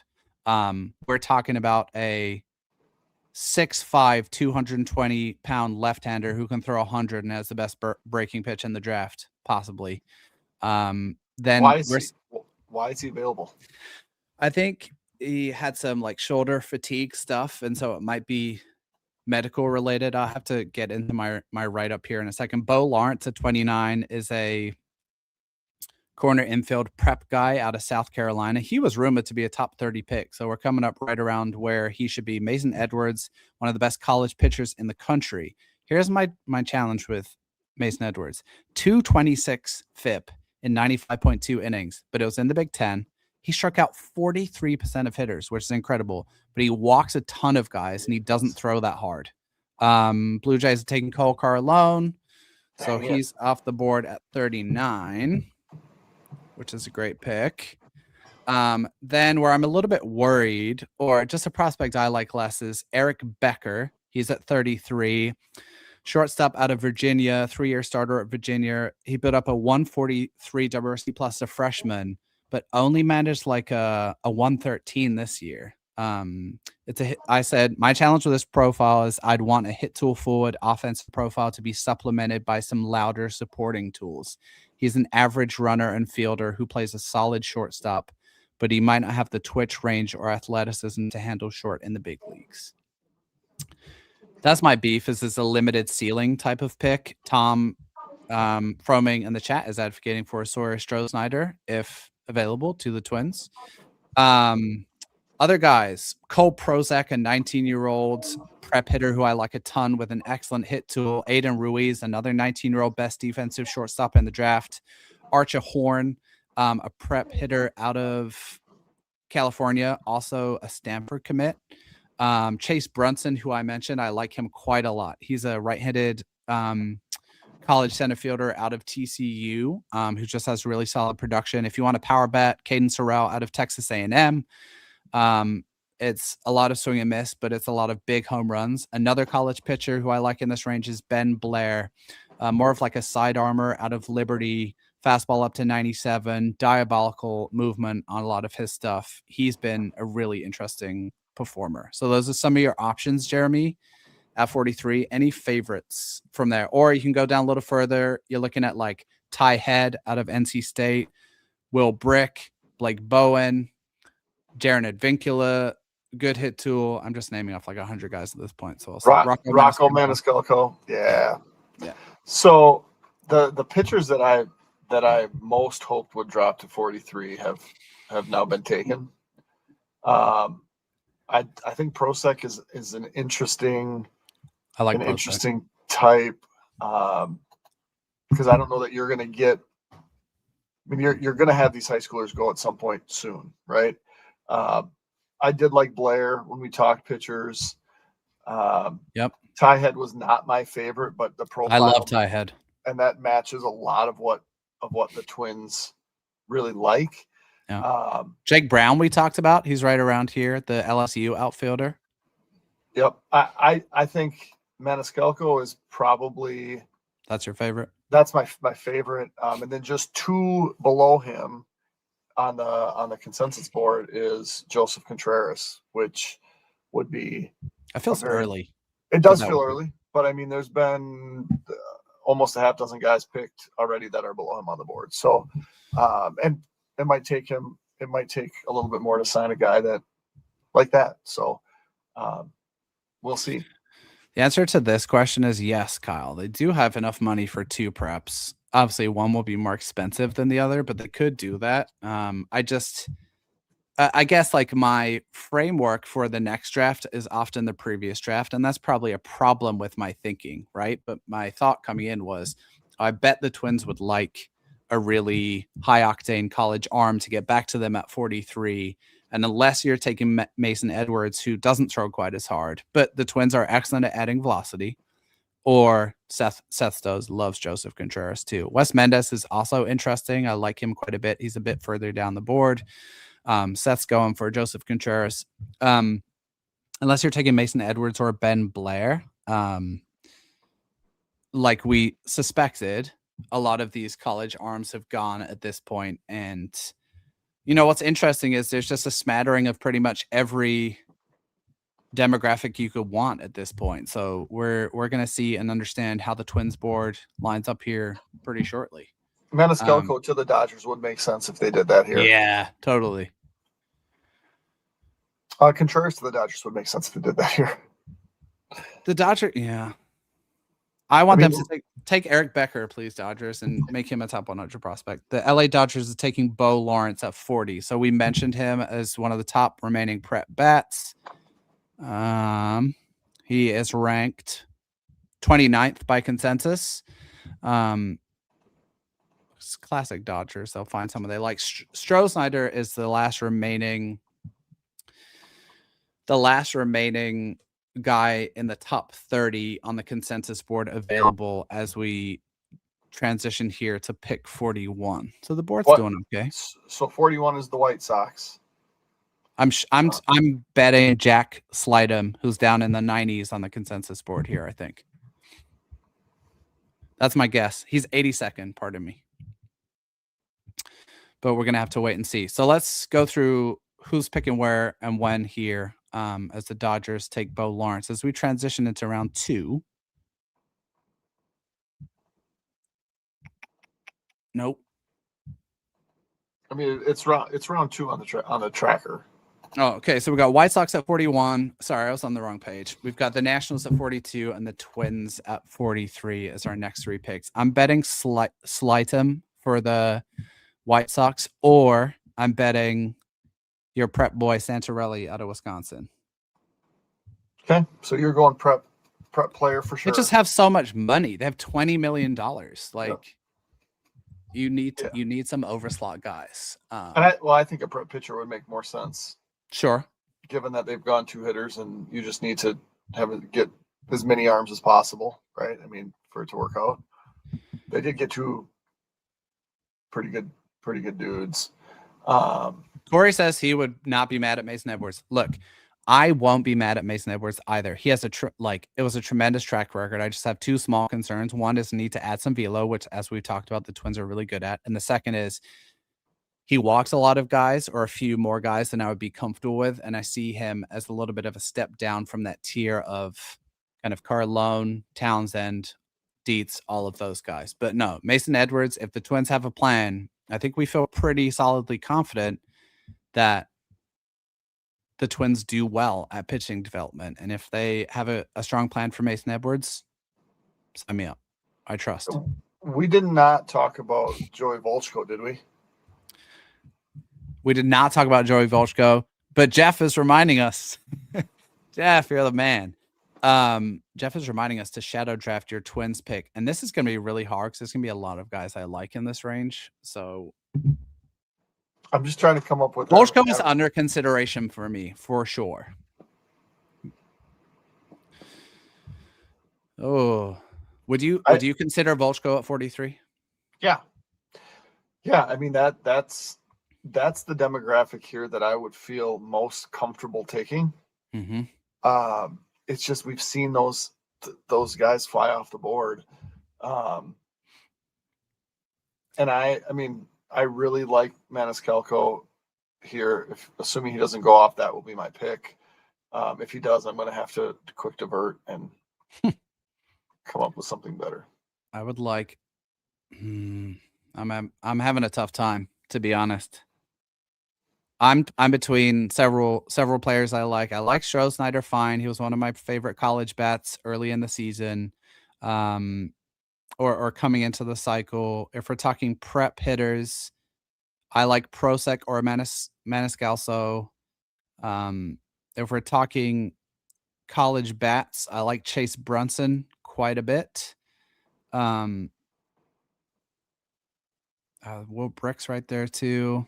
And if we're talking arms, Ben Blair or Joey Volchko, I think would be my choice. I like both of those guys. Are they like taking a break or what's going on here? My pick is, well, we're transitioning into round 2 proper, right? So, I mean, the Rockies took already. Yeah, never mind. Can I interest you in a left-handed hitting outfielder that projects in the corner role? It's not really. If you give Target Field more corners, then sure. They just seem to have enough of them. I like Ty Head as a college hitter here. Left-handed bat. He's one of my favorites. And he does make sense from a profile. He actually might be my pick here if he's available. But I kind of think they wanted a college arm. Well, if we're choosing between Blair and Volchko, those are 2 that I liked when we went through that. I like both of those. They're very different profiles, though. Like Volchko is like kind of Elwanger-esque, where it's absolutely diabolical stuff. Ben Blair is more of unique delivery traits. So let's quickly read up on those guys. So Blair, right-hander out of Liberty, fastball 93, 97. It's a sinker with 17 inches of horizontal break. That's not necessarily the Twins' normal MO when it comes to drafting a college pitcher.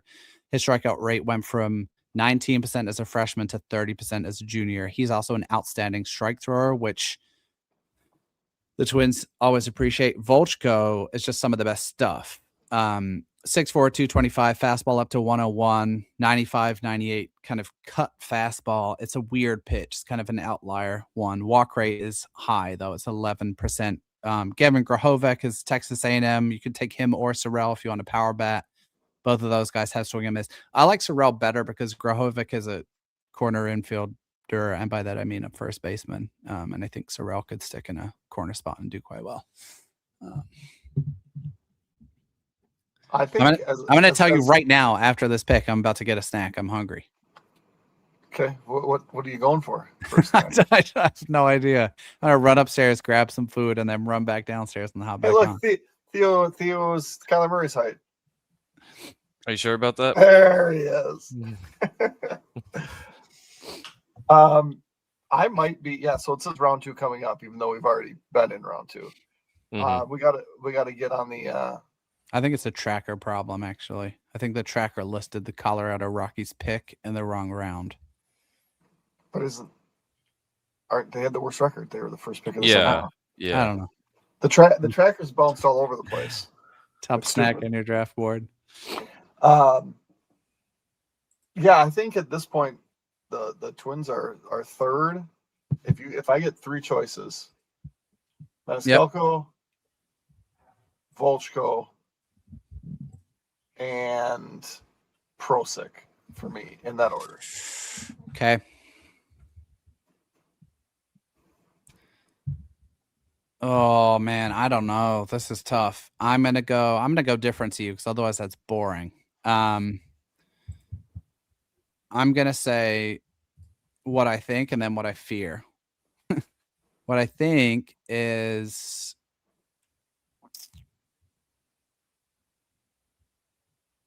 Prosek just went.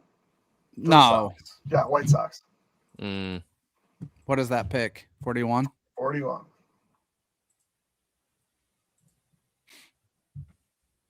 How'd you get that one? That just showed up in the tracker? MLB.com draft tracker. Yep, Wow. that's there. Okay. Prosek's off the board, so you don't get him. I fear it's going to be Eric Becker is really the only prospect I'm not super keen on at 43. I'm pretty happy with anyone else. I think I would take Brunson or Head for college hitters. I'll take Blair for a college pitcher, and I'd be happy with pretty much any prep hitter because I like a ton of guys in that range. You're gonna struggle with the shadow draft where you have to just take one guy. Indeed. Yeah, so This is what happens when you do work on 300 prospects, though. Right. Mhm. You get attached to too many people. So the Nationals are on the clock. Yeah, like I said, I would like them to deviate from that college middle infield profile that's hit tool carried. I think that hasn't worked most of the time. And I think you put it well, Jeremy. There's like just a lot of interesting prospects still on the board here. I'm really interested to see where Stroh-Snyder is going to go and why he hasn't been taken yet. This is quite a precipitous fall for someone who was pushing the top 15 via consensus in this draft. So that is super interesting. Brunson has just gone to the Nationals. Yeah, I was going to say I'm surprised that we're not getting more rapid fire picks here because it is the second round, and that's how it's going to be now for the rest of the night. It's just going to be bang, bang, bang every minute. Yeah, that I does like help. Brunson a lot. 42. All right, so we're on the board. Mhm. We're on the clock. I'm gonna switch from Maniscalco to Volchko. I'm gonna go Ben Blair. Okay. Both taking college pitchers because we're Yep. boring. Not boring. I mean, that is college is boring. I do think.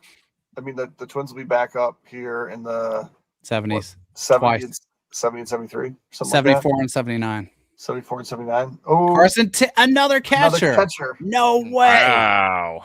Not on my board. Or not on my, like, in my realm of possibilities. Carson Tinney, that is an absolute shocker, I think. Okay, Wow. let's talk about Carson Tinney, who goes 43 overall to the Twins. He's 61st by consensus. This is a catcher out of the University of Texas, listed at 6'4", 240. This is maybe the best or second best power in the entire college demographic. Here's the write-ups. Tough to be a college catcher in a class with Von Lackey and Ryder Helfrich. Notre Dame transfer Carson Tinney is a different profile of player with more whiff in his offensive profile and more defensive uncertainty. Despite this, is incredibly impressive production after transferring to Texas and facing SEC competition this year. Legit 70 grade raw power, posted EVs north of 115 in 2026, in addition to 22 home runs in 61 games. He strikes out quite a bit, 23.1%. The hit tool concerns are mitigated by a walk rate of over 19%. Defensively, is huge arm strength. Like many other larger framed catchers, Tinney struggles with some of the nimbleness and adaptability of movement behind the plate. Outside of controlling the running game, the whole defensive package needs work. Even so, it's 30 home run potential that could find a home at first base if the catching doesn't stick. Jeremy, what are your thoughts? And we'll get people's reactions in the chat too, please. Carson Tinney to the Minnesota Twins at 43. I find that a little bit of a surprise. Yeah, it's a huge surprise, but what's the most exciting play in baseball? Right? It's the home run. So you can't be mad. Is the Schwarber?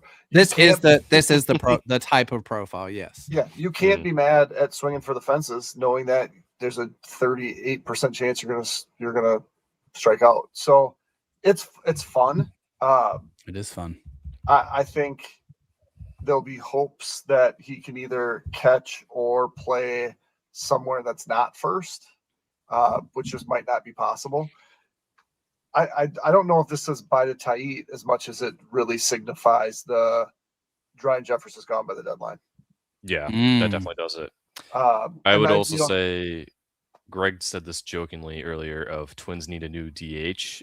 Well, they got him, maybe. If this guy has a Kyle Schwarber type build and profile, then that could be for him down the road after they kind of just give up on finding him a defensive home. And Twins don't worry about defensive homes, right? And we've seen the hit tool. We saw Quentin Young, where it's like power, and so now it's like you could take the guy with arguably the most power in the draft. Like, we'll swing for the fence. We might miss. The hitters are not an issue in the organization. There's depth literally everywhere. Yeah, that's so true. I'm not gonna hate it. It becomes a much more stomachable, is that a word? Pick. Sure. Digestible. Okay. Because I don't need to digest it. I just need to stomach it. Because Von Lackey's in the organization, right? He doesn't need to be a catcher. If he can catch once a week and play elsewhere, because Lackey's ability to play elsewhere, maybe 2 days a week, can keep both of their bats in the lineup. It might be fun to sit in the outfield at Target Field and catch. Oh man.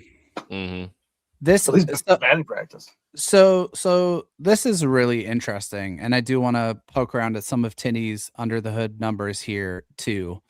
Let's talk about, first of all, his college production in 2026, but despite some of the swing and miss, and I do want to make sure that we're specific about the swing and miss. I don't want it to make us seem like he's no bat to ball skills, because that's not really accurate. Here's Carson Tinney's season.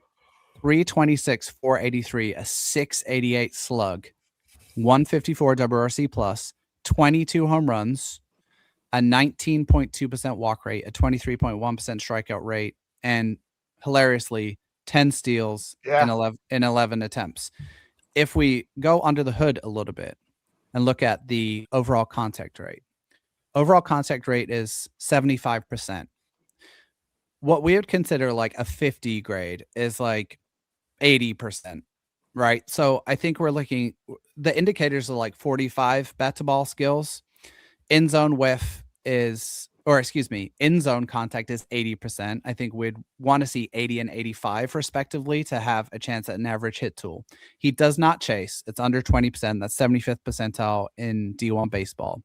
Let me give you the percentiles of the power stuff and his approach. Walk rate, 96th percentile.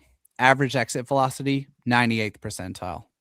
90th percentile exit velocity, 100th percentile. Barrel rate, 94th percentile. Air pull percentage, 96th percentile. Expected WOBA, 98th percentile.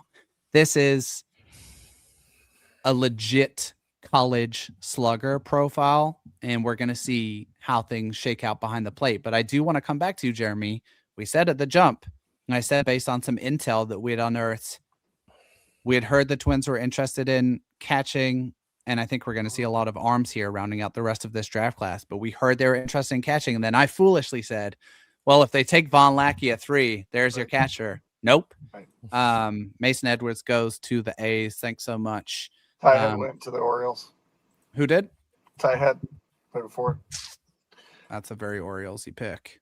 Yeah, I'm not, I guess for me, if I'm drafting a catcher on the first day or the second day under the old format and I'm Minnesota Twins, my questions are you going to tell the batter what pitch is coming? Because if the answer is no, then I'm just kidding. But no, take a swing. That's Notre fun. Dame kid, and it is going to be fun. And there might be, so if you're giving me the numbers that you're giving me, and we can talk about this last pick in a little bit, we're talking about swinging and missing in zone then. So let me scoot back to that. So the contact rate overall is 75%. The contact rate in zone is 80%. And I think we'd want to see each of those 5% higher to feel like really confident about his, not really confident, but to feel solidly confident about his bat to ball skills. What I'm also kind of couching that by saying is that he makes good swing decisions. He has a good approach and a plan at the plate, and that helps to mitigate some of that swing and miss, right? If you're just swinging at everything and you have swing and miss, that's a little bit of a problem. Think about it like Erod. He's not Erod, right? But it's the same thought where, okay, Erod has this limitation of he swings and misses a lot, but he's very selective about what he's going after.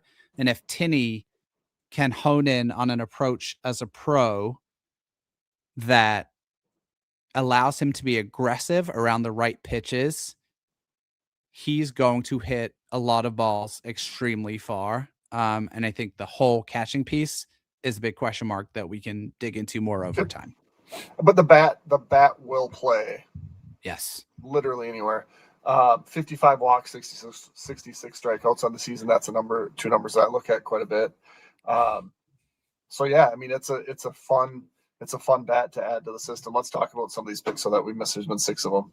Yeah, just really quickly to finish on Tinney. So I think if we're giving grades, we probably got 45 run, 45 field, 70 power, 60 arm. And then the big question I think is going to be, are you giving him a 40 hit or a 45 hit?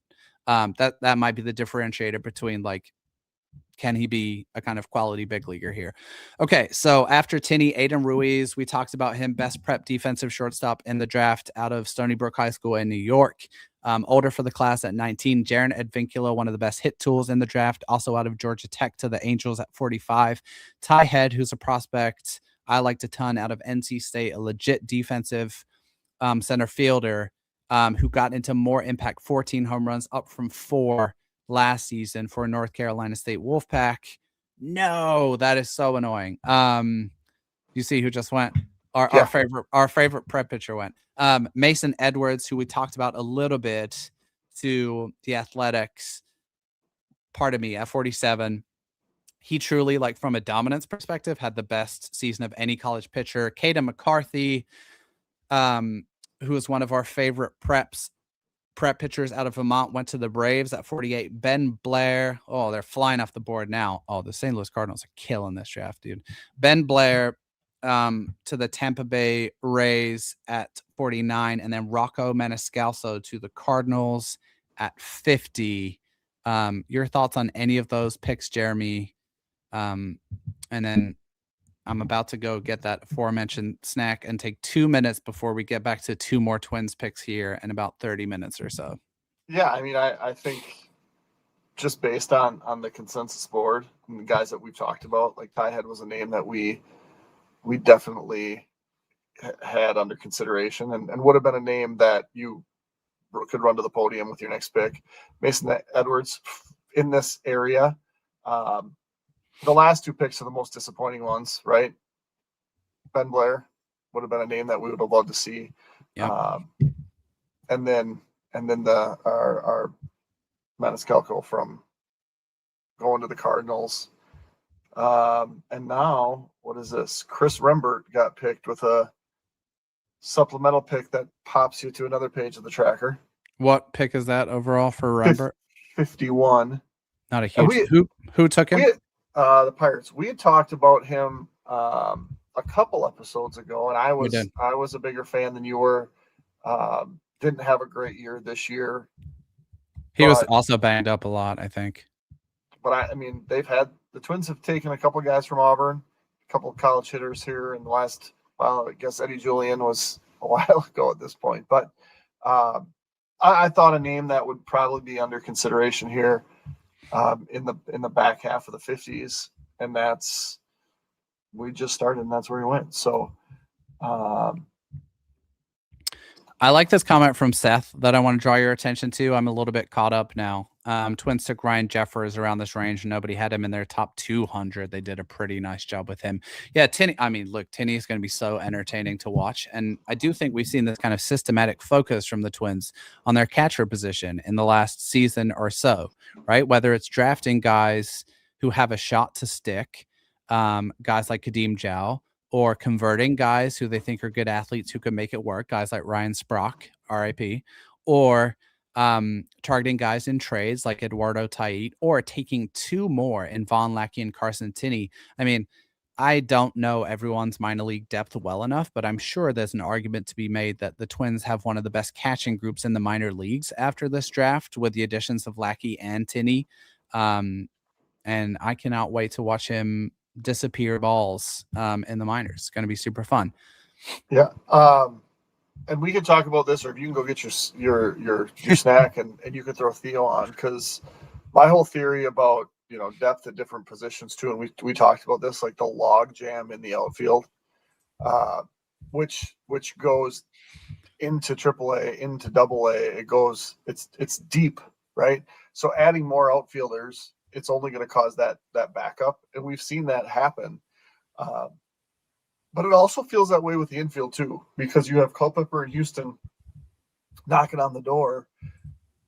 But the reality is you have a lot of control with all of the guys that are playing currently in the infield, right? Yep. And so if you're looking for organizational depth, like you obviously need to have guys at high A or AA or low A. And with the Brandon Winnikers of the world, where it's like, could he be a third baseman? Could he be an outfielder? You don't really have to decide that, but you kind of have to know early where your catching depth is coming from. And if they phase out of that, they end up in one of the corners where there's already depth. So I love the addition of this, even despite coming into this draft with probably the best catching depth that the Twins have had since I've really followed this. Seth would I'd love to hear what Seth has to think about that. But and then you add a really, really, really quality, the highest quality catcher that you've ever added since Joe Mauer, and then just a big old swing with Carson Tinney. That to me is fun. Mm-hmm. That is super fun. I'm going to leave you guys while I take a very quick break, 2-3 minutes tops. I'm going to leave you guys with this question from Corey, because I do think this tees us up nicely, and we have a little bit of wiggle room here before the Twins are back on the board twice in quick succession. Corey says this makes 74 and 79 probably pitching, right? So you guys take it from there. I'll be back in just a couple of minutes.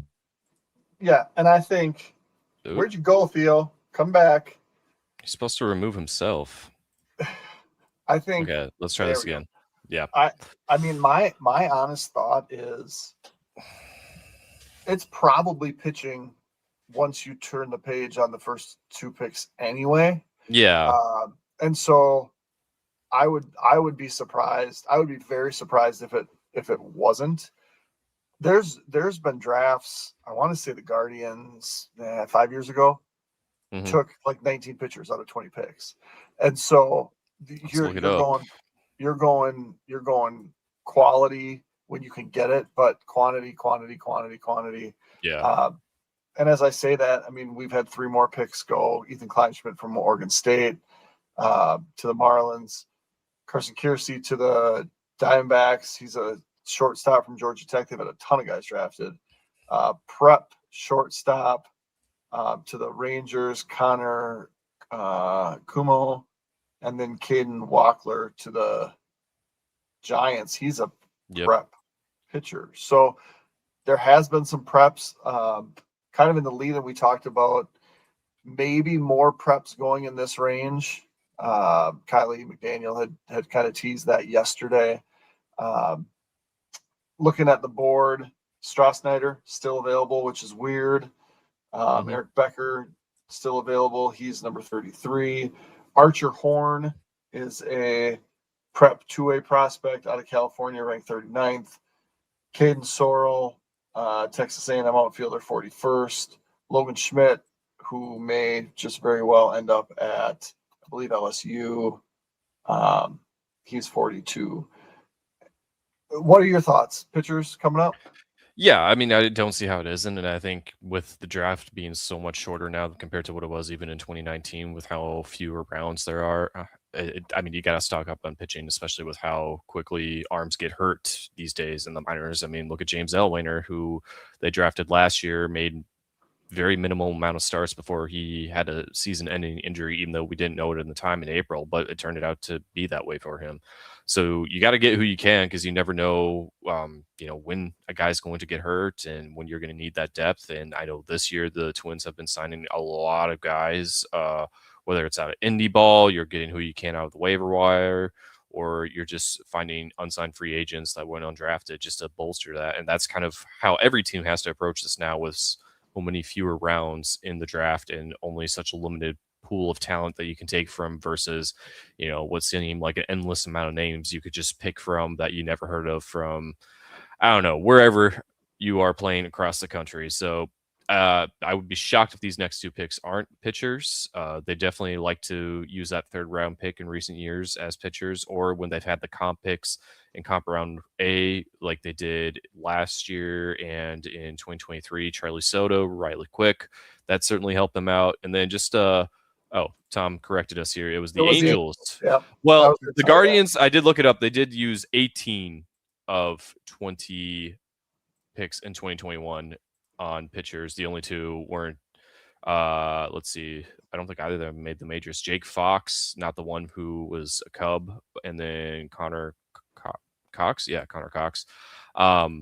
But they got Gavin Williams, Tanner Bybee out of that draft. So a lot of guys, a lot of arms. I don't think the Twins are going to be selecting pitchers the rest of the way. That's not their MO, but we'll see what happens. Yeah.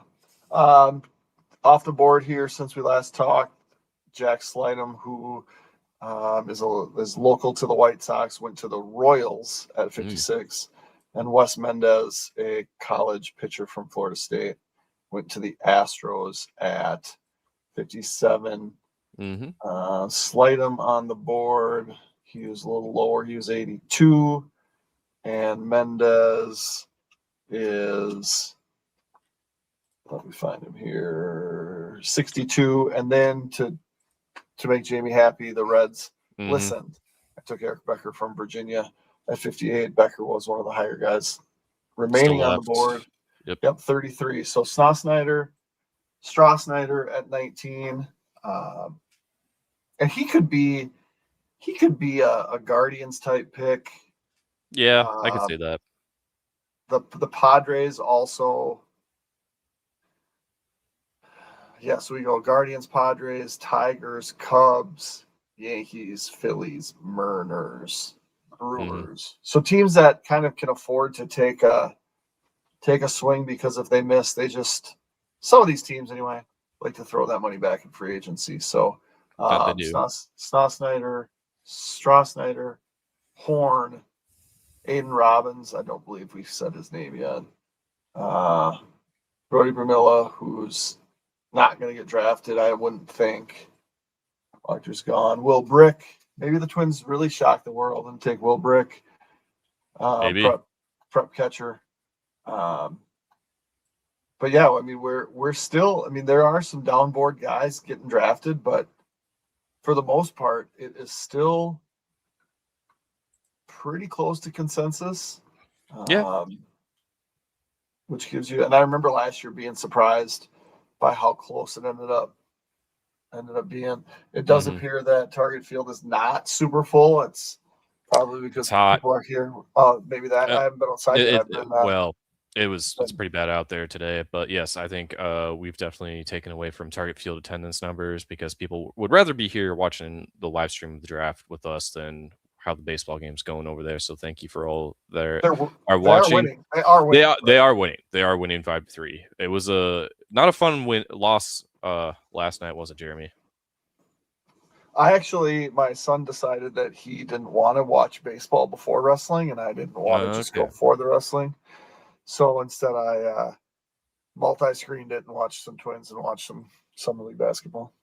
Fair enough. Logan Schmidt to the Guardians. Let's get Jamie back on for that because that is going to be one that could be super problematic. So let me just tell you a little bit about Logan Schmidt. It's a name that most people that have followed the draft have probably heard of. He was one of the higher prep pitchers. So Jamie's right up. These are his words. Schmidt is a classic projection lefty joining Rojas. Bowman is a trio of prep southpaws who could be selected in the first round. Currently committed to LSU, has great size at 6'4", 215 with projection left and the possibility of adding additional strength and weight. He has a smooth, repeatable delivery from the left side, and his stuff took a jump in several high-profile events. His fastball sits 94 to 96, but has been as high as 98. Pairs with a slide in the low 80s that has a slurvy shape. That will be an area of development, ironing out the shapes of his secondary pitches to maximize his arsenal. Finally, Schmidt also has a changeup of pitch he sells with great arm speed that generates plenty of fade. It's easy to imagine a future version of Schmidt consistently holding 96 to 97 miles an hour with his fastball, a tweak cluster breaking pitches with a little additional strength, looking like a force in pro baseball, which makes all the sense because it's the freaking Guardians. That's a nightmare.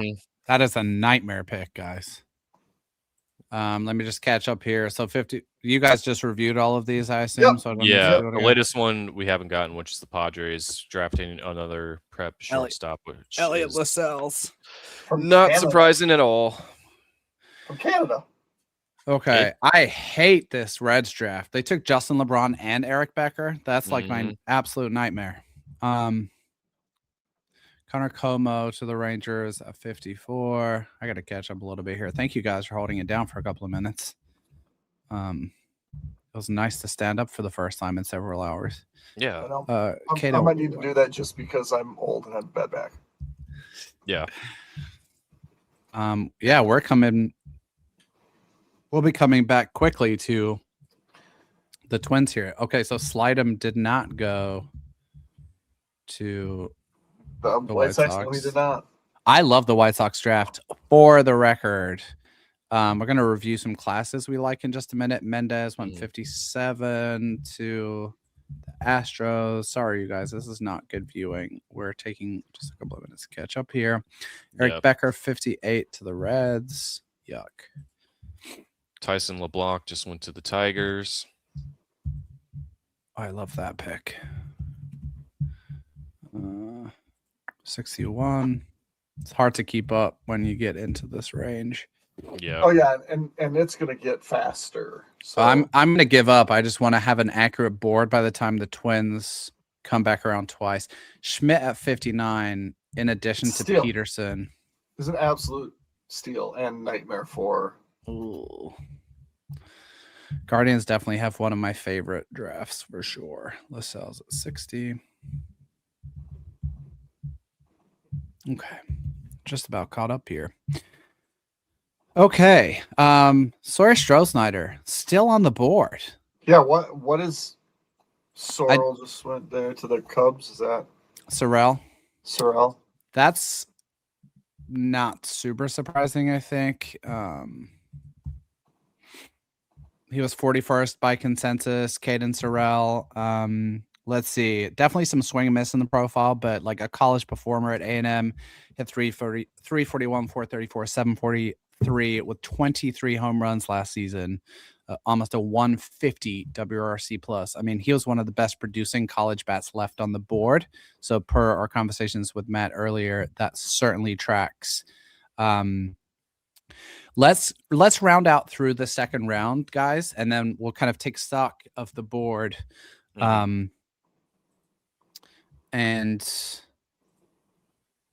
so just we'll take stock of the board and figure out who might be up for the Twins at 74 and 79. Sorry, Jeremy. Some teams that stick out for me: the Cardinals draft. Oh, so good. Cardinals, Guardians. Yep. I do like the White Sox draft. Same. So do I. Those are the ones that stick out at this point, where many teams have only taken a lot of teams have only taken one guy. Let's get Spencer on here with the Brewers coming up. Hey, Spencer, how we doing? Doing all right. Not super thrilled Maniscalco went to the Cardinals, but other than that, doing okay. Hate to say it, Spencer, but the Cardinals are killing this draft from our perspective, at least so far. They absolutely are. We're moving at 1,000,000 miles an hour, Spencer, here. Any favorites for the Brewers coming up at 66 as the Yankees take Sean Duncan at 63?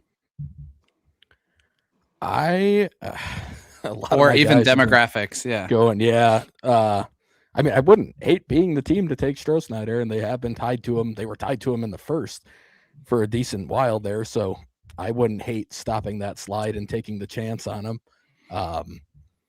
Otherwise, I like Will Brick. That's one of the few prep catchers I do like, so wouldn't hate that one.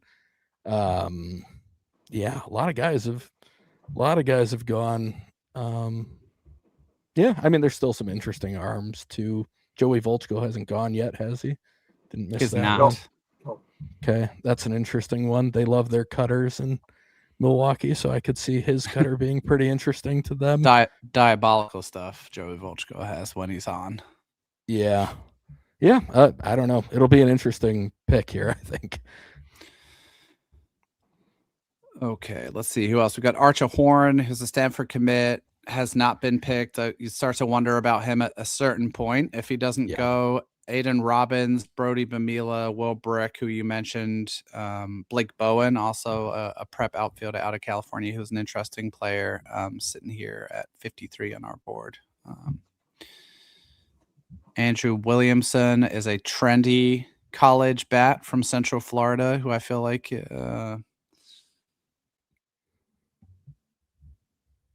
I've gotten a little bit of a lag, finally. This is how it goes. Caden Bogenpol to the Phillies at 64. Some of the best juice in the class, but weirdly only hit a few home runs this year, despite hitting the ball like 117 miles an hour. I don't really know. He feels like more of a Padres type of a guy. I'm not really sure what to make of that. Yeah, I don't know with him. Like you said, that's huge exit velo, and the fact that at a place like Missouri State, the power didn't show up a ton. That's interesting. Jake Brown, who I like quite a bit, goes to Seattle at 65. College performer out of LSU. The Brewers are on the clock at 66, and they will take. So weird when the Brewers do not have a lot of picks or a lot of money this year. I just cannot get used to this.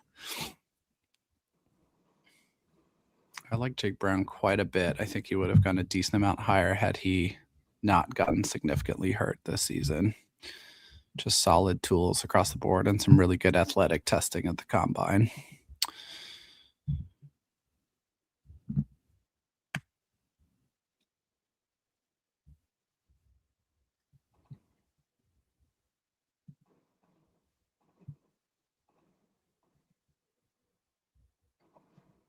Joseph Contreras is still there, Seth.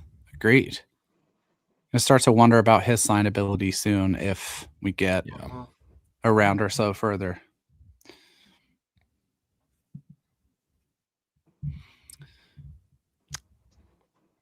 Sawyer There it is. Stroh-Snyder. Sawyer Yep. Stroh-Snyder. Spencer, what are your thoughts, man? Yeah, he was a top 20 guy for me, so I'm very happy with this. I'm shocked they could get him in the second round. That's so wild. It makes me wonder. I know he had surgery last year. I wonder if something popped up medically or something. Like, I don't know anything on that, but it's weird, the fall that he had so late in the process. I mean, there are swing and miss concerns here for sure. It's potential for pretty below average bat to ball, but I know he didn't grade out super well defensively. I just think he's too good of an athlete for that to continue. I think he'll end up being a pretty good defender in pro ball, but I think there could be average hit tool here with pretty big power. I think he's capable of, especially for his size. So I think I saw somebody comp him to like Vance Honeycutt, and Vance Honeycutt had way worse whiff and way worse swing decisions than a guy like Stroh-Snyder did. So I don't really understand how he's here at this pick. I'm pretty happy with this one. Yeah, that is a great pick.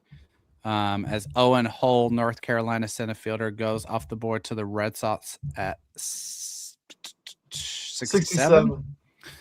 Thank you very much. Yeah, let's talk a little more Stroh-Snyder quick before we get back for a couple of Twins picks here.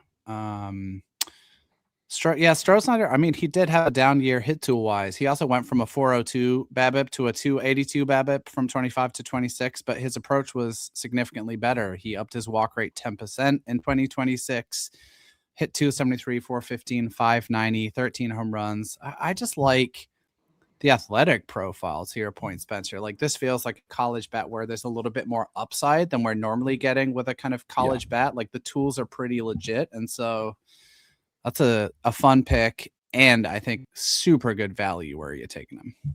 Right. Yeah. I can't complain at all. Okay, Cardinals. The dreaded Cardinals take Andrew Williamson. Man, yeah.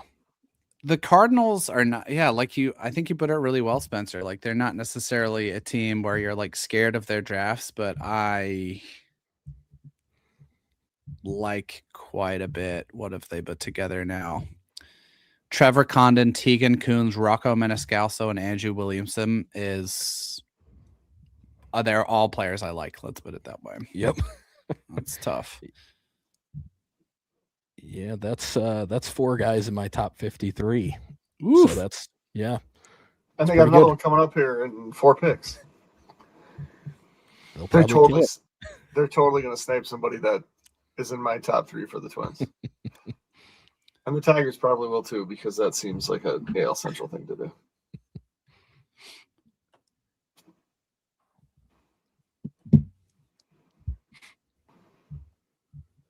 And the Twins just put the tying run on base. Tying run? They're losing? No, they are pitching. And they just walked the tying run onto the base. So runners on first and second, 1 out, and it's the guy, Yoendrys Gomez, who's actually been pitching well. Twins bullpen's gonna Twins bullpen. Mm-hmm. Evan Dempsey. What do you know about Evan Dempsey besides being from LaView? Who took Dempsey? The Tigers. 91st overall on the board, 2-way player, Florida Gulf Coast. Had like a 900 OPS hitting, stole 15 bases at 88%, and then on the mound hasn't specialized in pitching, but 88.2 innings in 2026, 320 FIP, 34% strikeout rate, doesn't walk many guys, fastball up to 96, two distinct breakers, only 20 on draft day. I like Evan Dempsey quite a bit as a guy who can get to more kind of upside when he specializes in pitching, assuming that's what they're going to have him do. That's what he's listed as. A pitcher? Okay, there we go. I got him with a refresh. Yeah. Good pick. I like that pick. So Reds, Marlins, Cardinals, A's. Spencer, that's 2 teams in the NL Central looking to ruin your day here. Yeah, but Spencer's in a good mood because the Reds followed up Justin LeBron with Eric Becker. So I'm feeling just fine about what they've done so far. Looks like they went with I never know how is it Lavu from Milavai Lavu. Yep. Yeah, which I find him interesting, but that's also one that was a little bit further down my board. If he moves off first, totally, then it's a lot more interesting to me. But I'll still take their 3 picks and feel fine about how they're doing. Spencer, let's have you stay on for this St. Louis pick so we can really watch you get worked up. Sounds good to me. And then I think the Brewers have another one at the end of the 3rd round. Yeah, they're at like 102, so I can jump back on closer to that. Sounds great. I will say on Dempsey, I am a sucker for a two-way who's focusing on pitching with interesting stuff. He was a guy I liked a lot. 100%. I am always in on guys who haven't had time to focus on it and just get, Brody Hopkins and I can't think of the Mets starter right now. Nolan McLean. Yes. Yeah, those two always come to mind for me as two guys who fit that. Ryan Peterson from Sam Houston off the board to Miami. He's another arm that I liked quite a bit in this range. Okay, so Cardinals is Twins. Are you ready for the shadow draft, Jamie? No. The shadow draft is impossible. Can't keep up. Well, you gotta. It's like if a real draft was happening. I'm expecting arms. At this point. And I can't take Volchko again. So I'm taking Volchko. I'm taking Volchko if he's there. I love Volchko. I'm going to take. But what's the Cardinals take Volchko now? Right here, just to add another interesting pick to their already interesting day. I'm taking a prep arm. I've already decided. I've already got a college arm. I got a catcher. Now I'm going prep arm. Are you recording these somewhere? Because I'm writing mine down. I'm not. So you went Lackey and then you went Blair.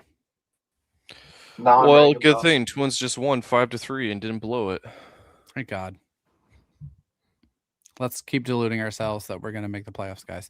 Dawson Montesa for St. Louis Cardinals, West Virginia starting pitcher, a 4-year junior. I have him a little further down my board. That's kind of my first, that's whatever pick for St. Louis. Anything on Montesa, Spencer? Not a ton. No, he was pretty far down my board. I mean, some interesting shapes it looks like, but nothing too crazy. Yeah, I'd imagine they believe they're going to get. He's pretty young, even though he is a 4th-year junior. He's under 21, so probably just view it as still a pretty projectable arm. Yep. But I can live with that one. There you go. All right, Jeremy. Twins are coming up in 2. Who's your pick for the shadow draft?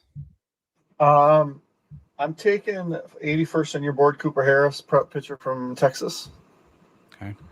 I like that. It's nice. I'm saving my prep for 79, so I'm going to take Joey Volchko.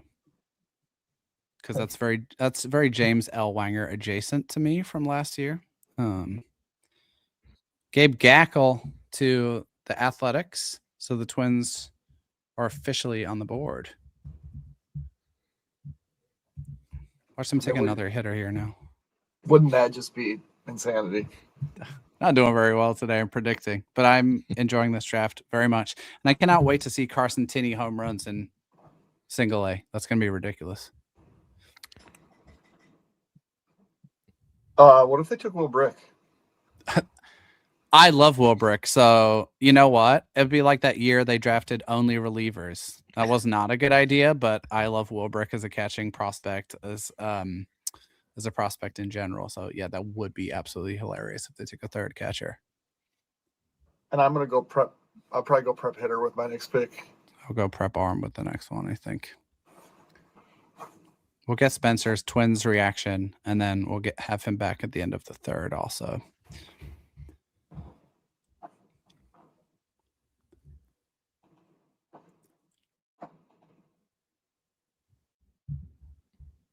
So 74, 79, 107. Brett Renfroe. Love it. Love Brett Renfroe. as a first arm off the board for the Twins. Let's get into him. All right, here's the scouting report, guys. I had him 74th overall on the consensus board. So sometimes things work out. He was a two-way player, began to focus solely on pitching when he got to campus at Virginia Tech. This is a class type, a college starter, where the stuff and ingredients don't line up neatly with production and outcomes. I said I classify Renfroe as someone with a significant up hour this spring, though it's a good frame, and he's about to surpass 70 innings for the third consecutive season. Slowly ticked up his strikeout rate while reducing his walk rate. Exactly what you want to see in terms of stuff. Good fastball, since 94, been up to 97, plays well at the top of the zone. Slider, cutter, hybrid, he throws in the upper 80s, and a curveball with plenty of depth in the low 80s. A changeup with some good horizontal break. He is the type of pitcher you can see making significant strides in a pro organization. Plenty of starter traits here. In 73.2 innings, he managed a 4.67 FIP, striking out 27.7% of hitters and walking just 7.9. Spencer, any thoughts on Renfroe before we let you go? Yeah, I mean, he throws a ton of strikes for sure. I always look at shapes more than anything. The fastball shape is not great, but he can get into the upper 90s with it, so that gives him some room for error. I think similar to some of the other guys we talked about, like some of the shapes on the breaking balls can blend a little bit. But if you can separate them or focus on one and make it really good, like there's some good spin there. There's some ability to manipulate the ball. I think just kind of hammering those out a little bit better. But yeah, I mean, it's probably a 5-pitch mix with the cutter and everything too. So it's an interesting arm. He was a guy who was pretty easy top 100 guy for me. So yep, definitely solid value. Love that. Cubs take Miles Bailey, probably the best pound for pound power in the entire draft at 75, which is very fun. Spencer, thanks so much again for hopping on. We'd love to see you back for the Brewers' 3rd round pick. We'll catch you in a little bit, my man. Yep. See you in a little bit. Jeremy, before we hit this 79th overall pick, your thoughts on Renfroe from what you heard so far? Yeah, I mean, it seems like there's not anything that really jumps out, right? He's going to be a solid arm to add to a organization that just needs arms, right? Yep. I don't remember you saying anything about an injury history, right? That sometimes don't believe so. Is something that is a little concerning, but up to 97, plays at the top of the zone. You said that's something the Twins have done more lately. If there's a slider-ish pitch that ends up being a sweeper, they've done that, and moves things around. So I'm never gonna hate adding a college arm after pick 50, because you need all of that, and I think that's certainly where the Twins are at. And as we look at 79 here soon, probably another arm. Yes, I think a prep this time. So you got to pick your prep. I'm not going to take an arm because I've already taken 2 arms, and I have a name that I like.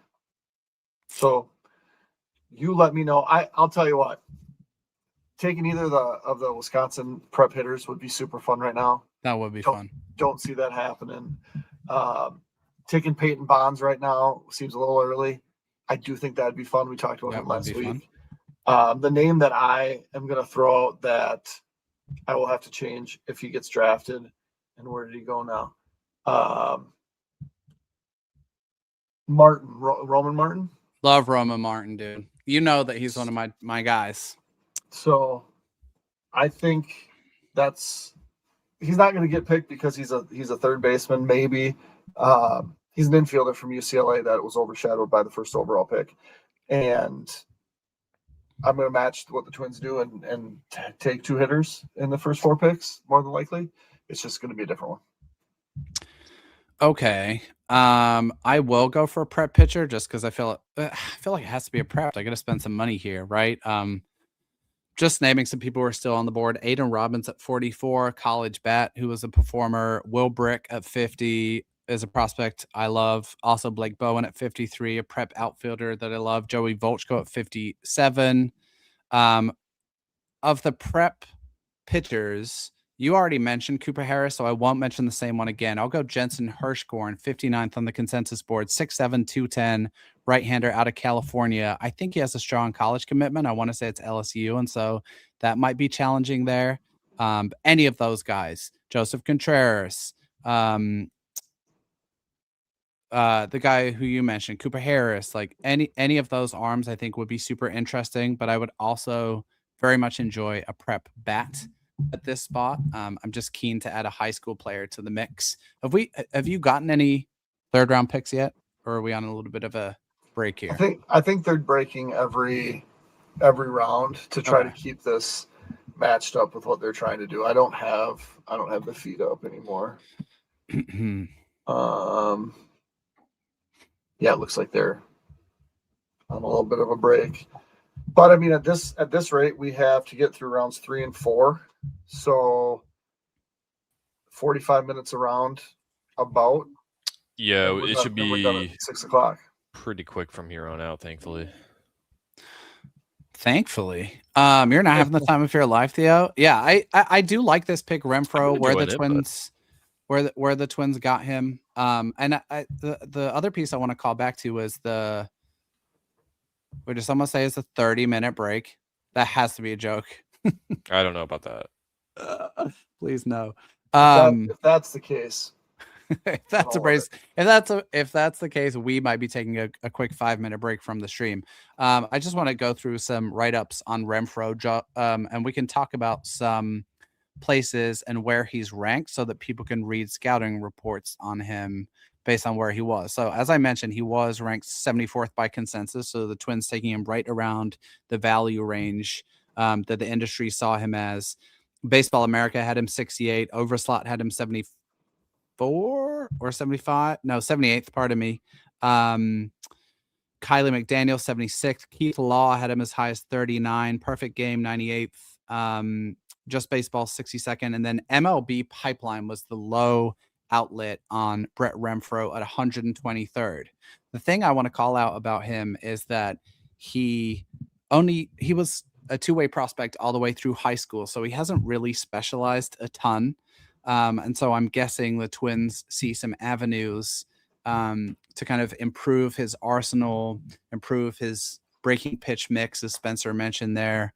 I do like that kind of strike thrower with like nascent stuff that you can add to is a very kind of Twins pitching archetype. So I think Renfroe is a fun pick. I'm expecting to see a lot of arms throughout day 2 here. And most likely with these other couple of picks too. I suppose there's a chance for another bat here at some point. But I think as we get into day 2, we're going to see this draft really dominated by arms. So apparently the broadcast said it's a 30-minute break, which is not perfect. Let's take advantage of this time. Maybe take some breaks for ourselves too if we need them. I can see Jeremy doing the stretching and whatnot. So I mean, if you need to do a lap around the house, man. I can sit for about an hour at a time before I am fair enough. Out of commission. So yeah, take me. I'm gonna remove myself. I'll be back in a couple minutes. All right. I'm gonna keep going through scouting reports on Brett Renfroe. Yeah, as we should. Okay, let's dig into what Baseball America had to say about Brett Renfroe.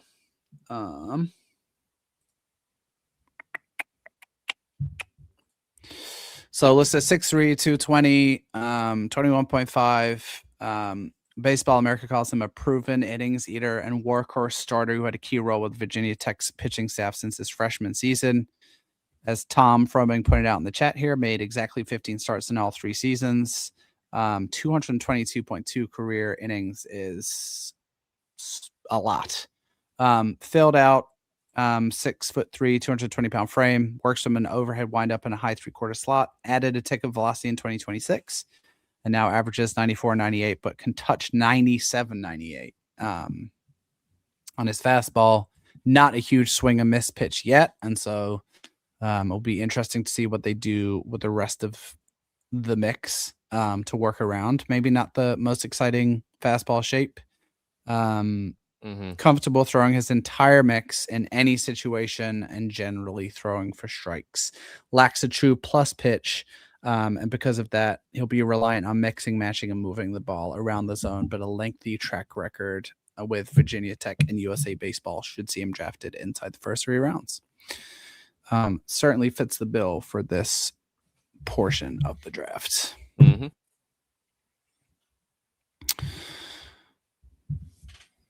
Okay, so when we come back here, we're moving into round 3. We've got the Rockies on the board. I think we're going to start to move super quickly here. We've got the Rockies on the board at 76, Twins up at 79, and they pick one final time on day 1 at 107. Yep, that's correct. And then we go through, I think 135 is the final pick of the day. We're in the home stretch, guys. We're 5 hours in, and we're about an hour and a half down. Jeremy left before someone potentially paid him a compliment. Didn't I know. The Twins grabbing Renfroe here. Did it the other night? It might be one of the articles. Was that, you can tell us, Doc Bauer, if that was a Twins Daily article. If it was from the consensus board that Renfroe was to the Twins. So all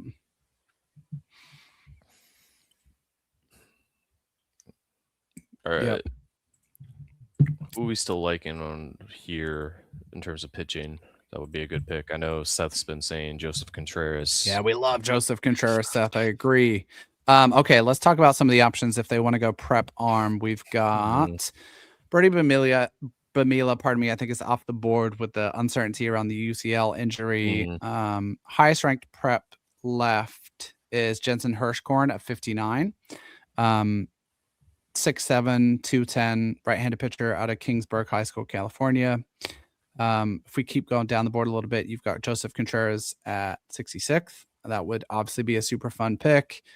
Cole Koninger is a two-way player, currently ranked 73rd. Ethan Waxman is 6'5", 225, righty out of Colorado, hit 100 at the combine. That's incredible arm talent. Cooper Harris, we've talked about. He's a little bit more of a kind of all-rounder in terms of prep profiles, 81st overall there. And then there's a number of other college arms within the top 100, but there's about 5 guys we have ranked still inside the consensus top 100 that are prep pitching prospects, probably about 6 or 7 more college arms. So super interested to see what they do here. Yeah. Well, as we're waiting, I see the MLB Network broadcast has a piece on Von Lackey going right now. So let's go. A lot of deep dives into him, which is no surprise. Love that.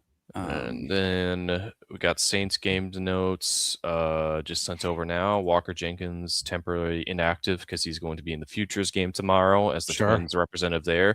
I understand Kalen Culpepper is still making the trip, even though he's not going to be playing in the game. So that will still be a good time for 2 of the Twins' top prospects to spend some time together on and off the field and, show what they got. I know it's not as... I know since Culpepper was able to play in the game last year, it's not as much as a bummer that he landed on that. I mean, it's still a bummer he's on the IL, but it's not as hard of a hit as it would have been if this was the first time he got selected with the current stuff. But yeah, I'm still super excited. I don't know between those 2 and Von Lackey how I'd rank them all out. I probably would still keep Walker at number 1 right now. Kalen number 2, just because I've seen a lot more of him in person than I have Von. So, but still, that's still a great top 3 prospects to have right now in this organization.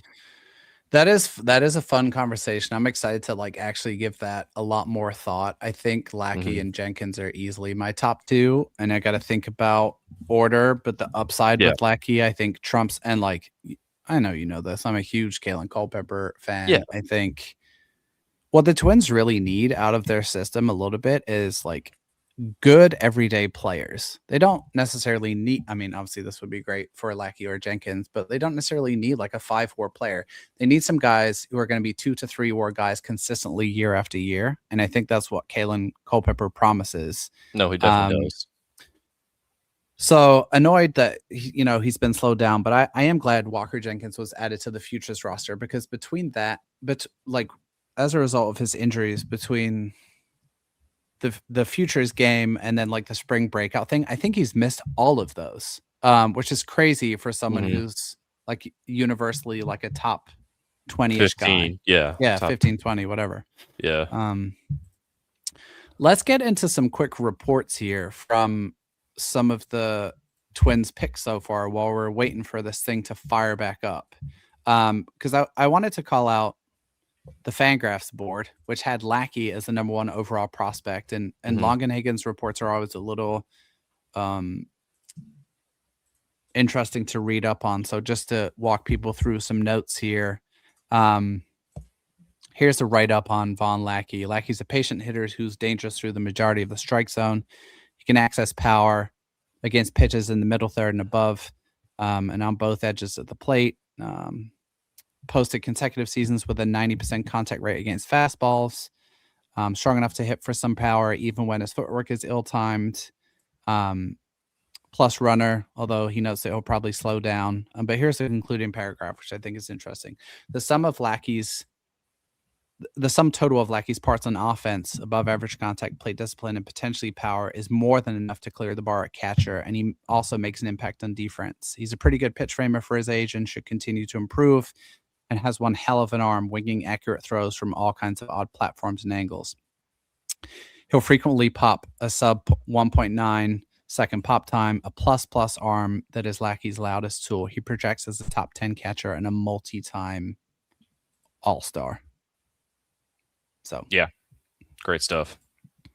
Great stuff. Let's see. I'm going to scroll down. I want to see Tinnies as well. Watch them fire up round 2 now, and I'm not paying attention, or round 3 now, and we're not paying attention. No, the broadcast is still on this Georgia Tech feature that they got going over the air. So okay, it's going to be a little bit. So it's good to catch our breaths while we still can. Okay, here's Tinney, ranked 58th by Longenhagen, a monstrous 6'3" catcher. It had power hitting breakout as a sophomore at Notre Dame. Swings over the top of a lot of softer stuff. Always been able to throw and leverage his size as a ball blocker, but receiving and framing improved in 2026, and now more comfortably projects as a viable defensive catcher. This is from Longenhagen. His toolset reads more like that of a bat-first backup catcher, except with much more power than is typical for that role. So that's interesting. As Jeremy returns, thinking about how those two kind of potentially fit together, right? You have Lack is your number 1. You have Tinney. Did you hear that report, Jeremy, from Longenhagen on Tinney? Yes, I did. That was interesting, kind of opining that actually he does think he has a chance to catch and be kind of a power tool first backup type catcher. So, but that's if the profile is backup catcher who has a super amount of power. Yep. That'd be super fun. Yeah. You can do that when you feel like the guy that you took first is your starting catcher. There was a handful of years ago, the Twins took 2 catchers in the top 10 rounds, right? They took Mitch Garver, they took Stuart Turner. The guy that was supposed to be the better one was the guy that didn't end up being better. So, I mean, you take guys with roles in mind, but you also have to know it can go many other places. So I'll tell you, it was shocking, maybe jarring when it was announced, right? College catcher again, after all these years, not being able to do that. But I think it really makes sense. Maybe it would have still been Tinney, even if it was Rock or Emerson first. But I think the pairing of these two is a good pairing. Yep. I want to call out another option as a prep pitcher who I neglected, who's in the top 100, Cole Koninger. And we haven't talked about him as a ton because he's listed as a 2-way on the board. He's listed at 73rd on the board. He's out of Texas, Keller High School, which is just north of Dallas. Tennessee commit. He is older for the class, but he's an amazing athlete, listed at 6'3", 210. Played shortstop, plus arm, above average actions as an infielder. Provides plenty of kind of extra base impact as a hitter. And then on the mound, fastball that's been up to 97, but he'll sit 93, 94. Big downward curveball. Not sure if he's going to focus on hitting or pitching, but that's just another option in the mix for the Twins at 79. We talked through some of the potential hitters here, prep pitchers here. Pardon me, Jeremy, for round 3. So now that we have this nice long break, you locked in your pick. Who was your pick for the shadow draft? I mean, it's going to be Roman Martin unless he goes to one of the 3 teams before. Okay. See, I just feel like don't. Okay, let me ask you a different question then. Don't you think? Here's a good point from Doc Bauer. Good arm with massive power. The number 2 catcher who can DH in first base starts to make sense to me. This is on Tinney. If he has Jeffers' intelligence or close, it makes me feel even better. OPS of 1.171 in the SEC sounds good. Agreed. What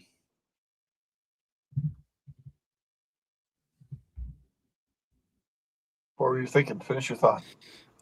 Sorry, just getting a text that I have to respond to. Give me 10 seconds. The text is, what should we do, Jamie? We're up in 3 texts. Yeah, right. If only. Since you weren't paying attention, you missed that the Lynx won. Good.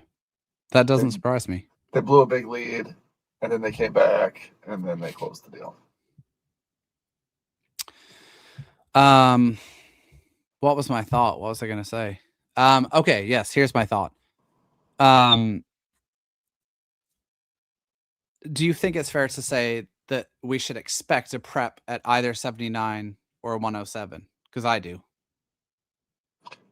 Well, yeah, I mean, we base our expectations off of the patterns that we've seen, and the money and the bonus pool, right? Well, yeah, we don't necessarily know that. I mean, there's not a ton. You're not getting a ton of savings on Lackey. No, agreed. But I do think we've seen this play out before the same way, and I think as long as once. What are we doing? We're trying to establish the patterns that teams create for themselves. So I think the likelihood is that, yeah, it's a prep pitcher. I don't necessarily think it has to be a prep pitcher, right? No. I mean, it's going to be what the board suggests. I should have just said prep player. I guess I would say. Yeah, go ahead. I would lean college pitcher over prep hitter right now. But I mean, we could see something wacky. I don't think there's anything to say that we couldn't. It would surprise me if the Twins drafted their 3rd hitter before their 2nd pitcher. Okay. Speaking of hitters that are available, there's a ton of. Sorry, I'm not good at texting and talking at the same time. There's a ton of interesting prep and college hitters available, so let's quickly run through those with that in mind. Archer Horn, I don't know if he's getting taken at this point. He might be hopping off to school at Stanford. You've got Aiden Robbins at 44, kind of corner outfield slugger out of UT. Will Brick. It would be so funny if the Twins took a 3rd catcher. I would actually laugh out loud. That would be amazing. Peyton Bonds is a great option. Blake Bowen. Jack Natili is another really good college catcher sitting there, 63. Gavin Grahovic. I think it's going to be a first baseman, but good slugging profile. If you want to prep, Luke Williams, 72nd overall out of Pennsylvania. If we scoot down a little bit more, Martin Schillar is a kind of power first prep bat. He's at 77th overall by consensus. And then if we scoot down even more right by Roman Martin. We've got D. Kennedy, Jeremy, someone we Yep. talked about quite a bit out of Kansas State, shortstop, a hitter who really produced. He's 90th by consensus. He, to me, would make sense here.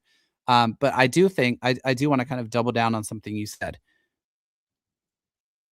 Caden Ferrero is another college hitter who has a track record. We are starting to see the college bats dry up when we get to like consensus 100, 110 on the board. And so this pick might be your last chance for a really solid college stick. And I do think there are going to be there's really good depth in the college starting pitching class this year. So we'll kind of see how things get rolling back here in a couple of minutes. If anyone in the chat is paying, I love Julian Garcia who said that. Let's talk about Julian Garcia. He's another interesting prep pitching option. I only have one issue with him. I can't find his profile. Hold on one second. Julian Garcia. So he's St. John Bosco High School, the same as James Clark, who withdrew from the draft. I have him 119th by consensus, 6'3", 205, a Long Beach State commit. So that shouldn't be an issue. It's one of the best 1-2 punches of any prep pitcher. Fastball's been up to 97, 17 to 19 inches of induced vertical break. Also a really, really good curveball. He had Tommy John last year. That's my only issue with Julian Garcia, who is a prep who we really haven't talked about that much, who fits just outside that range that we're talking about.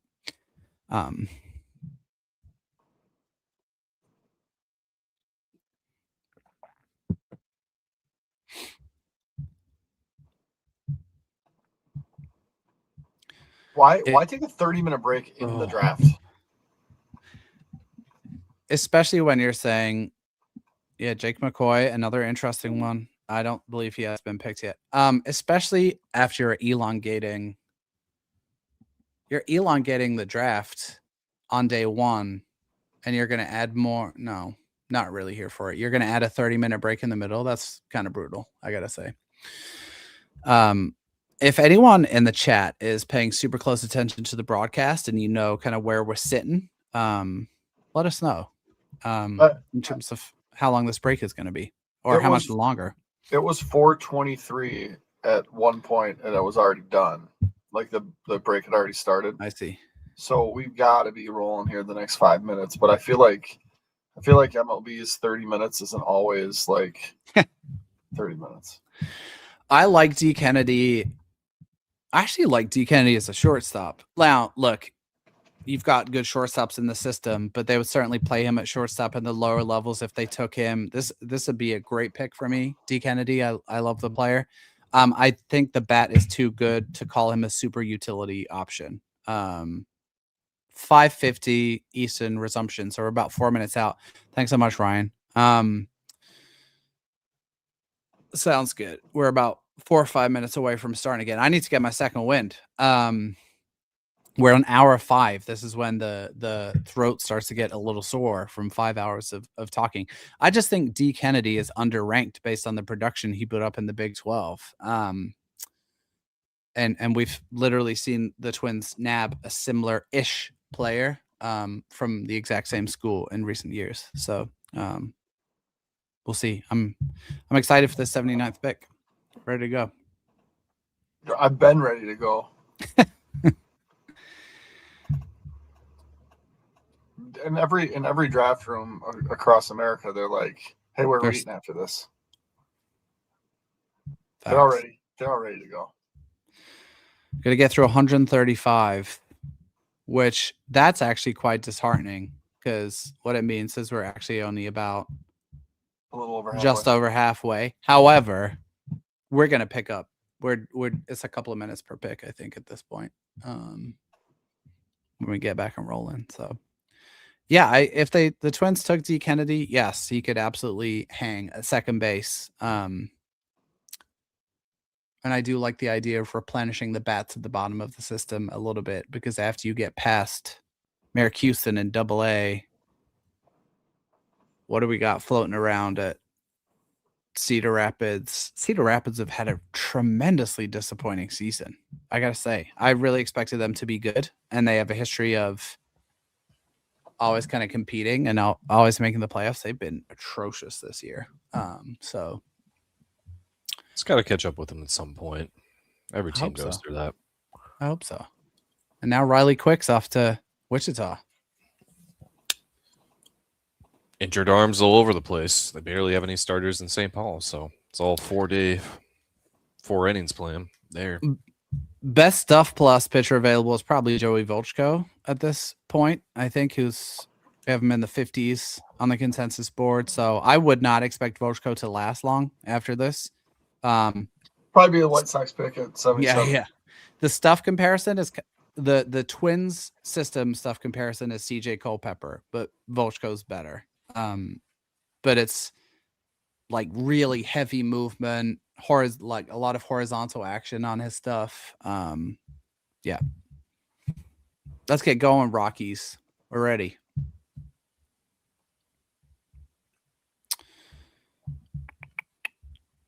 Still a lot of good players on the board, though.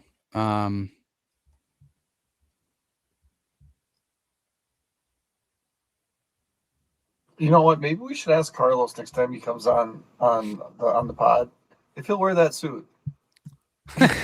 So you guys are going to wear suits too? Is that what I'm hearing? Yeah. Or maybe we'll invite him. We'll both wear suits. He'll join us and then be like, dude.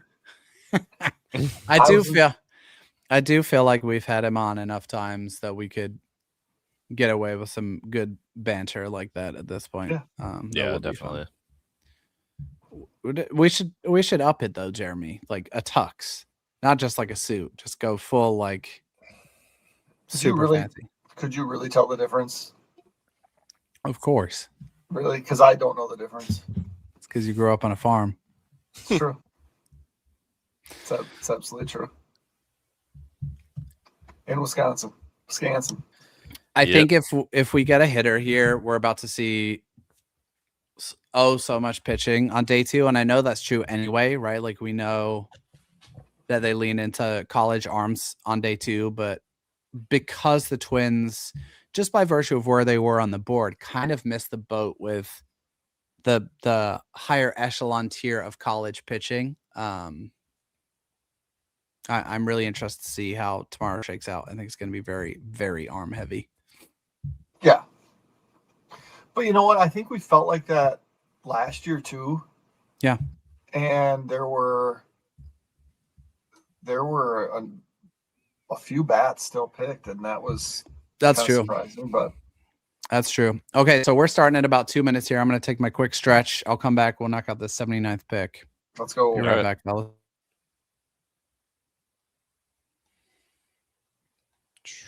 Just the downtime, waiting around.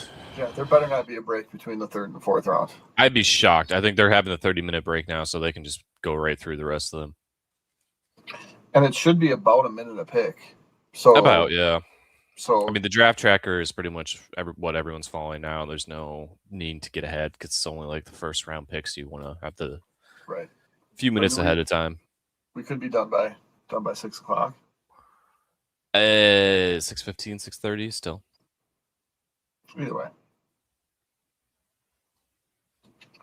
Either way.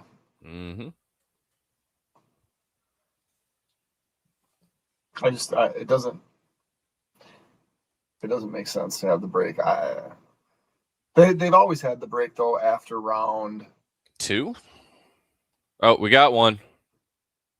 Here we go. Jack Natilia out of Cincinnati, catcher, going to the Rockies. So they are also doubling down on their he was depth. 63rd by consensus. Okay.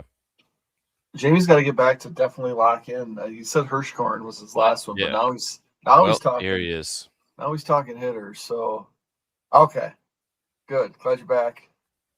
One more. There we go. We gotta unmute you though. Unmute, Jamie. God dang it. The 3. Leave me alone. It's been a long day. The 3 catcher dream dies. We can still get Will Brick and make it a 3rd. Yep.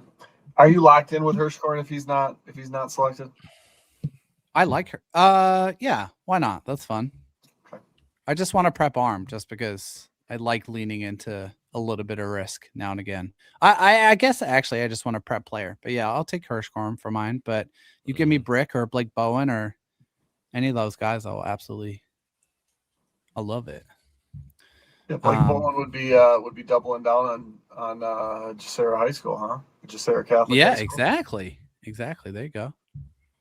Royce Lewis's digs.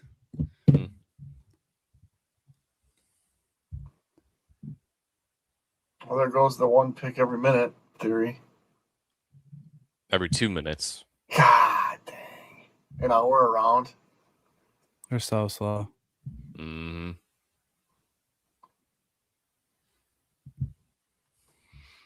It's just fun. You call it when you get to listen to the audio and it's like, White Sox select draft ID. Oh, that's Volchko to the White Sox. No way. I told you. Mm-hmm. Yeah, that's annoying. exactly what we wanted to see. White Sox win the draft. Yeah. I mean, if you have $20 million to spend, you better win the draft. Mm-hmm. And they did. Dang. It's a good pick. Well, he'll still strike batters out at Target Field. It's going to be the team that. And the tracker didn't even update for me where our pets' heads are falling. You got to refresh it every now and again. You know what I mean? That's the first time I've had to refresh it the whole day. Okay, we got the Nationals up, then the Twins. So we both, for the record, we both took Joey Volchko already. Yep. So we both have him on our team moving forward. He does seem very much Luke like a Williams. White Sox type. Luke Williams, who I mentioned as a prep option out of PA, goes to the Nats at 78. It's right around where he was value-wise on my board. Twins are up. No idea what to expect here anymore. I just would like it to be a name of a guy that we've spoke about. Hey, the consensus board mocked Brett Renfroe to the Twins as early as this morning. Sure did. How about that? How about that? It can't mock number 79 to the Twins because he's already been taken. Yeah, there you go.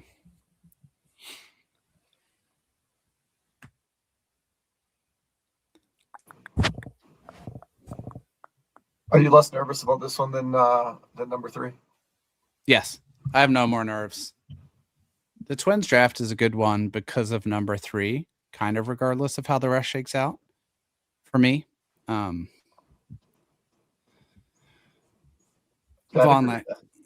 Leckie should be a game-changing pick. Absolutely. There it is. There's your pitch. There's your prep pitcher. Ethan Waxman, no way. Let's get Spencer on here to talk about Waxman too if he's down. I see he's floating around in the background He here. is. Also, Ethan Waxman is an incredibly fun pick. And he definitely has the speed to play. In my opinion. So we'll start with the blurb here. I had him 75th on the consensus board. So again, right around in line with value. Sharp riser on the board, a Colorado prep arm, same high school program as Kevin Gausman. And I wrote, it's a fascinating blend of size and stuff with plenty of rawness. I'm going to say this right from the beginning about Waxman, and maybe Spencer will disagree with me. This is a slow burn guy, in my opinion. I think it's going to take a while to get seasoned to kind of marinate. At the combine, the fastball is touching 100. It'll sit 94, 96. Added a cutter that sits in the high 80s to kind of bridge the rest of his arsenal. Really has a feel for spin. The breakers are up to like 2,900, 3,000 RPM. As a changeup that he sells pretty well. He's a Wake Forest commit. And I said, it'll be worth monitoring the strike throwing if a team can pry him away from his Wake Forest commitment. But if he can round out his arsenal with better breaking pitches, he's going to be a really tough look for hitters. Jeremy, your thoughts on Waxman to the Twins? That's a super fun pick. Yes, 6'5", 225. I mean, looks like a pitcher and already throws harder than almost everybody in the Twins bullpen. So yeah, I mean there's going to be a lot. There's just it's going to take a long time to develop this. Very much in the Charlie Soto vibe type thing, right? I mean, big prototypical body, but how are we going to develop this? You know, put a saddle on this and do it the right way. So yeah, big arm. Could turn out to be nothing. Could turn out to be the next thing, the next big thing, like any other high school pitcher. So I like spending the money on it.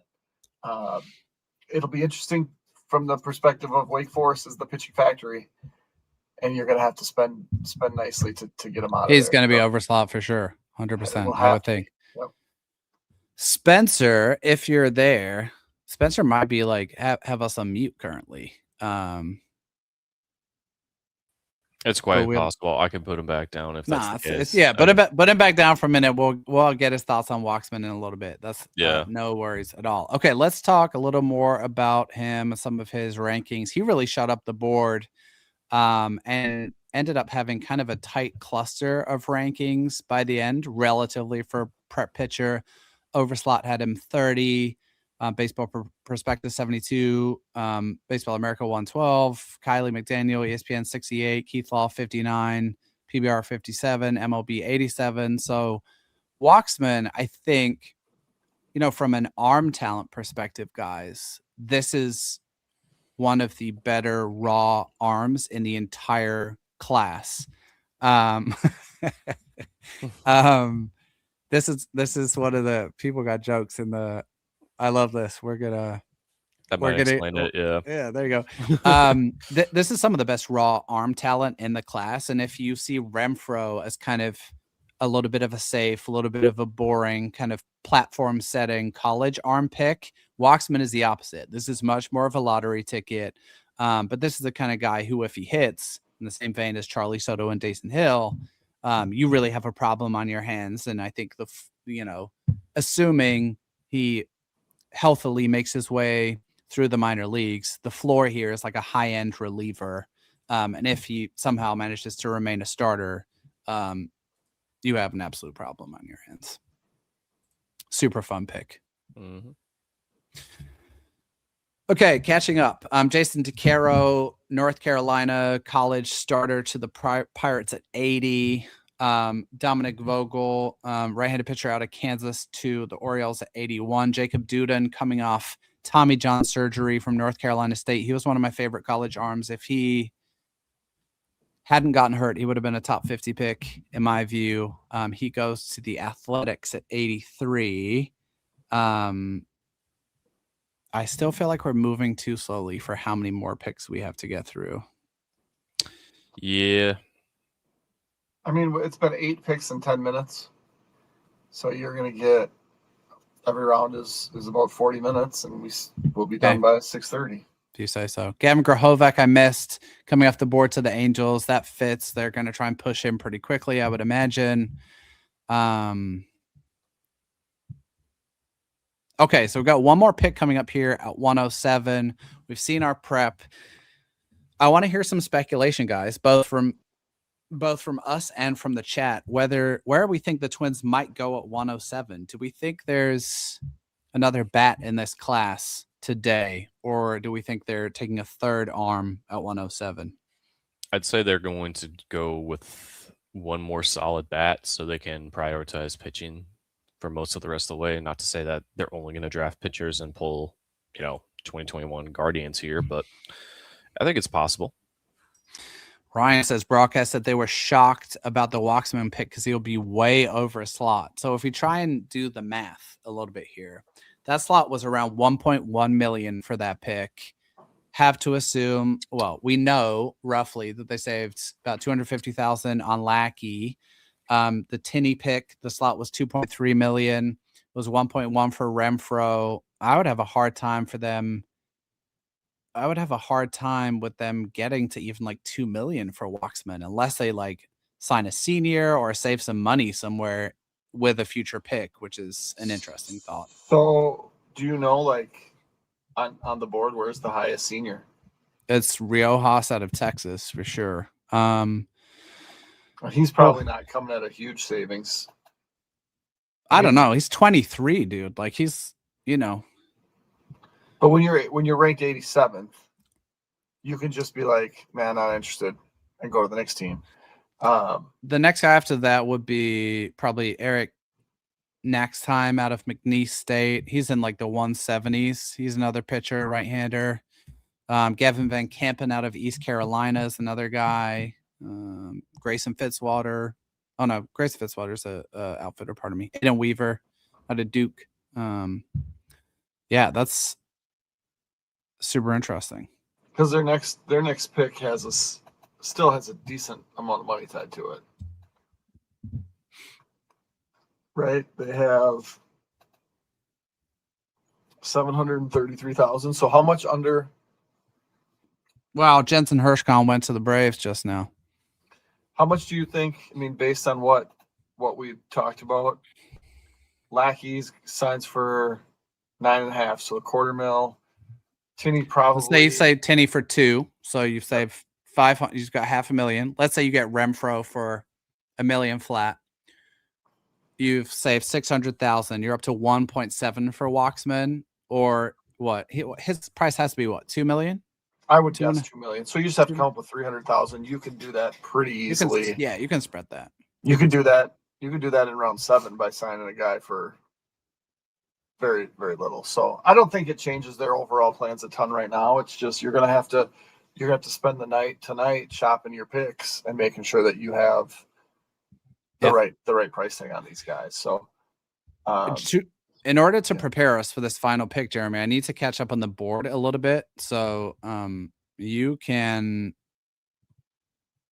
I can talk about the Gary Trent the deal that he just signed with the Bucks. There you go. 4 years, $64 million. That was not even close to the market value. But there's been some talk that the Bucks had to do right by him after paying him like the minimum amount of salary to keep him on the team with Giannis the last couple of years. So, not suggesting there was an under the table deal, even though that was something that I picked up on at one time. So yes, 4 years, $64 million for a bench wing is an interesting move for the Bucks. But they got money to spend, and their newest best player just got punched in the face by a former teammate at the summer league last night. So it's going well, is what you would say. Yeah. Right, almost there. I believe that's accurate, right? That is correct. And so you got to find the right one that'll take a pay cut, which is less common than it was when this whole new system came into place, but still something that you see. Guys that are happy to say they were drafted in the 6th round and signed for $30,000 versus the amount that they were maybe going to get. Braden Dowd, Florida State I like Braden Dowd to the Diamondbacks. 86. I'm almost there, guys. I'm almost caught up with you. Sorry. You're good. And so we're just going to keep flying through this. There was talk yesterday, the $1 million high schoolers being more signable. Yeah, and that's so true. I do think that this is kind of, if you're on your board and you're looking at the guys around here, not that the Twins will go back that route, but that could be a thing. I'm as a Wisconsin guy, Chase Madazinski is an interesting one.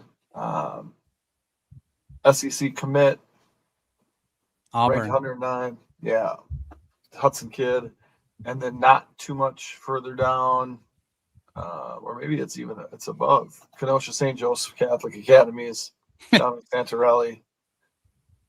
So Madazinski was the player of the year in the conference, or in the state. Santarelli's a little bit higher on the consensus board.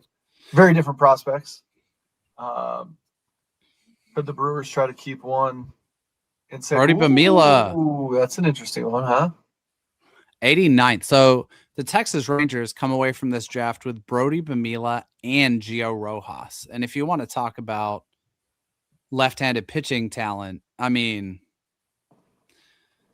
that's extremely legit. Bamila obviously fell. There's some uncertainty around a UCL injury, but we'll see if he ends up signing or not. It's going to cost $2 to $3 million to sign him, right? You would think so. Another bat that I'm interested in discussing or wondering about is Aiden Robbins, 44th by consensus. Had a 138 WRC plus in the SEC. He does strike out quite a bit, but he hit 333, 426, 696 with 24 home runs still on the board, which I consider a fairly significant surprise at this point, even if I was a little lower on him. There goes Peyton Bonds to the Giants. Peyton Bonds to the San Francisco Giants. That's cool. I love it. That's a lot of fun. Where the uncle and grandpa made their names. That's really cool. And 90th overall. That's right around where he was ranked, 107th.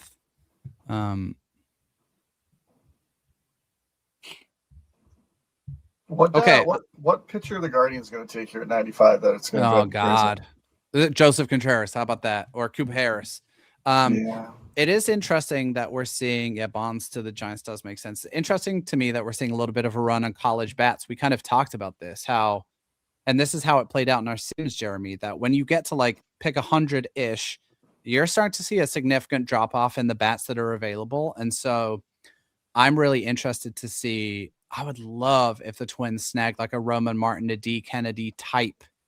Doesn't need to be those players, but someone, just a college bat with some solid floor at 107, and then you can go back to taking all of your college arms tomorrow. I love that we've seen Landon Tomei to the White Sox and Peyton Bonds to the Giants. Who else do we got in bloodlines left? Contreras, brother. Contreras for sure. Marlins. Who? He would have to go to the Lombard. Marlins. Contreras. Yankees. Dad played for the Yankees. Yep. Jose. Oh yeah. Jose Contreras. And White Sox. All right. Who else we got here? The Willits brother.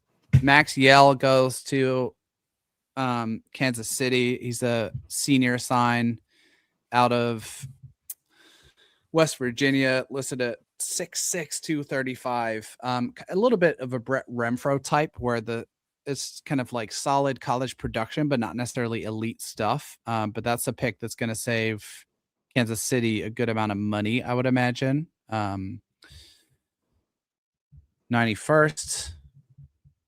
I had him 138th on my board. So he also doesn't really have much in the way of leverage. Aiden Robbins, finally. 29th on MLB Pipeline's board, goes off the board 92nd to the Mets. I know there are concerns about the hit tool there. But much like Sawyer Stroh-Snyder, that fall is a little bit further than I expected. I do want to call out a couple of prep prospects, Jeremy, that are looking, I don't know, maybe a little bit in danger. Or let's put it this way. There's only a certain amount of teams that can draft these guys now. Will Brick and Blake Bowen ranked 50th and 53rd by consensus. You know, if you're not going for the Giants or the White Sox, I don't know kind of where you're going to fit at this point, because I would imagine those were two kind of higher bonus guys. So somehow the Brewers always seem to figure it out. No kidding. Right? Cooper Pratt can't get drafted. Cooper Pratt can't go. Oh, Cooper Pratt just went to the Brewers, and yeah, teams can get creative. I mean, you talked about the senior that just got drafted here, and it's like, how much money can the Royals potentially save? They went funky off board with their first pick, like Zion Rose. What kind of savings are they getting with Zion Rose? Yeah, that's a great question. I would also like to point out, Jeremy, that in my pre-draft list of guys I tweeted out under my guys, Ethan Waxman was one of my listed pitchers. There we go. Got to keep the streak going for another day. Keon Johnson. Keon Johnson. Love Keon Johnson. Where did he go? Astros. What's the draft pick there? 93. So Keon Johnson, kind of thicker infield prospect, Vandy commit, likely move off shortstop, but super selective at the plate, takes a ton of walks, doesn't chase, strong bat to ball skills. That's the kind of profile I like a bunch. So that's a nice pick. I like that a ton. Is he going to be a shortstop or is he going to be a third baseman? Third baseman or a second baseman. Ty Horn out of Nebraska going to the Reds. The Reds are having a stinker.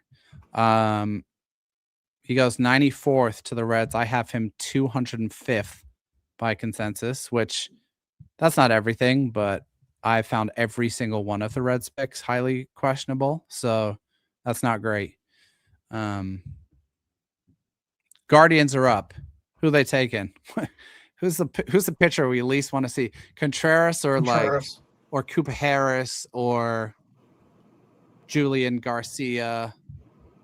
Someone who I absolutely don't want to ever see is getting taken by them. Yeah, I mean, Contreras wouldn't surprise me at all right now. No, I don't want. Stop willing it into existence, Jeremy. Can they go prep again? It's going to be interesting because Schmidt's going to cost more than 1.6. They'll get some savings on Peterson, I'd assume. I like Bowen too, Seth. He was in my preseason top 30. And he did fall quite a bit, but I just like it's just loud tools. And I tend to like to take gambles on that.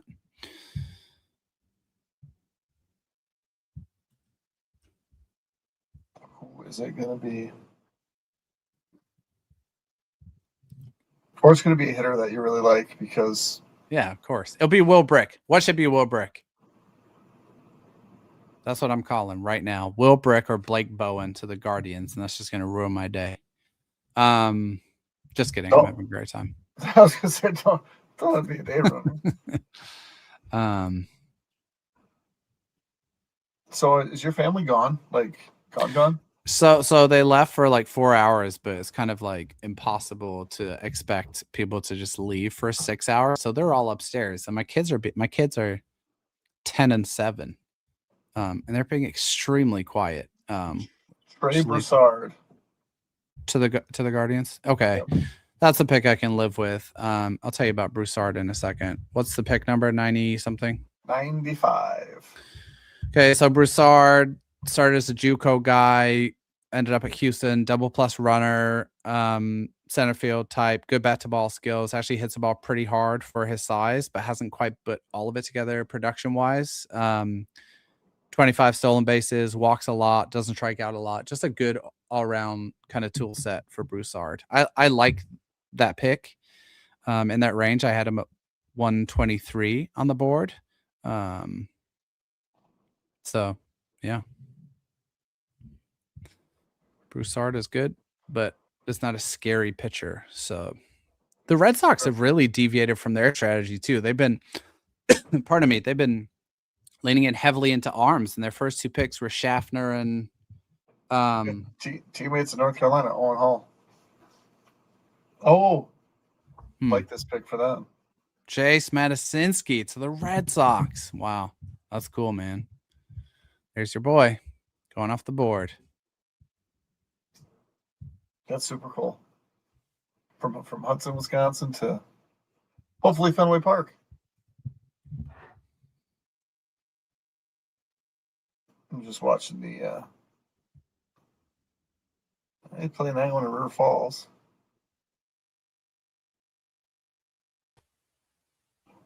And they showed the same clip twice. Yeah,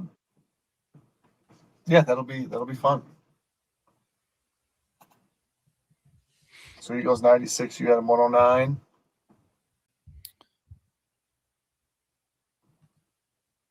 San Diego on the board. Here's where Bowen goes. That's what Seth said. Like that.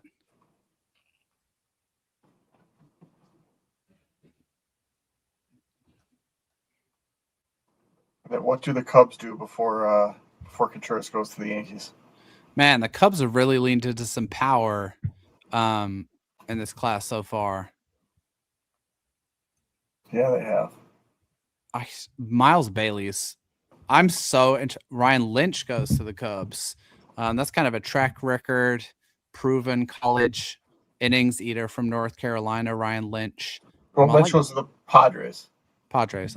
Is that not what I said? I'm losing it here, It's dude. the I'm Cubs, sorry. not Padres. Cubs are up now. Yeah. It's getting late in the day, guys. And we are not streaming tomorrow.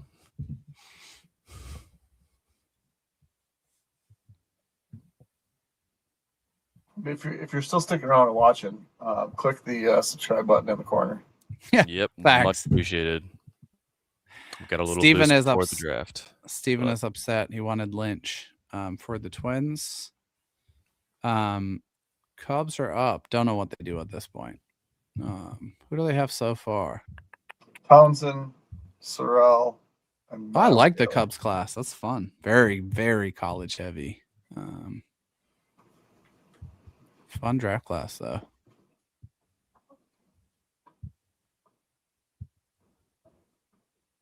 Carson Jasa, I love that pick. He was a further down the board pitcher that we speculated on from Nebraska, 6'7", 215 pounds. He was so wild coming out as a freshman that they wouldn't let him throw in practice because they were worried he was going to hurt people. But the fastball's up to 98. He has his fastball shape is not good, but he has diabolical breaking pitches. So Jasa is an interesting one for the Cubs. I actually like their draft class a lot more overall than I thought that I would, and then I usually do. That's a pretty fun pick. Yankees on the board at 99. What do we think they're doing, guys? Going prep here, possibly? So they've got Hunter Dietz and Sean Duncan so far. Okay. Yeah. That's 2 power arms. Let's get Spencer back in here because the Brewers about to be on the clock too. Spencer, we speculated that you were spending time being upset about Gary Trent Jr., or that's what Jeremy. That would be correct. Yes, that would. You would be absolutely correct about that. Brendan Brock, who I believe was a Brewers draft pick last year, goes to the Yankees at 99. Spencer, can I get a penny for your thoughts on the Twins drafting Ethan Waxman at 79? What are your thoughts on him? Yeah, that was a fun one.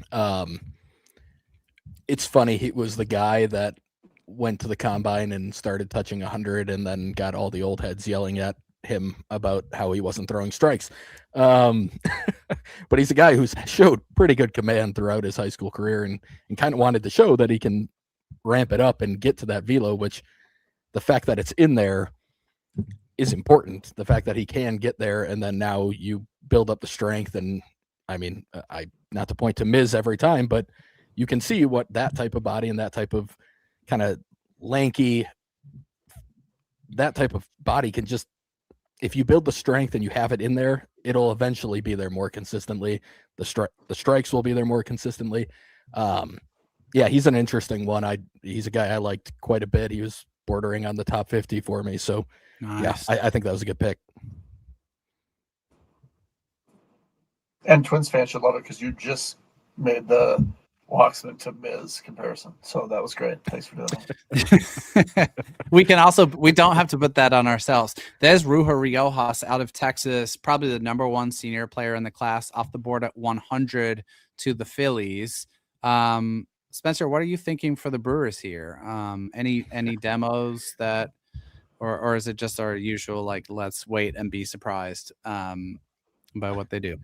Yeah, my specific guess would have been Brendan Brock, that they would have gone back to him. I kind of thought they might do that there. So that is no longer an option. Yeah, it's tough because I genuinely have no idea what these first two are going to cost. Like I would imagine Strauss Snyder is going to be more than Slot at 66. Yep. But I would guess Ebel's probably about at the minimum on what you can offer at 25. So I don't know what they're going to be working with moving forward. Now, obviously, it's early enough.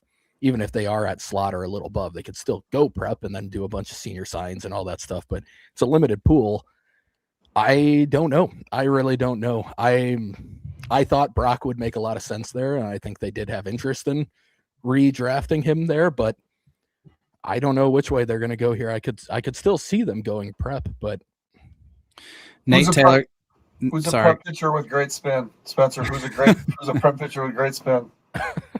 He withdrew this morning. That's Lucas yeah, Naraki. Naraki would have been. Oh, that would have been my favorite right there. Yeah, who is still sitting there with good spin? It's a great question because that is probably where they would go. Actually, if they're going to go cold weather prep, who's my New Jersey guy? Blanking on the name right now. Oh, I've got him on here. Hunter Brown. Hunter Brown. Oh, sure. I'll go with that as my official guess here. I would like it. Let's see. Brewers are officially on the clock. Nathan Taylor out of Cincinnati going to the Seattle Mariners at pick 101. Brewers are up at 102.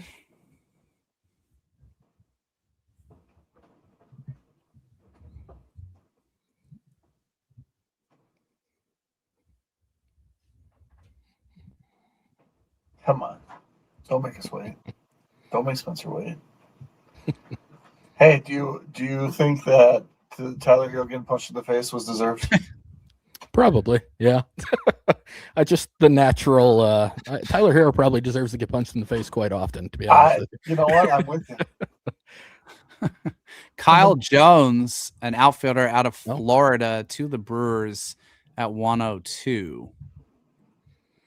Yeah, that one's is not bad.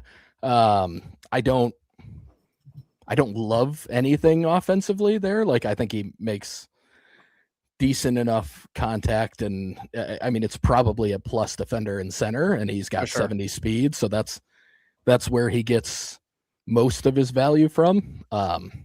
He does make a lot of contact when it's in the zone, but the power's never really showed up super consistently. I would imagine they're hoping they can tap into some of that, because I don't know that there's even going to be much better than maybe an fringe average hit tool there. So it's mostly the defense and the speed that they're probably banking on, and a good athlete.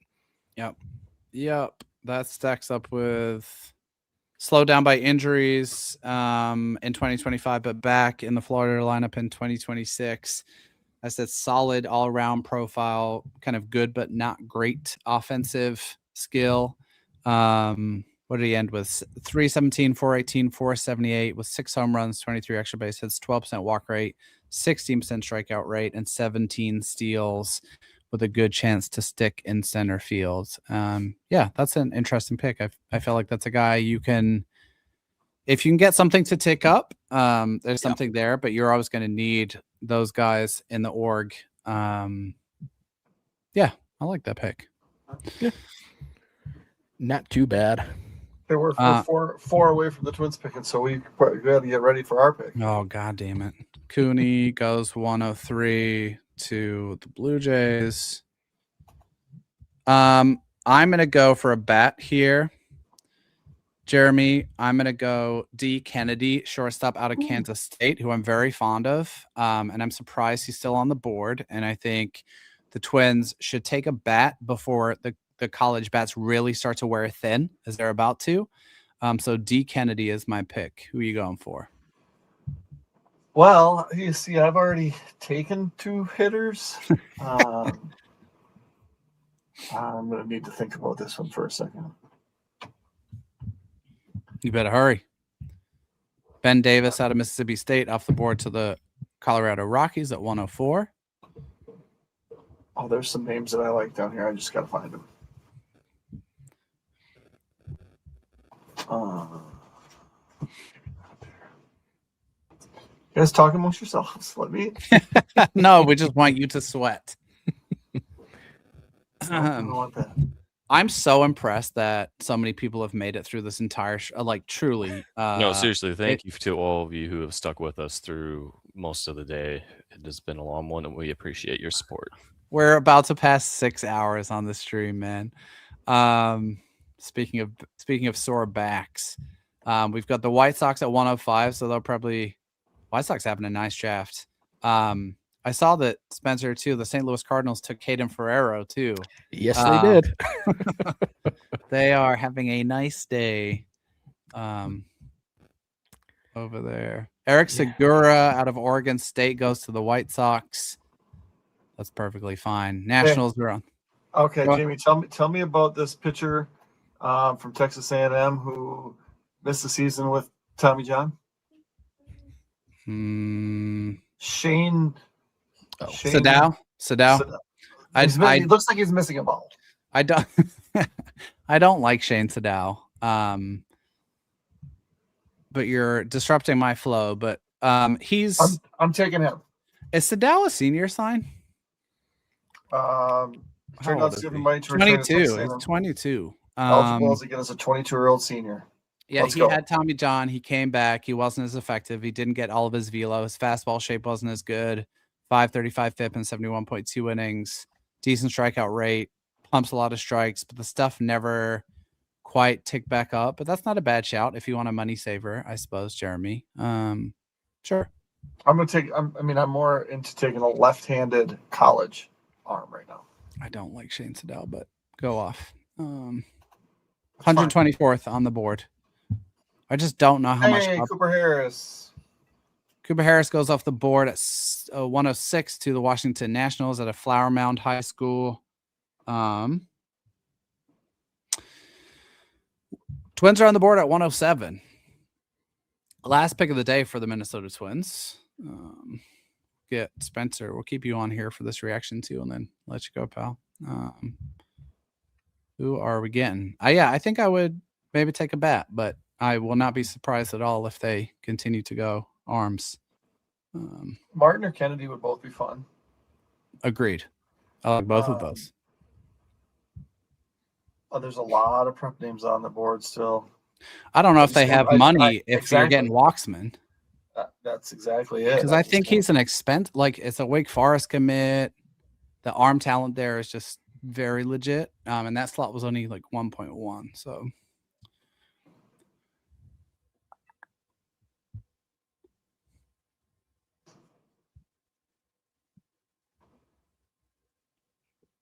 Who is Tommy Lepore? Oh, okay. Interesting. Tommy Lepore, again, if we're talking about just, and Spencer's probably going to have more refined opinions than me, but if we're talking about just arm talent, it's legit. Like he does have some really significant arm talent. Here's a write-up, Jeremy, because he's 130th on the board. He's a decorated athlete out of high school in Missouri, football, baseball, and wrestling. After spending a season at Wichita State, transferred to TCU, and put together, this was in 2025, 401 FIP and 90 innings of work for TCU. That was his first year there. Really good arm talent, fastballs 95 to 98. It's been up to triple digits, tended to perform poorly, poor shape, spotty control and command, above average slider, and a solid changeup to round out the mix. He only managed 17 innings in 2026, missed a ton of time due to some elbow soreness. The results were not good in 2026. But I concluded by saying this is a prospect for whom recent performance and arm talent do not align. The right process and development could see him develop into a starter with a high leverage reliever as a fallback option. Spencer, what you got on Tommy Lepore? What are your thoughts there? Yeah, honestly, I think that the changeup for me is a bit better than the slider. I like the changeup. It's got a lot of arm side run to it. Probably could use a little bit more depth, but it's still a pretty good pitch. Yeah, but he's been up to 100 and 95 to 97 on the fastball with not a great shape, but not a bad shape. I would say it's a decent one that if he keeps it up, it can definitely miss bats just on the shape rather than just the velo too. I think the slider flashes pretty well. I think if he can make that more consistent, that is when you start to see maybe starting become a possibility for him. But if it doesn't, then yeah, I mean, like the high leverage relief is definitely possible where that velo could just play up and sit around 100 rather than kind of touching it once in a while. So Tommy Lepore did some time at Wichita. Is that accurate? Yes. You know who else? Comes? Sean Johnson. Yeah. exactly. Yeah. That's his neck of the woods. Exactly. I do like that after the Twins go Renfroe. Actually, you know what? That's a little bit unfair. I think I'm couching Renfroe as like, I think we're characterizing Renfroe as a guy who doesn't have velo when he actually really does. He has some decent velo to him too, but the Twins have taken solid arms here in Renfroe and Waxman and Lepore, and you probably have kind of continuum that they've drafted from with these 3 picks from like the safer end, which is Renfroe, who you probably feel confident is going to continue to start as a pro, to the lottery ticket end, which is Waxman, and then Lepore is probably somewhere in the middle. So I see the vision.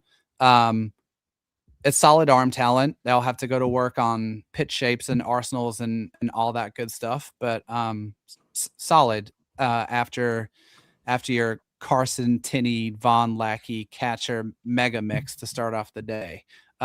Spencer, any final thoughts on the Twins overall haul? What do you make of that? 2 catchers and then three arms to round out the rest of the day.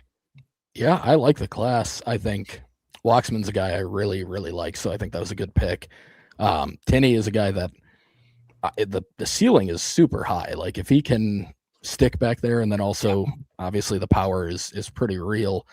And then Renfroe and Lepore are both interesting arms that I think some tinkering can lead to some pretty interesting starting profiles. So yeah, I think they did pretty well, and it's hard to complain when you come out of it with Von Lackey, who again I think was the best player in the draft.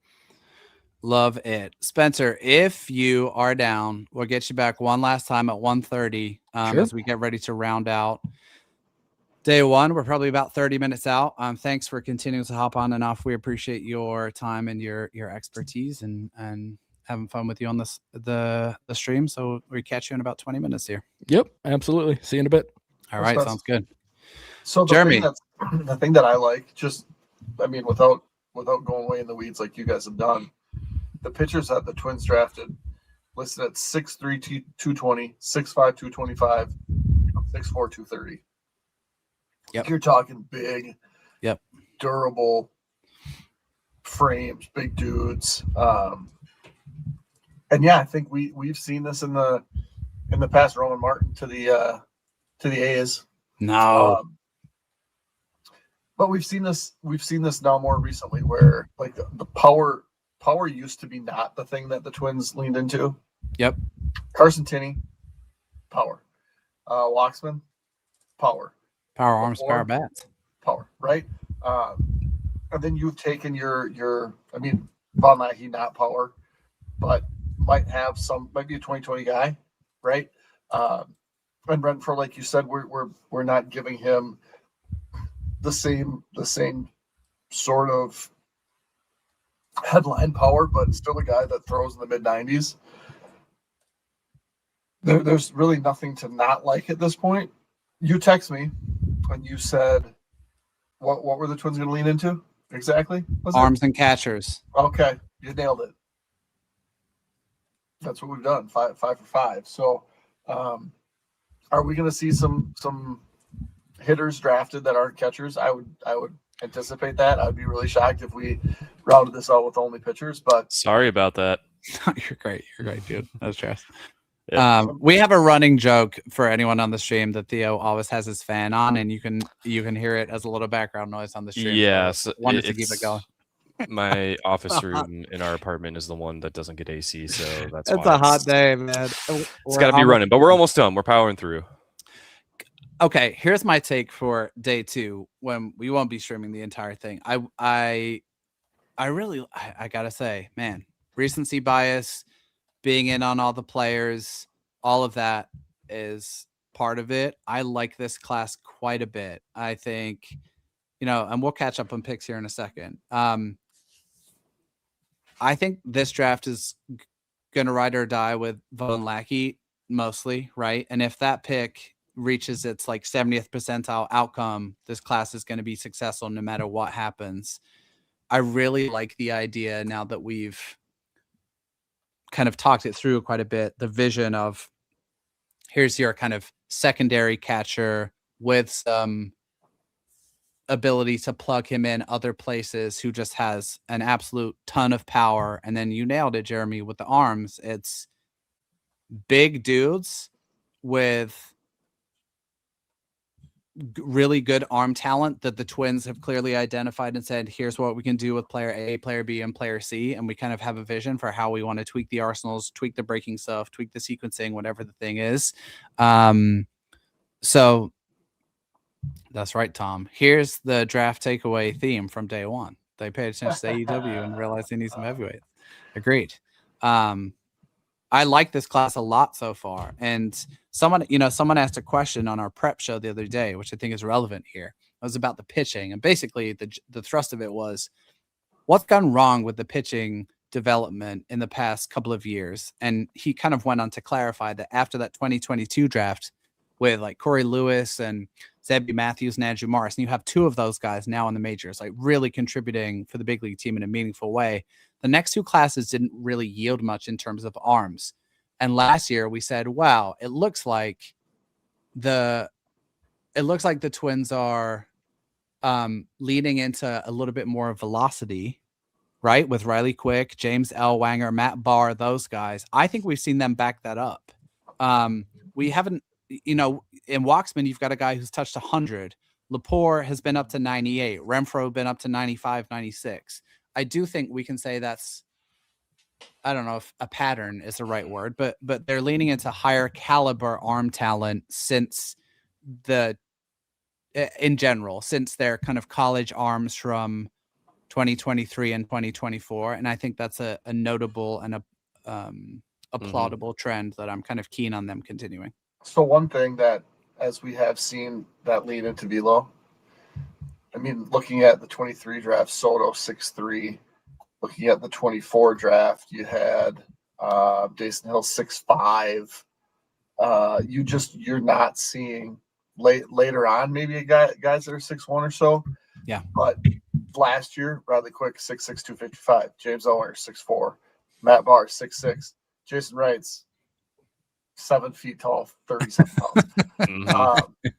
So I mean, is that the thing though? You're going to get more velo out of enormous humans, and it will teach you the rest, as opposed to, let's take this really electric 5'11", 165-pound guy that we can. It's going to be more instruction that goes into it, and a chance that it's just not going to work. Maybe it's coincidence, but as the Twins have leaned into power, what they've done is they've started to take really, really big people and not the smaller humans.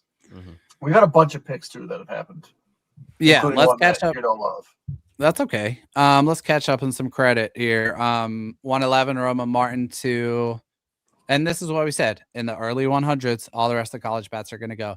Roma Martin 111 to the A's. Cole Dennis, a prep righty to the Braves at 112. Colin Bland, a high school first baseman. He was listed an outfielder. He's going to be a first baseman at 113. He's not listed on Pipeline's board, but he should be. He's really good. D. Kennedy, 79th on Pipeline's board to the St. Louis Cardinals.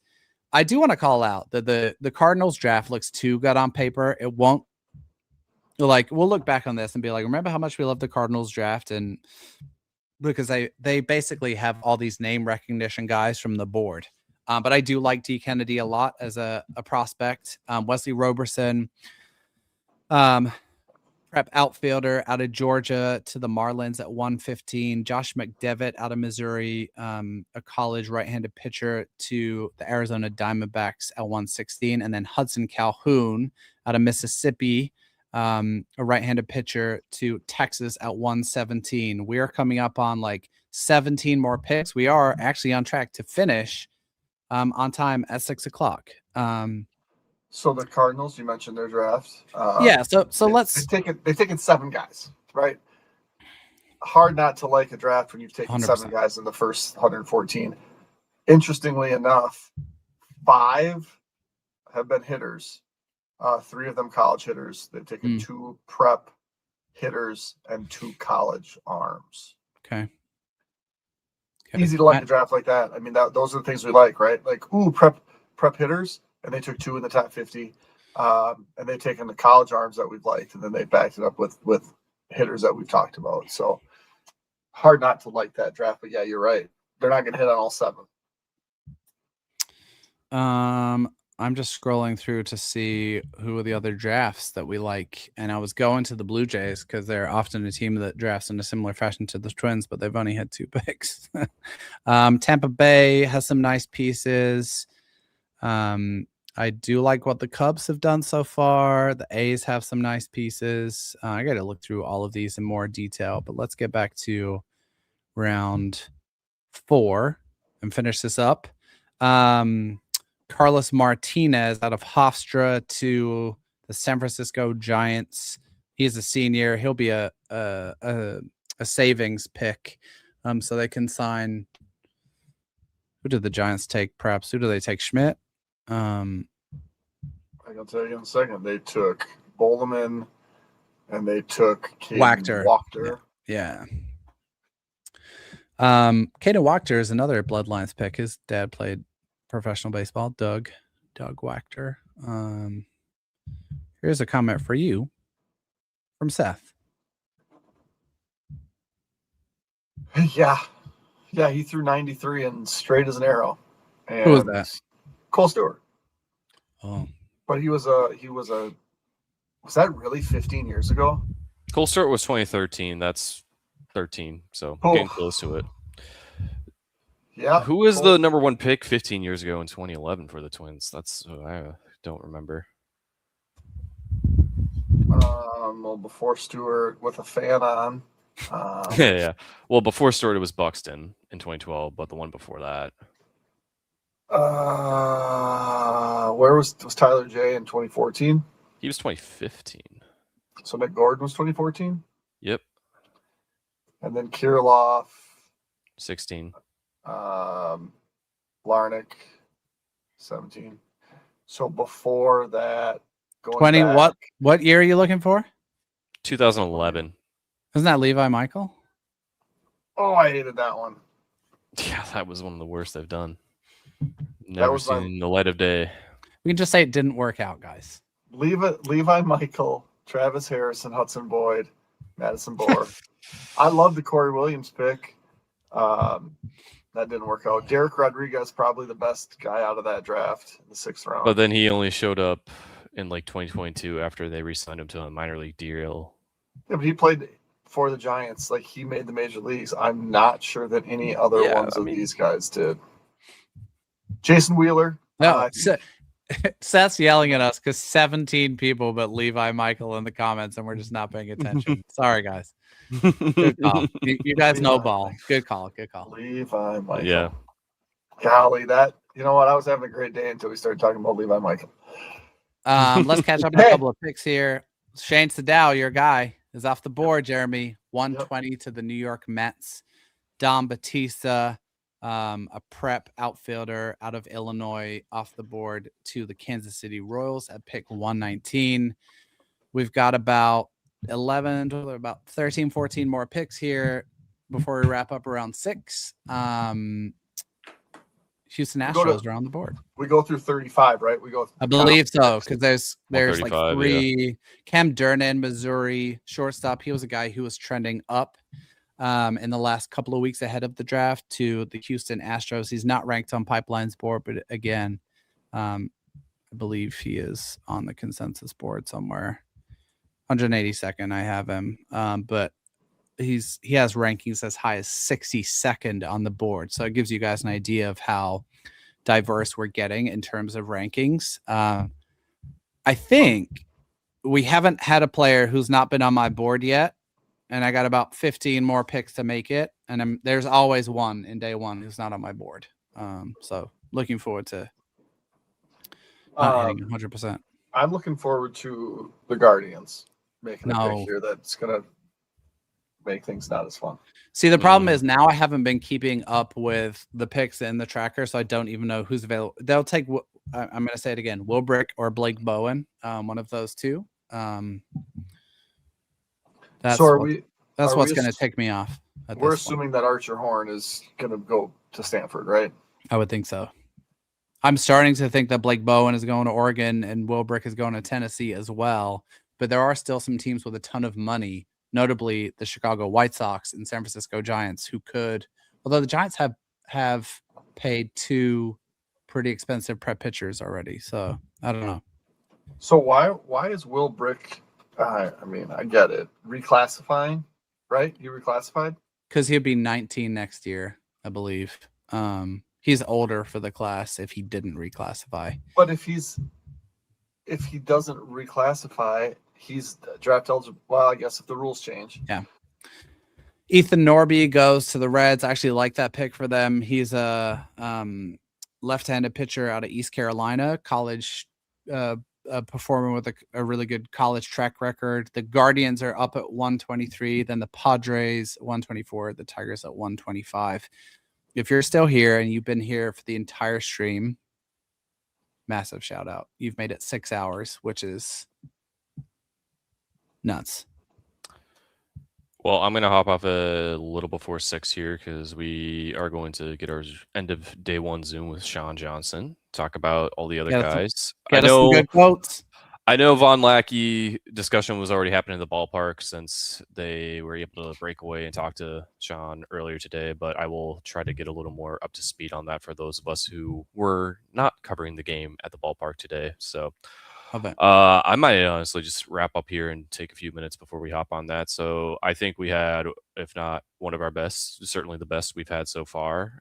Thank you to Spencer and Matt for hopping on and everyone who's stuck with us. As we've said a couple days ago and got a nice little subscriber boost, do subscribe and like the video because it takes absolutely nothing and it helps us grow. And we want to keep doing this probably again next year and just keep this rolling as long as we can. So Jeremy and Jamie will take you the rest of the way. We'll see you later. Thanks, Theo. Thanks. I love how Theo made an announcement as if the stream is ending because he's hopping off. Here's how the Cleveland Guardians can stick it to the Minnesota Twins by drafting someone from Minnesota. They take Cade Lewis out of Sartell, Minnesota, Wake Forest infielder with the 123rd pick. Cade Lewis was really good this year for Wake Forest. I like that, but that's a very Guardians-y type pick. Someone is going to take great at bats, not necessarily a ton of raw power, but I like Lewis a ton. Robbie Levy, catcher out of George Washington, who I believe is 20, to the San Diego Padres, a 124. We're about 10 more to go, Jeremy. Any final thoughts on what you want to see from the Twins or expect to see from the Twins on day 2 before we get Spencer back on, and then we'll talk about the Brewers' final pick here. And then close out. I would expect a majority of the picks being college pitchers, probably right-handed. Maybe sprinkle in a 4-year infielder somewhere, but I can't imagine that we're going to see many prep names called by the Twins at this point. Yeah, I agree. I think they have surprised us with 1 or 2. I do like how teams take a prep guy late in the draft just in case they have money left over. Yep. And that's if a guy, if there's a medical issue and you want to, you can agree on a reduced price just to have somewhere to spend that money. Seth, hold on 1 second. Seth, can you send us the audio of the Sean Johnson later? That would be so amazing if you could, because we'll definitely use it for pieces and all that good stuff after the fact. Sorry, Jeremy, to get across you.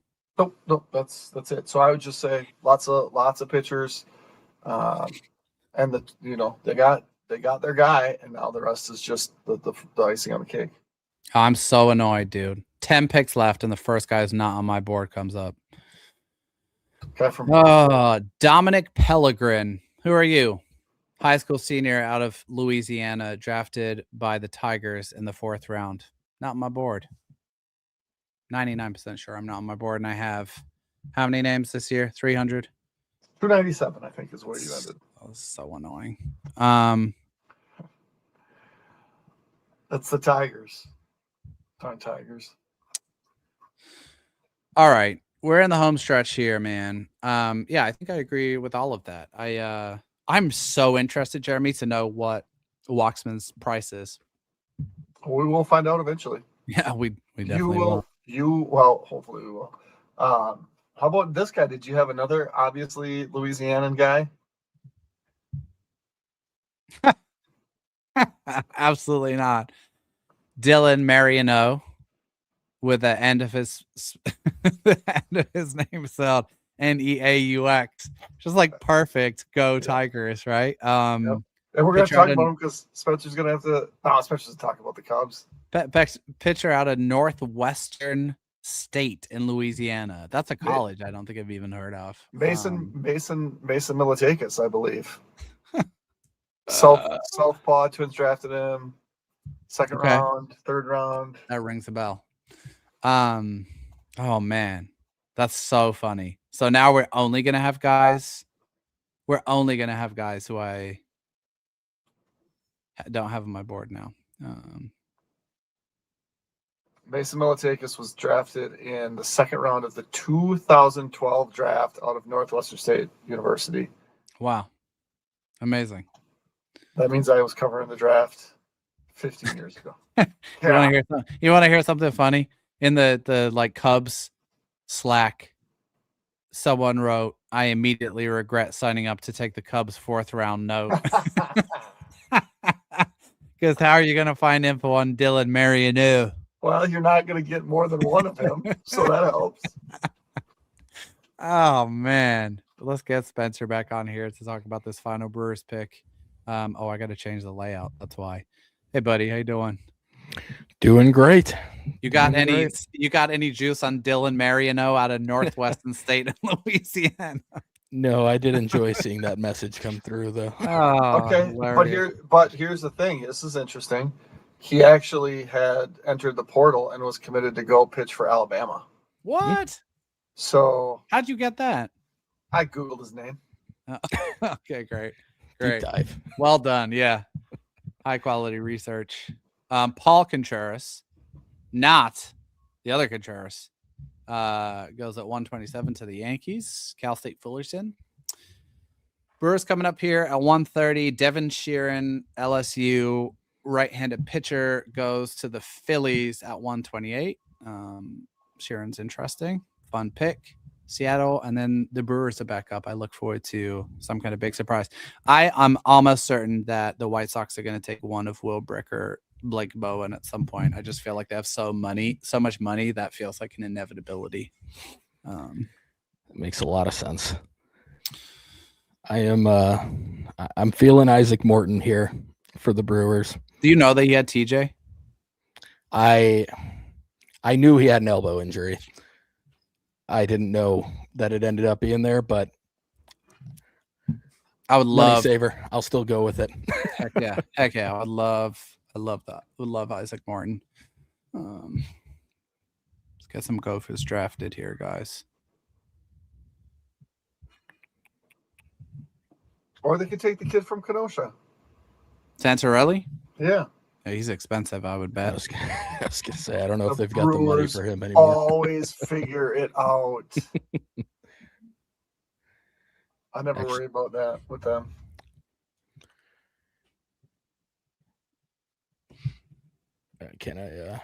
Trevor Lucas out of UNC Wilmington to the Mariners, which puts the Milwaukee Brewers on the board.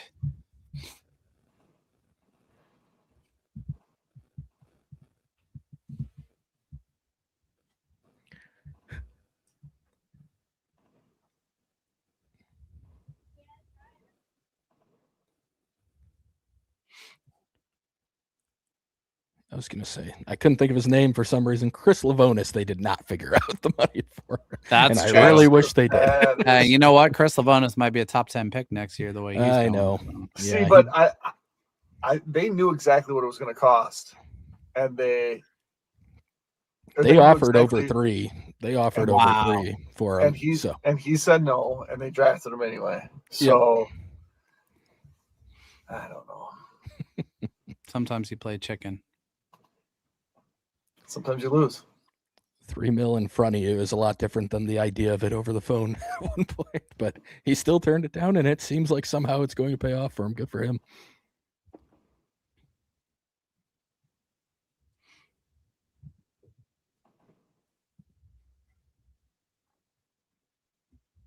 What's taking him so long?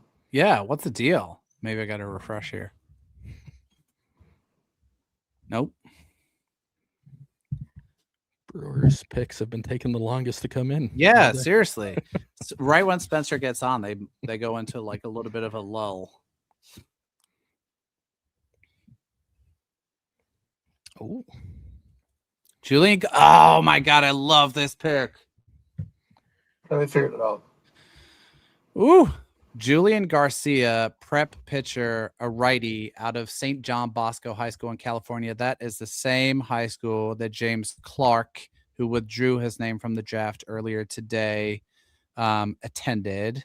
Let me find my 1 second, guys. Let me find my Garcia write-up. I have him 119th. He's a Long Beach State commit, so I don't see that being a problem. He did have Tommy John a year ago.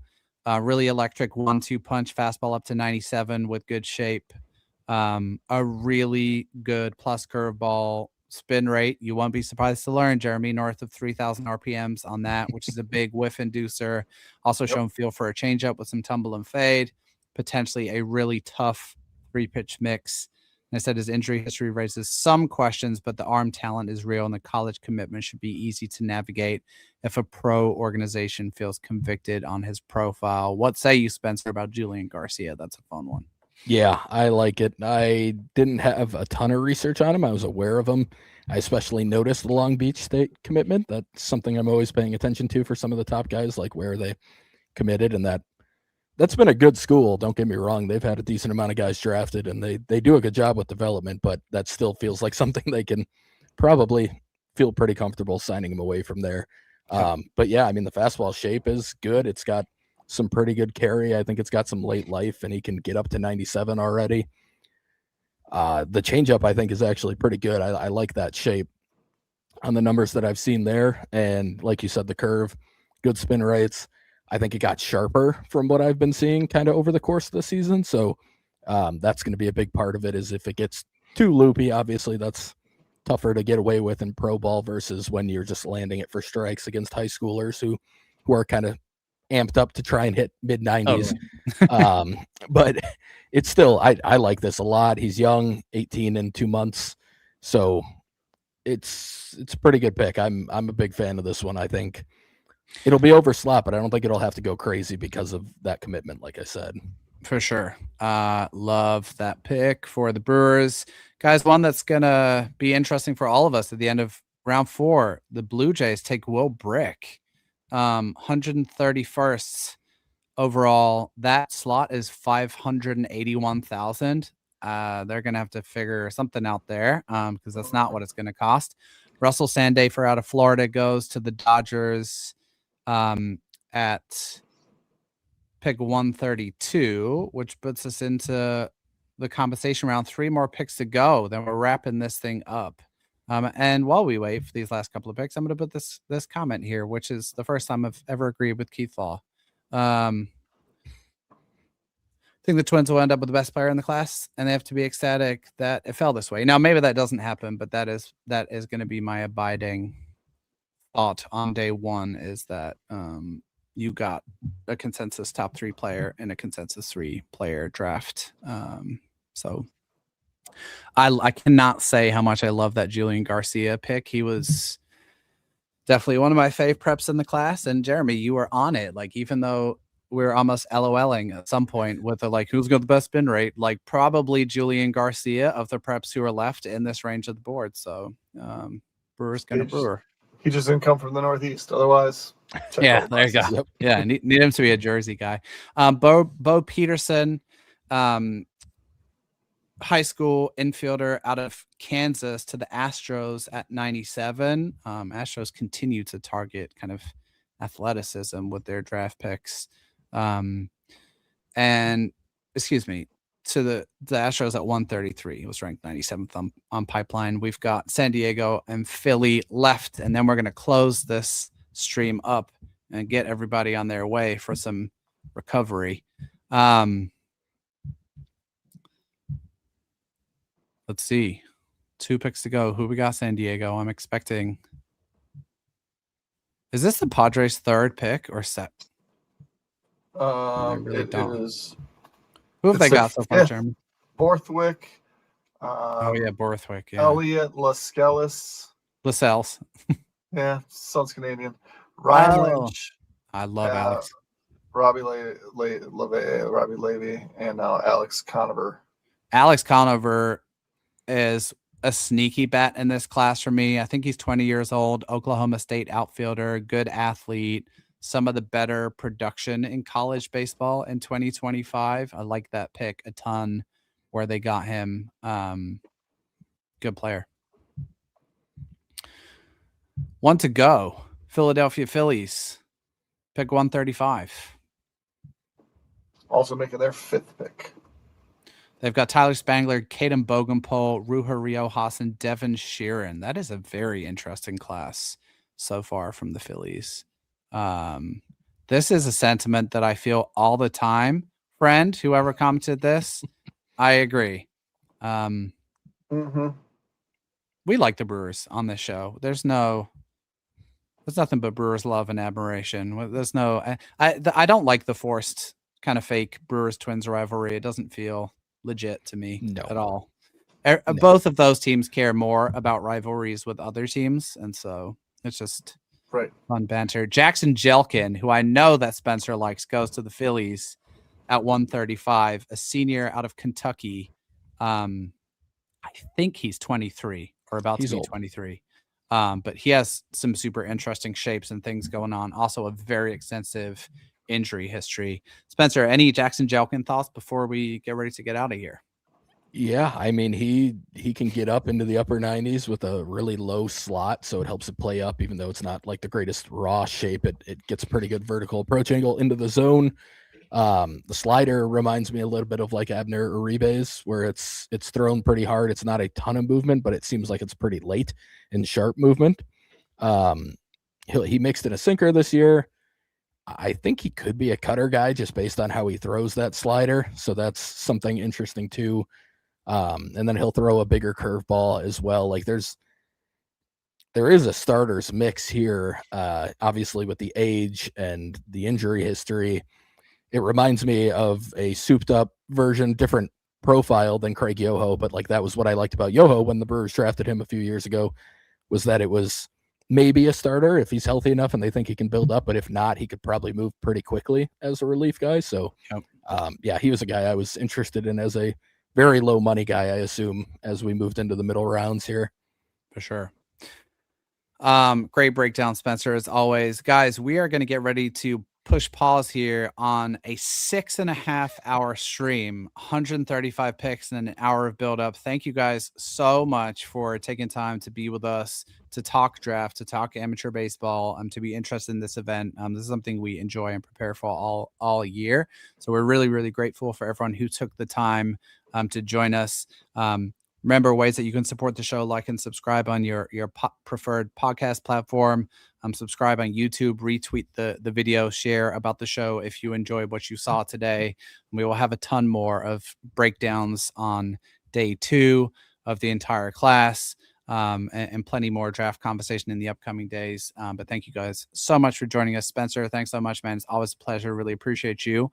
We'll talk to you guys soon. Take it easy, everyone.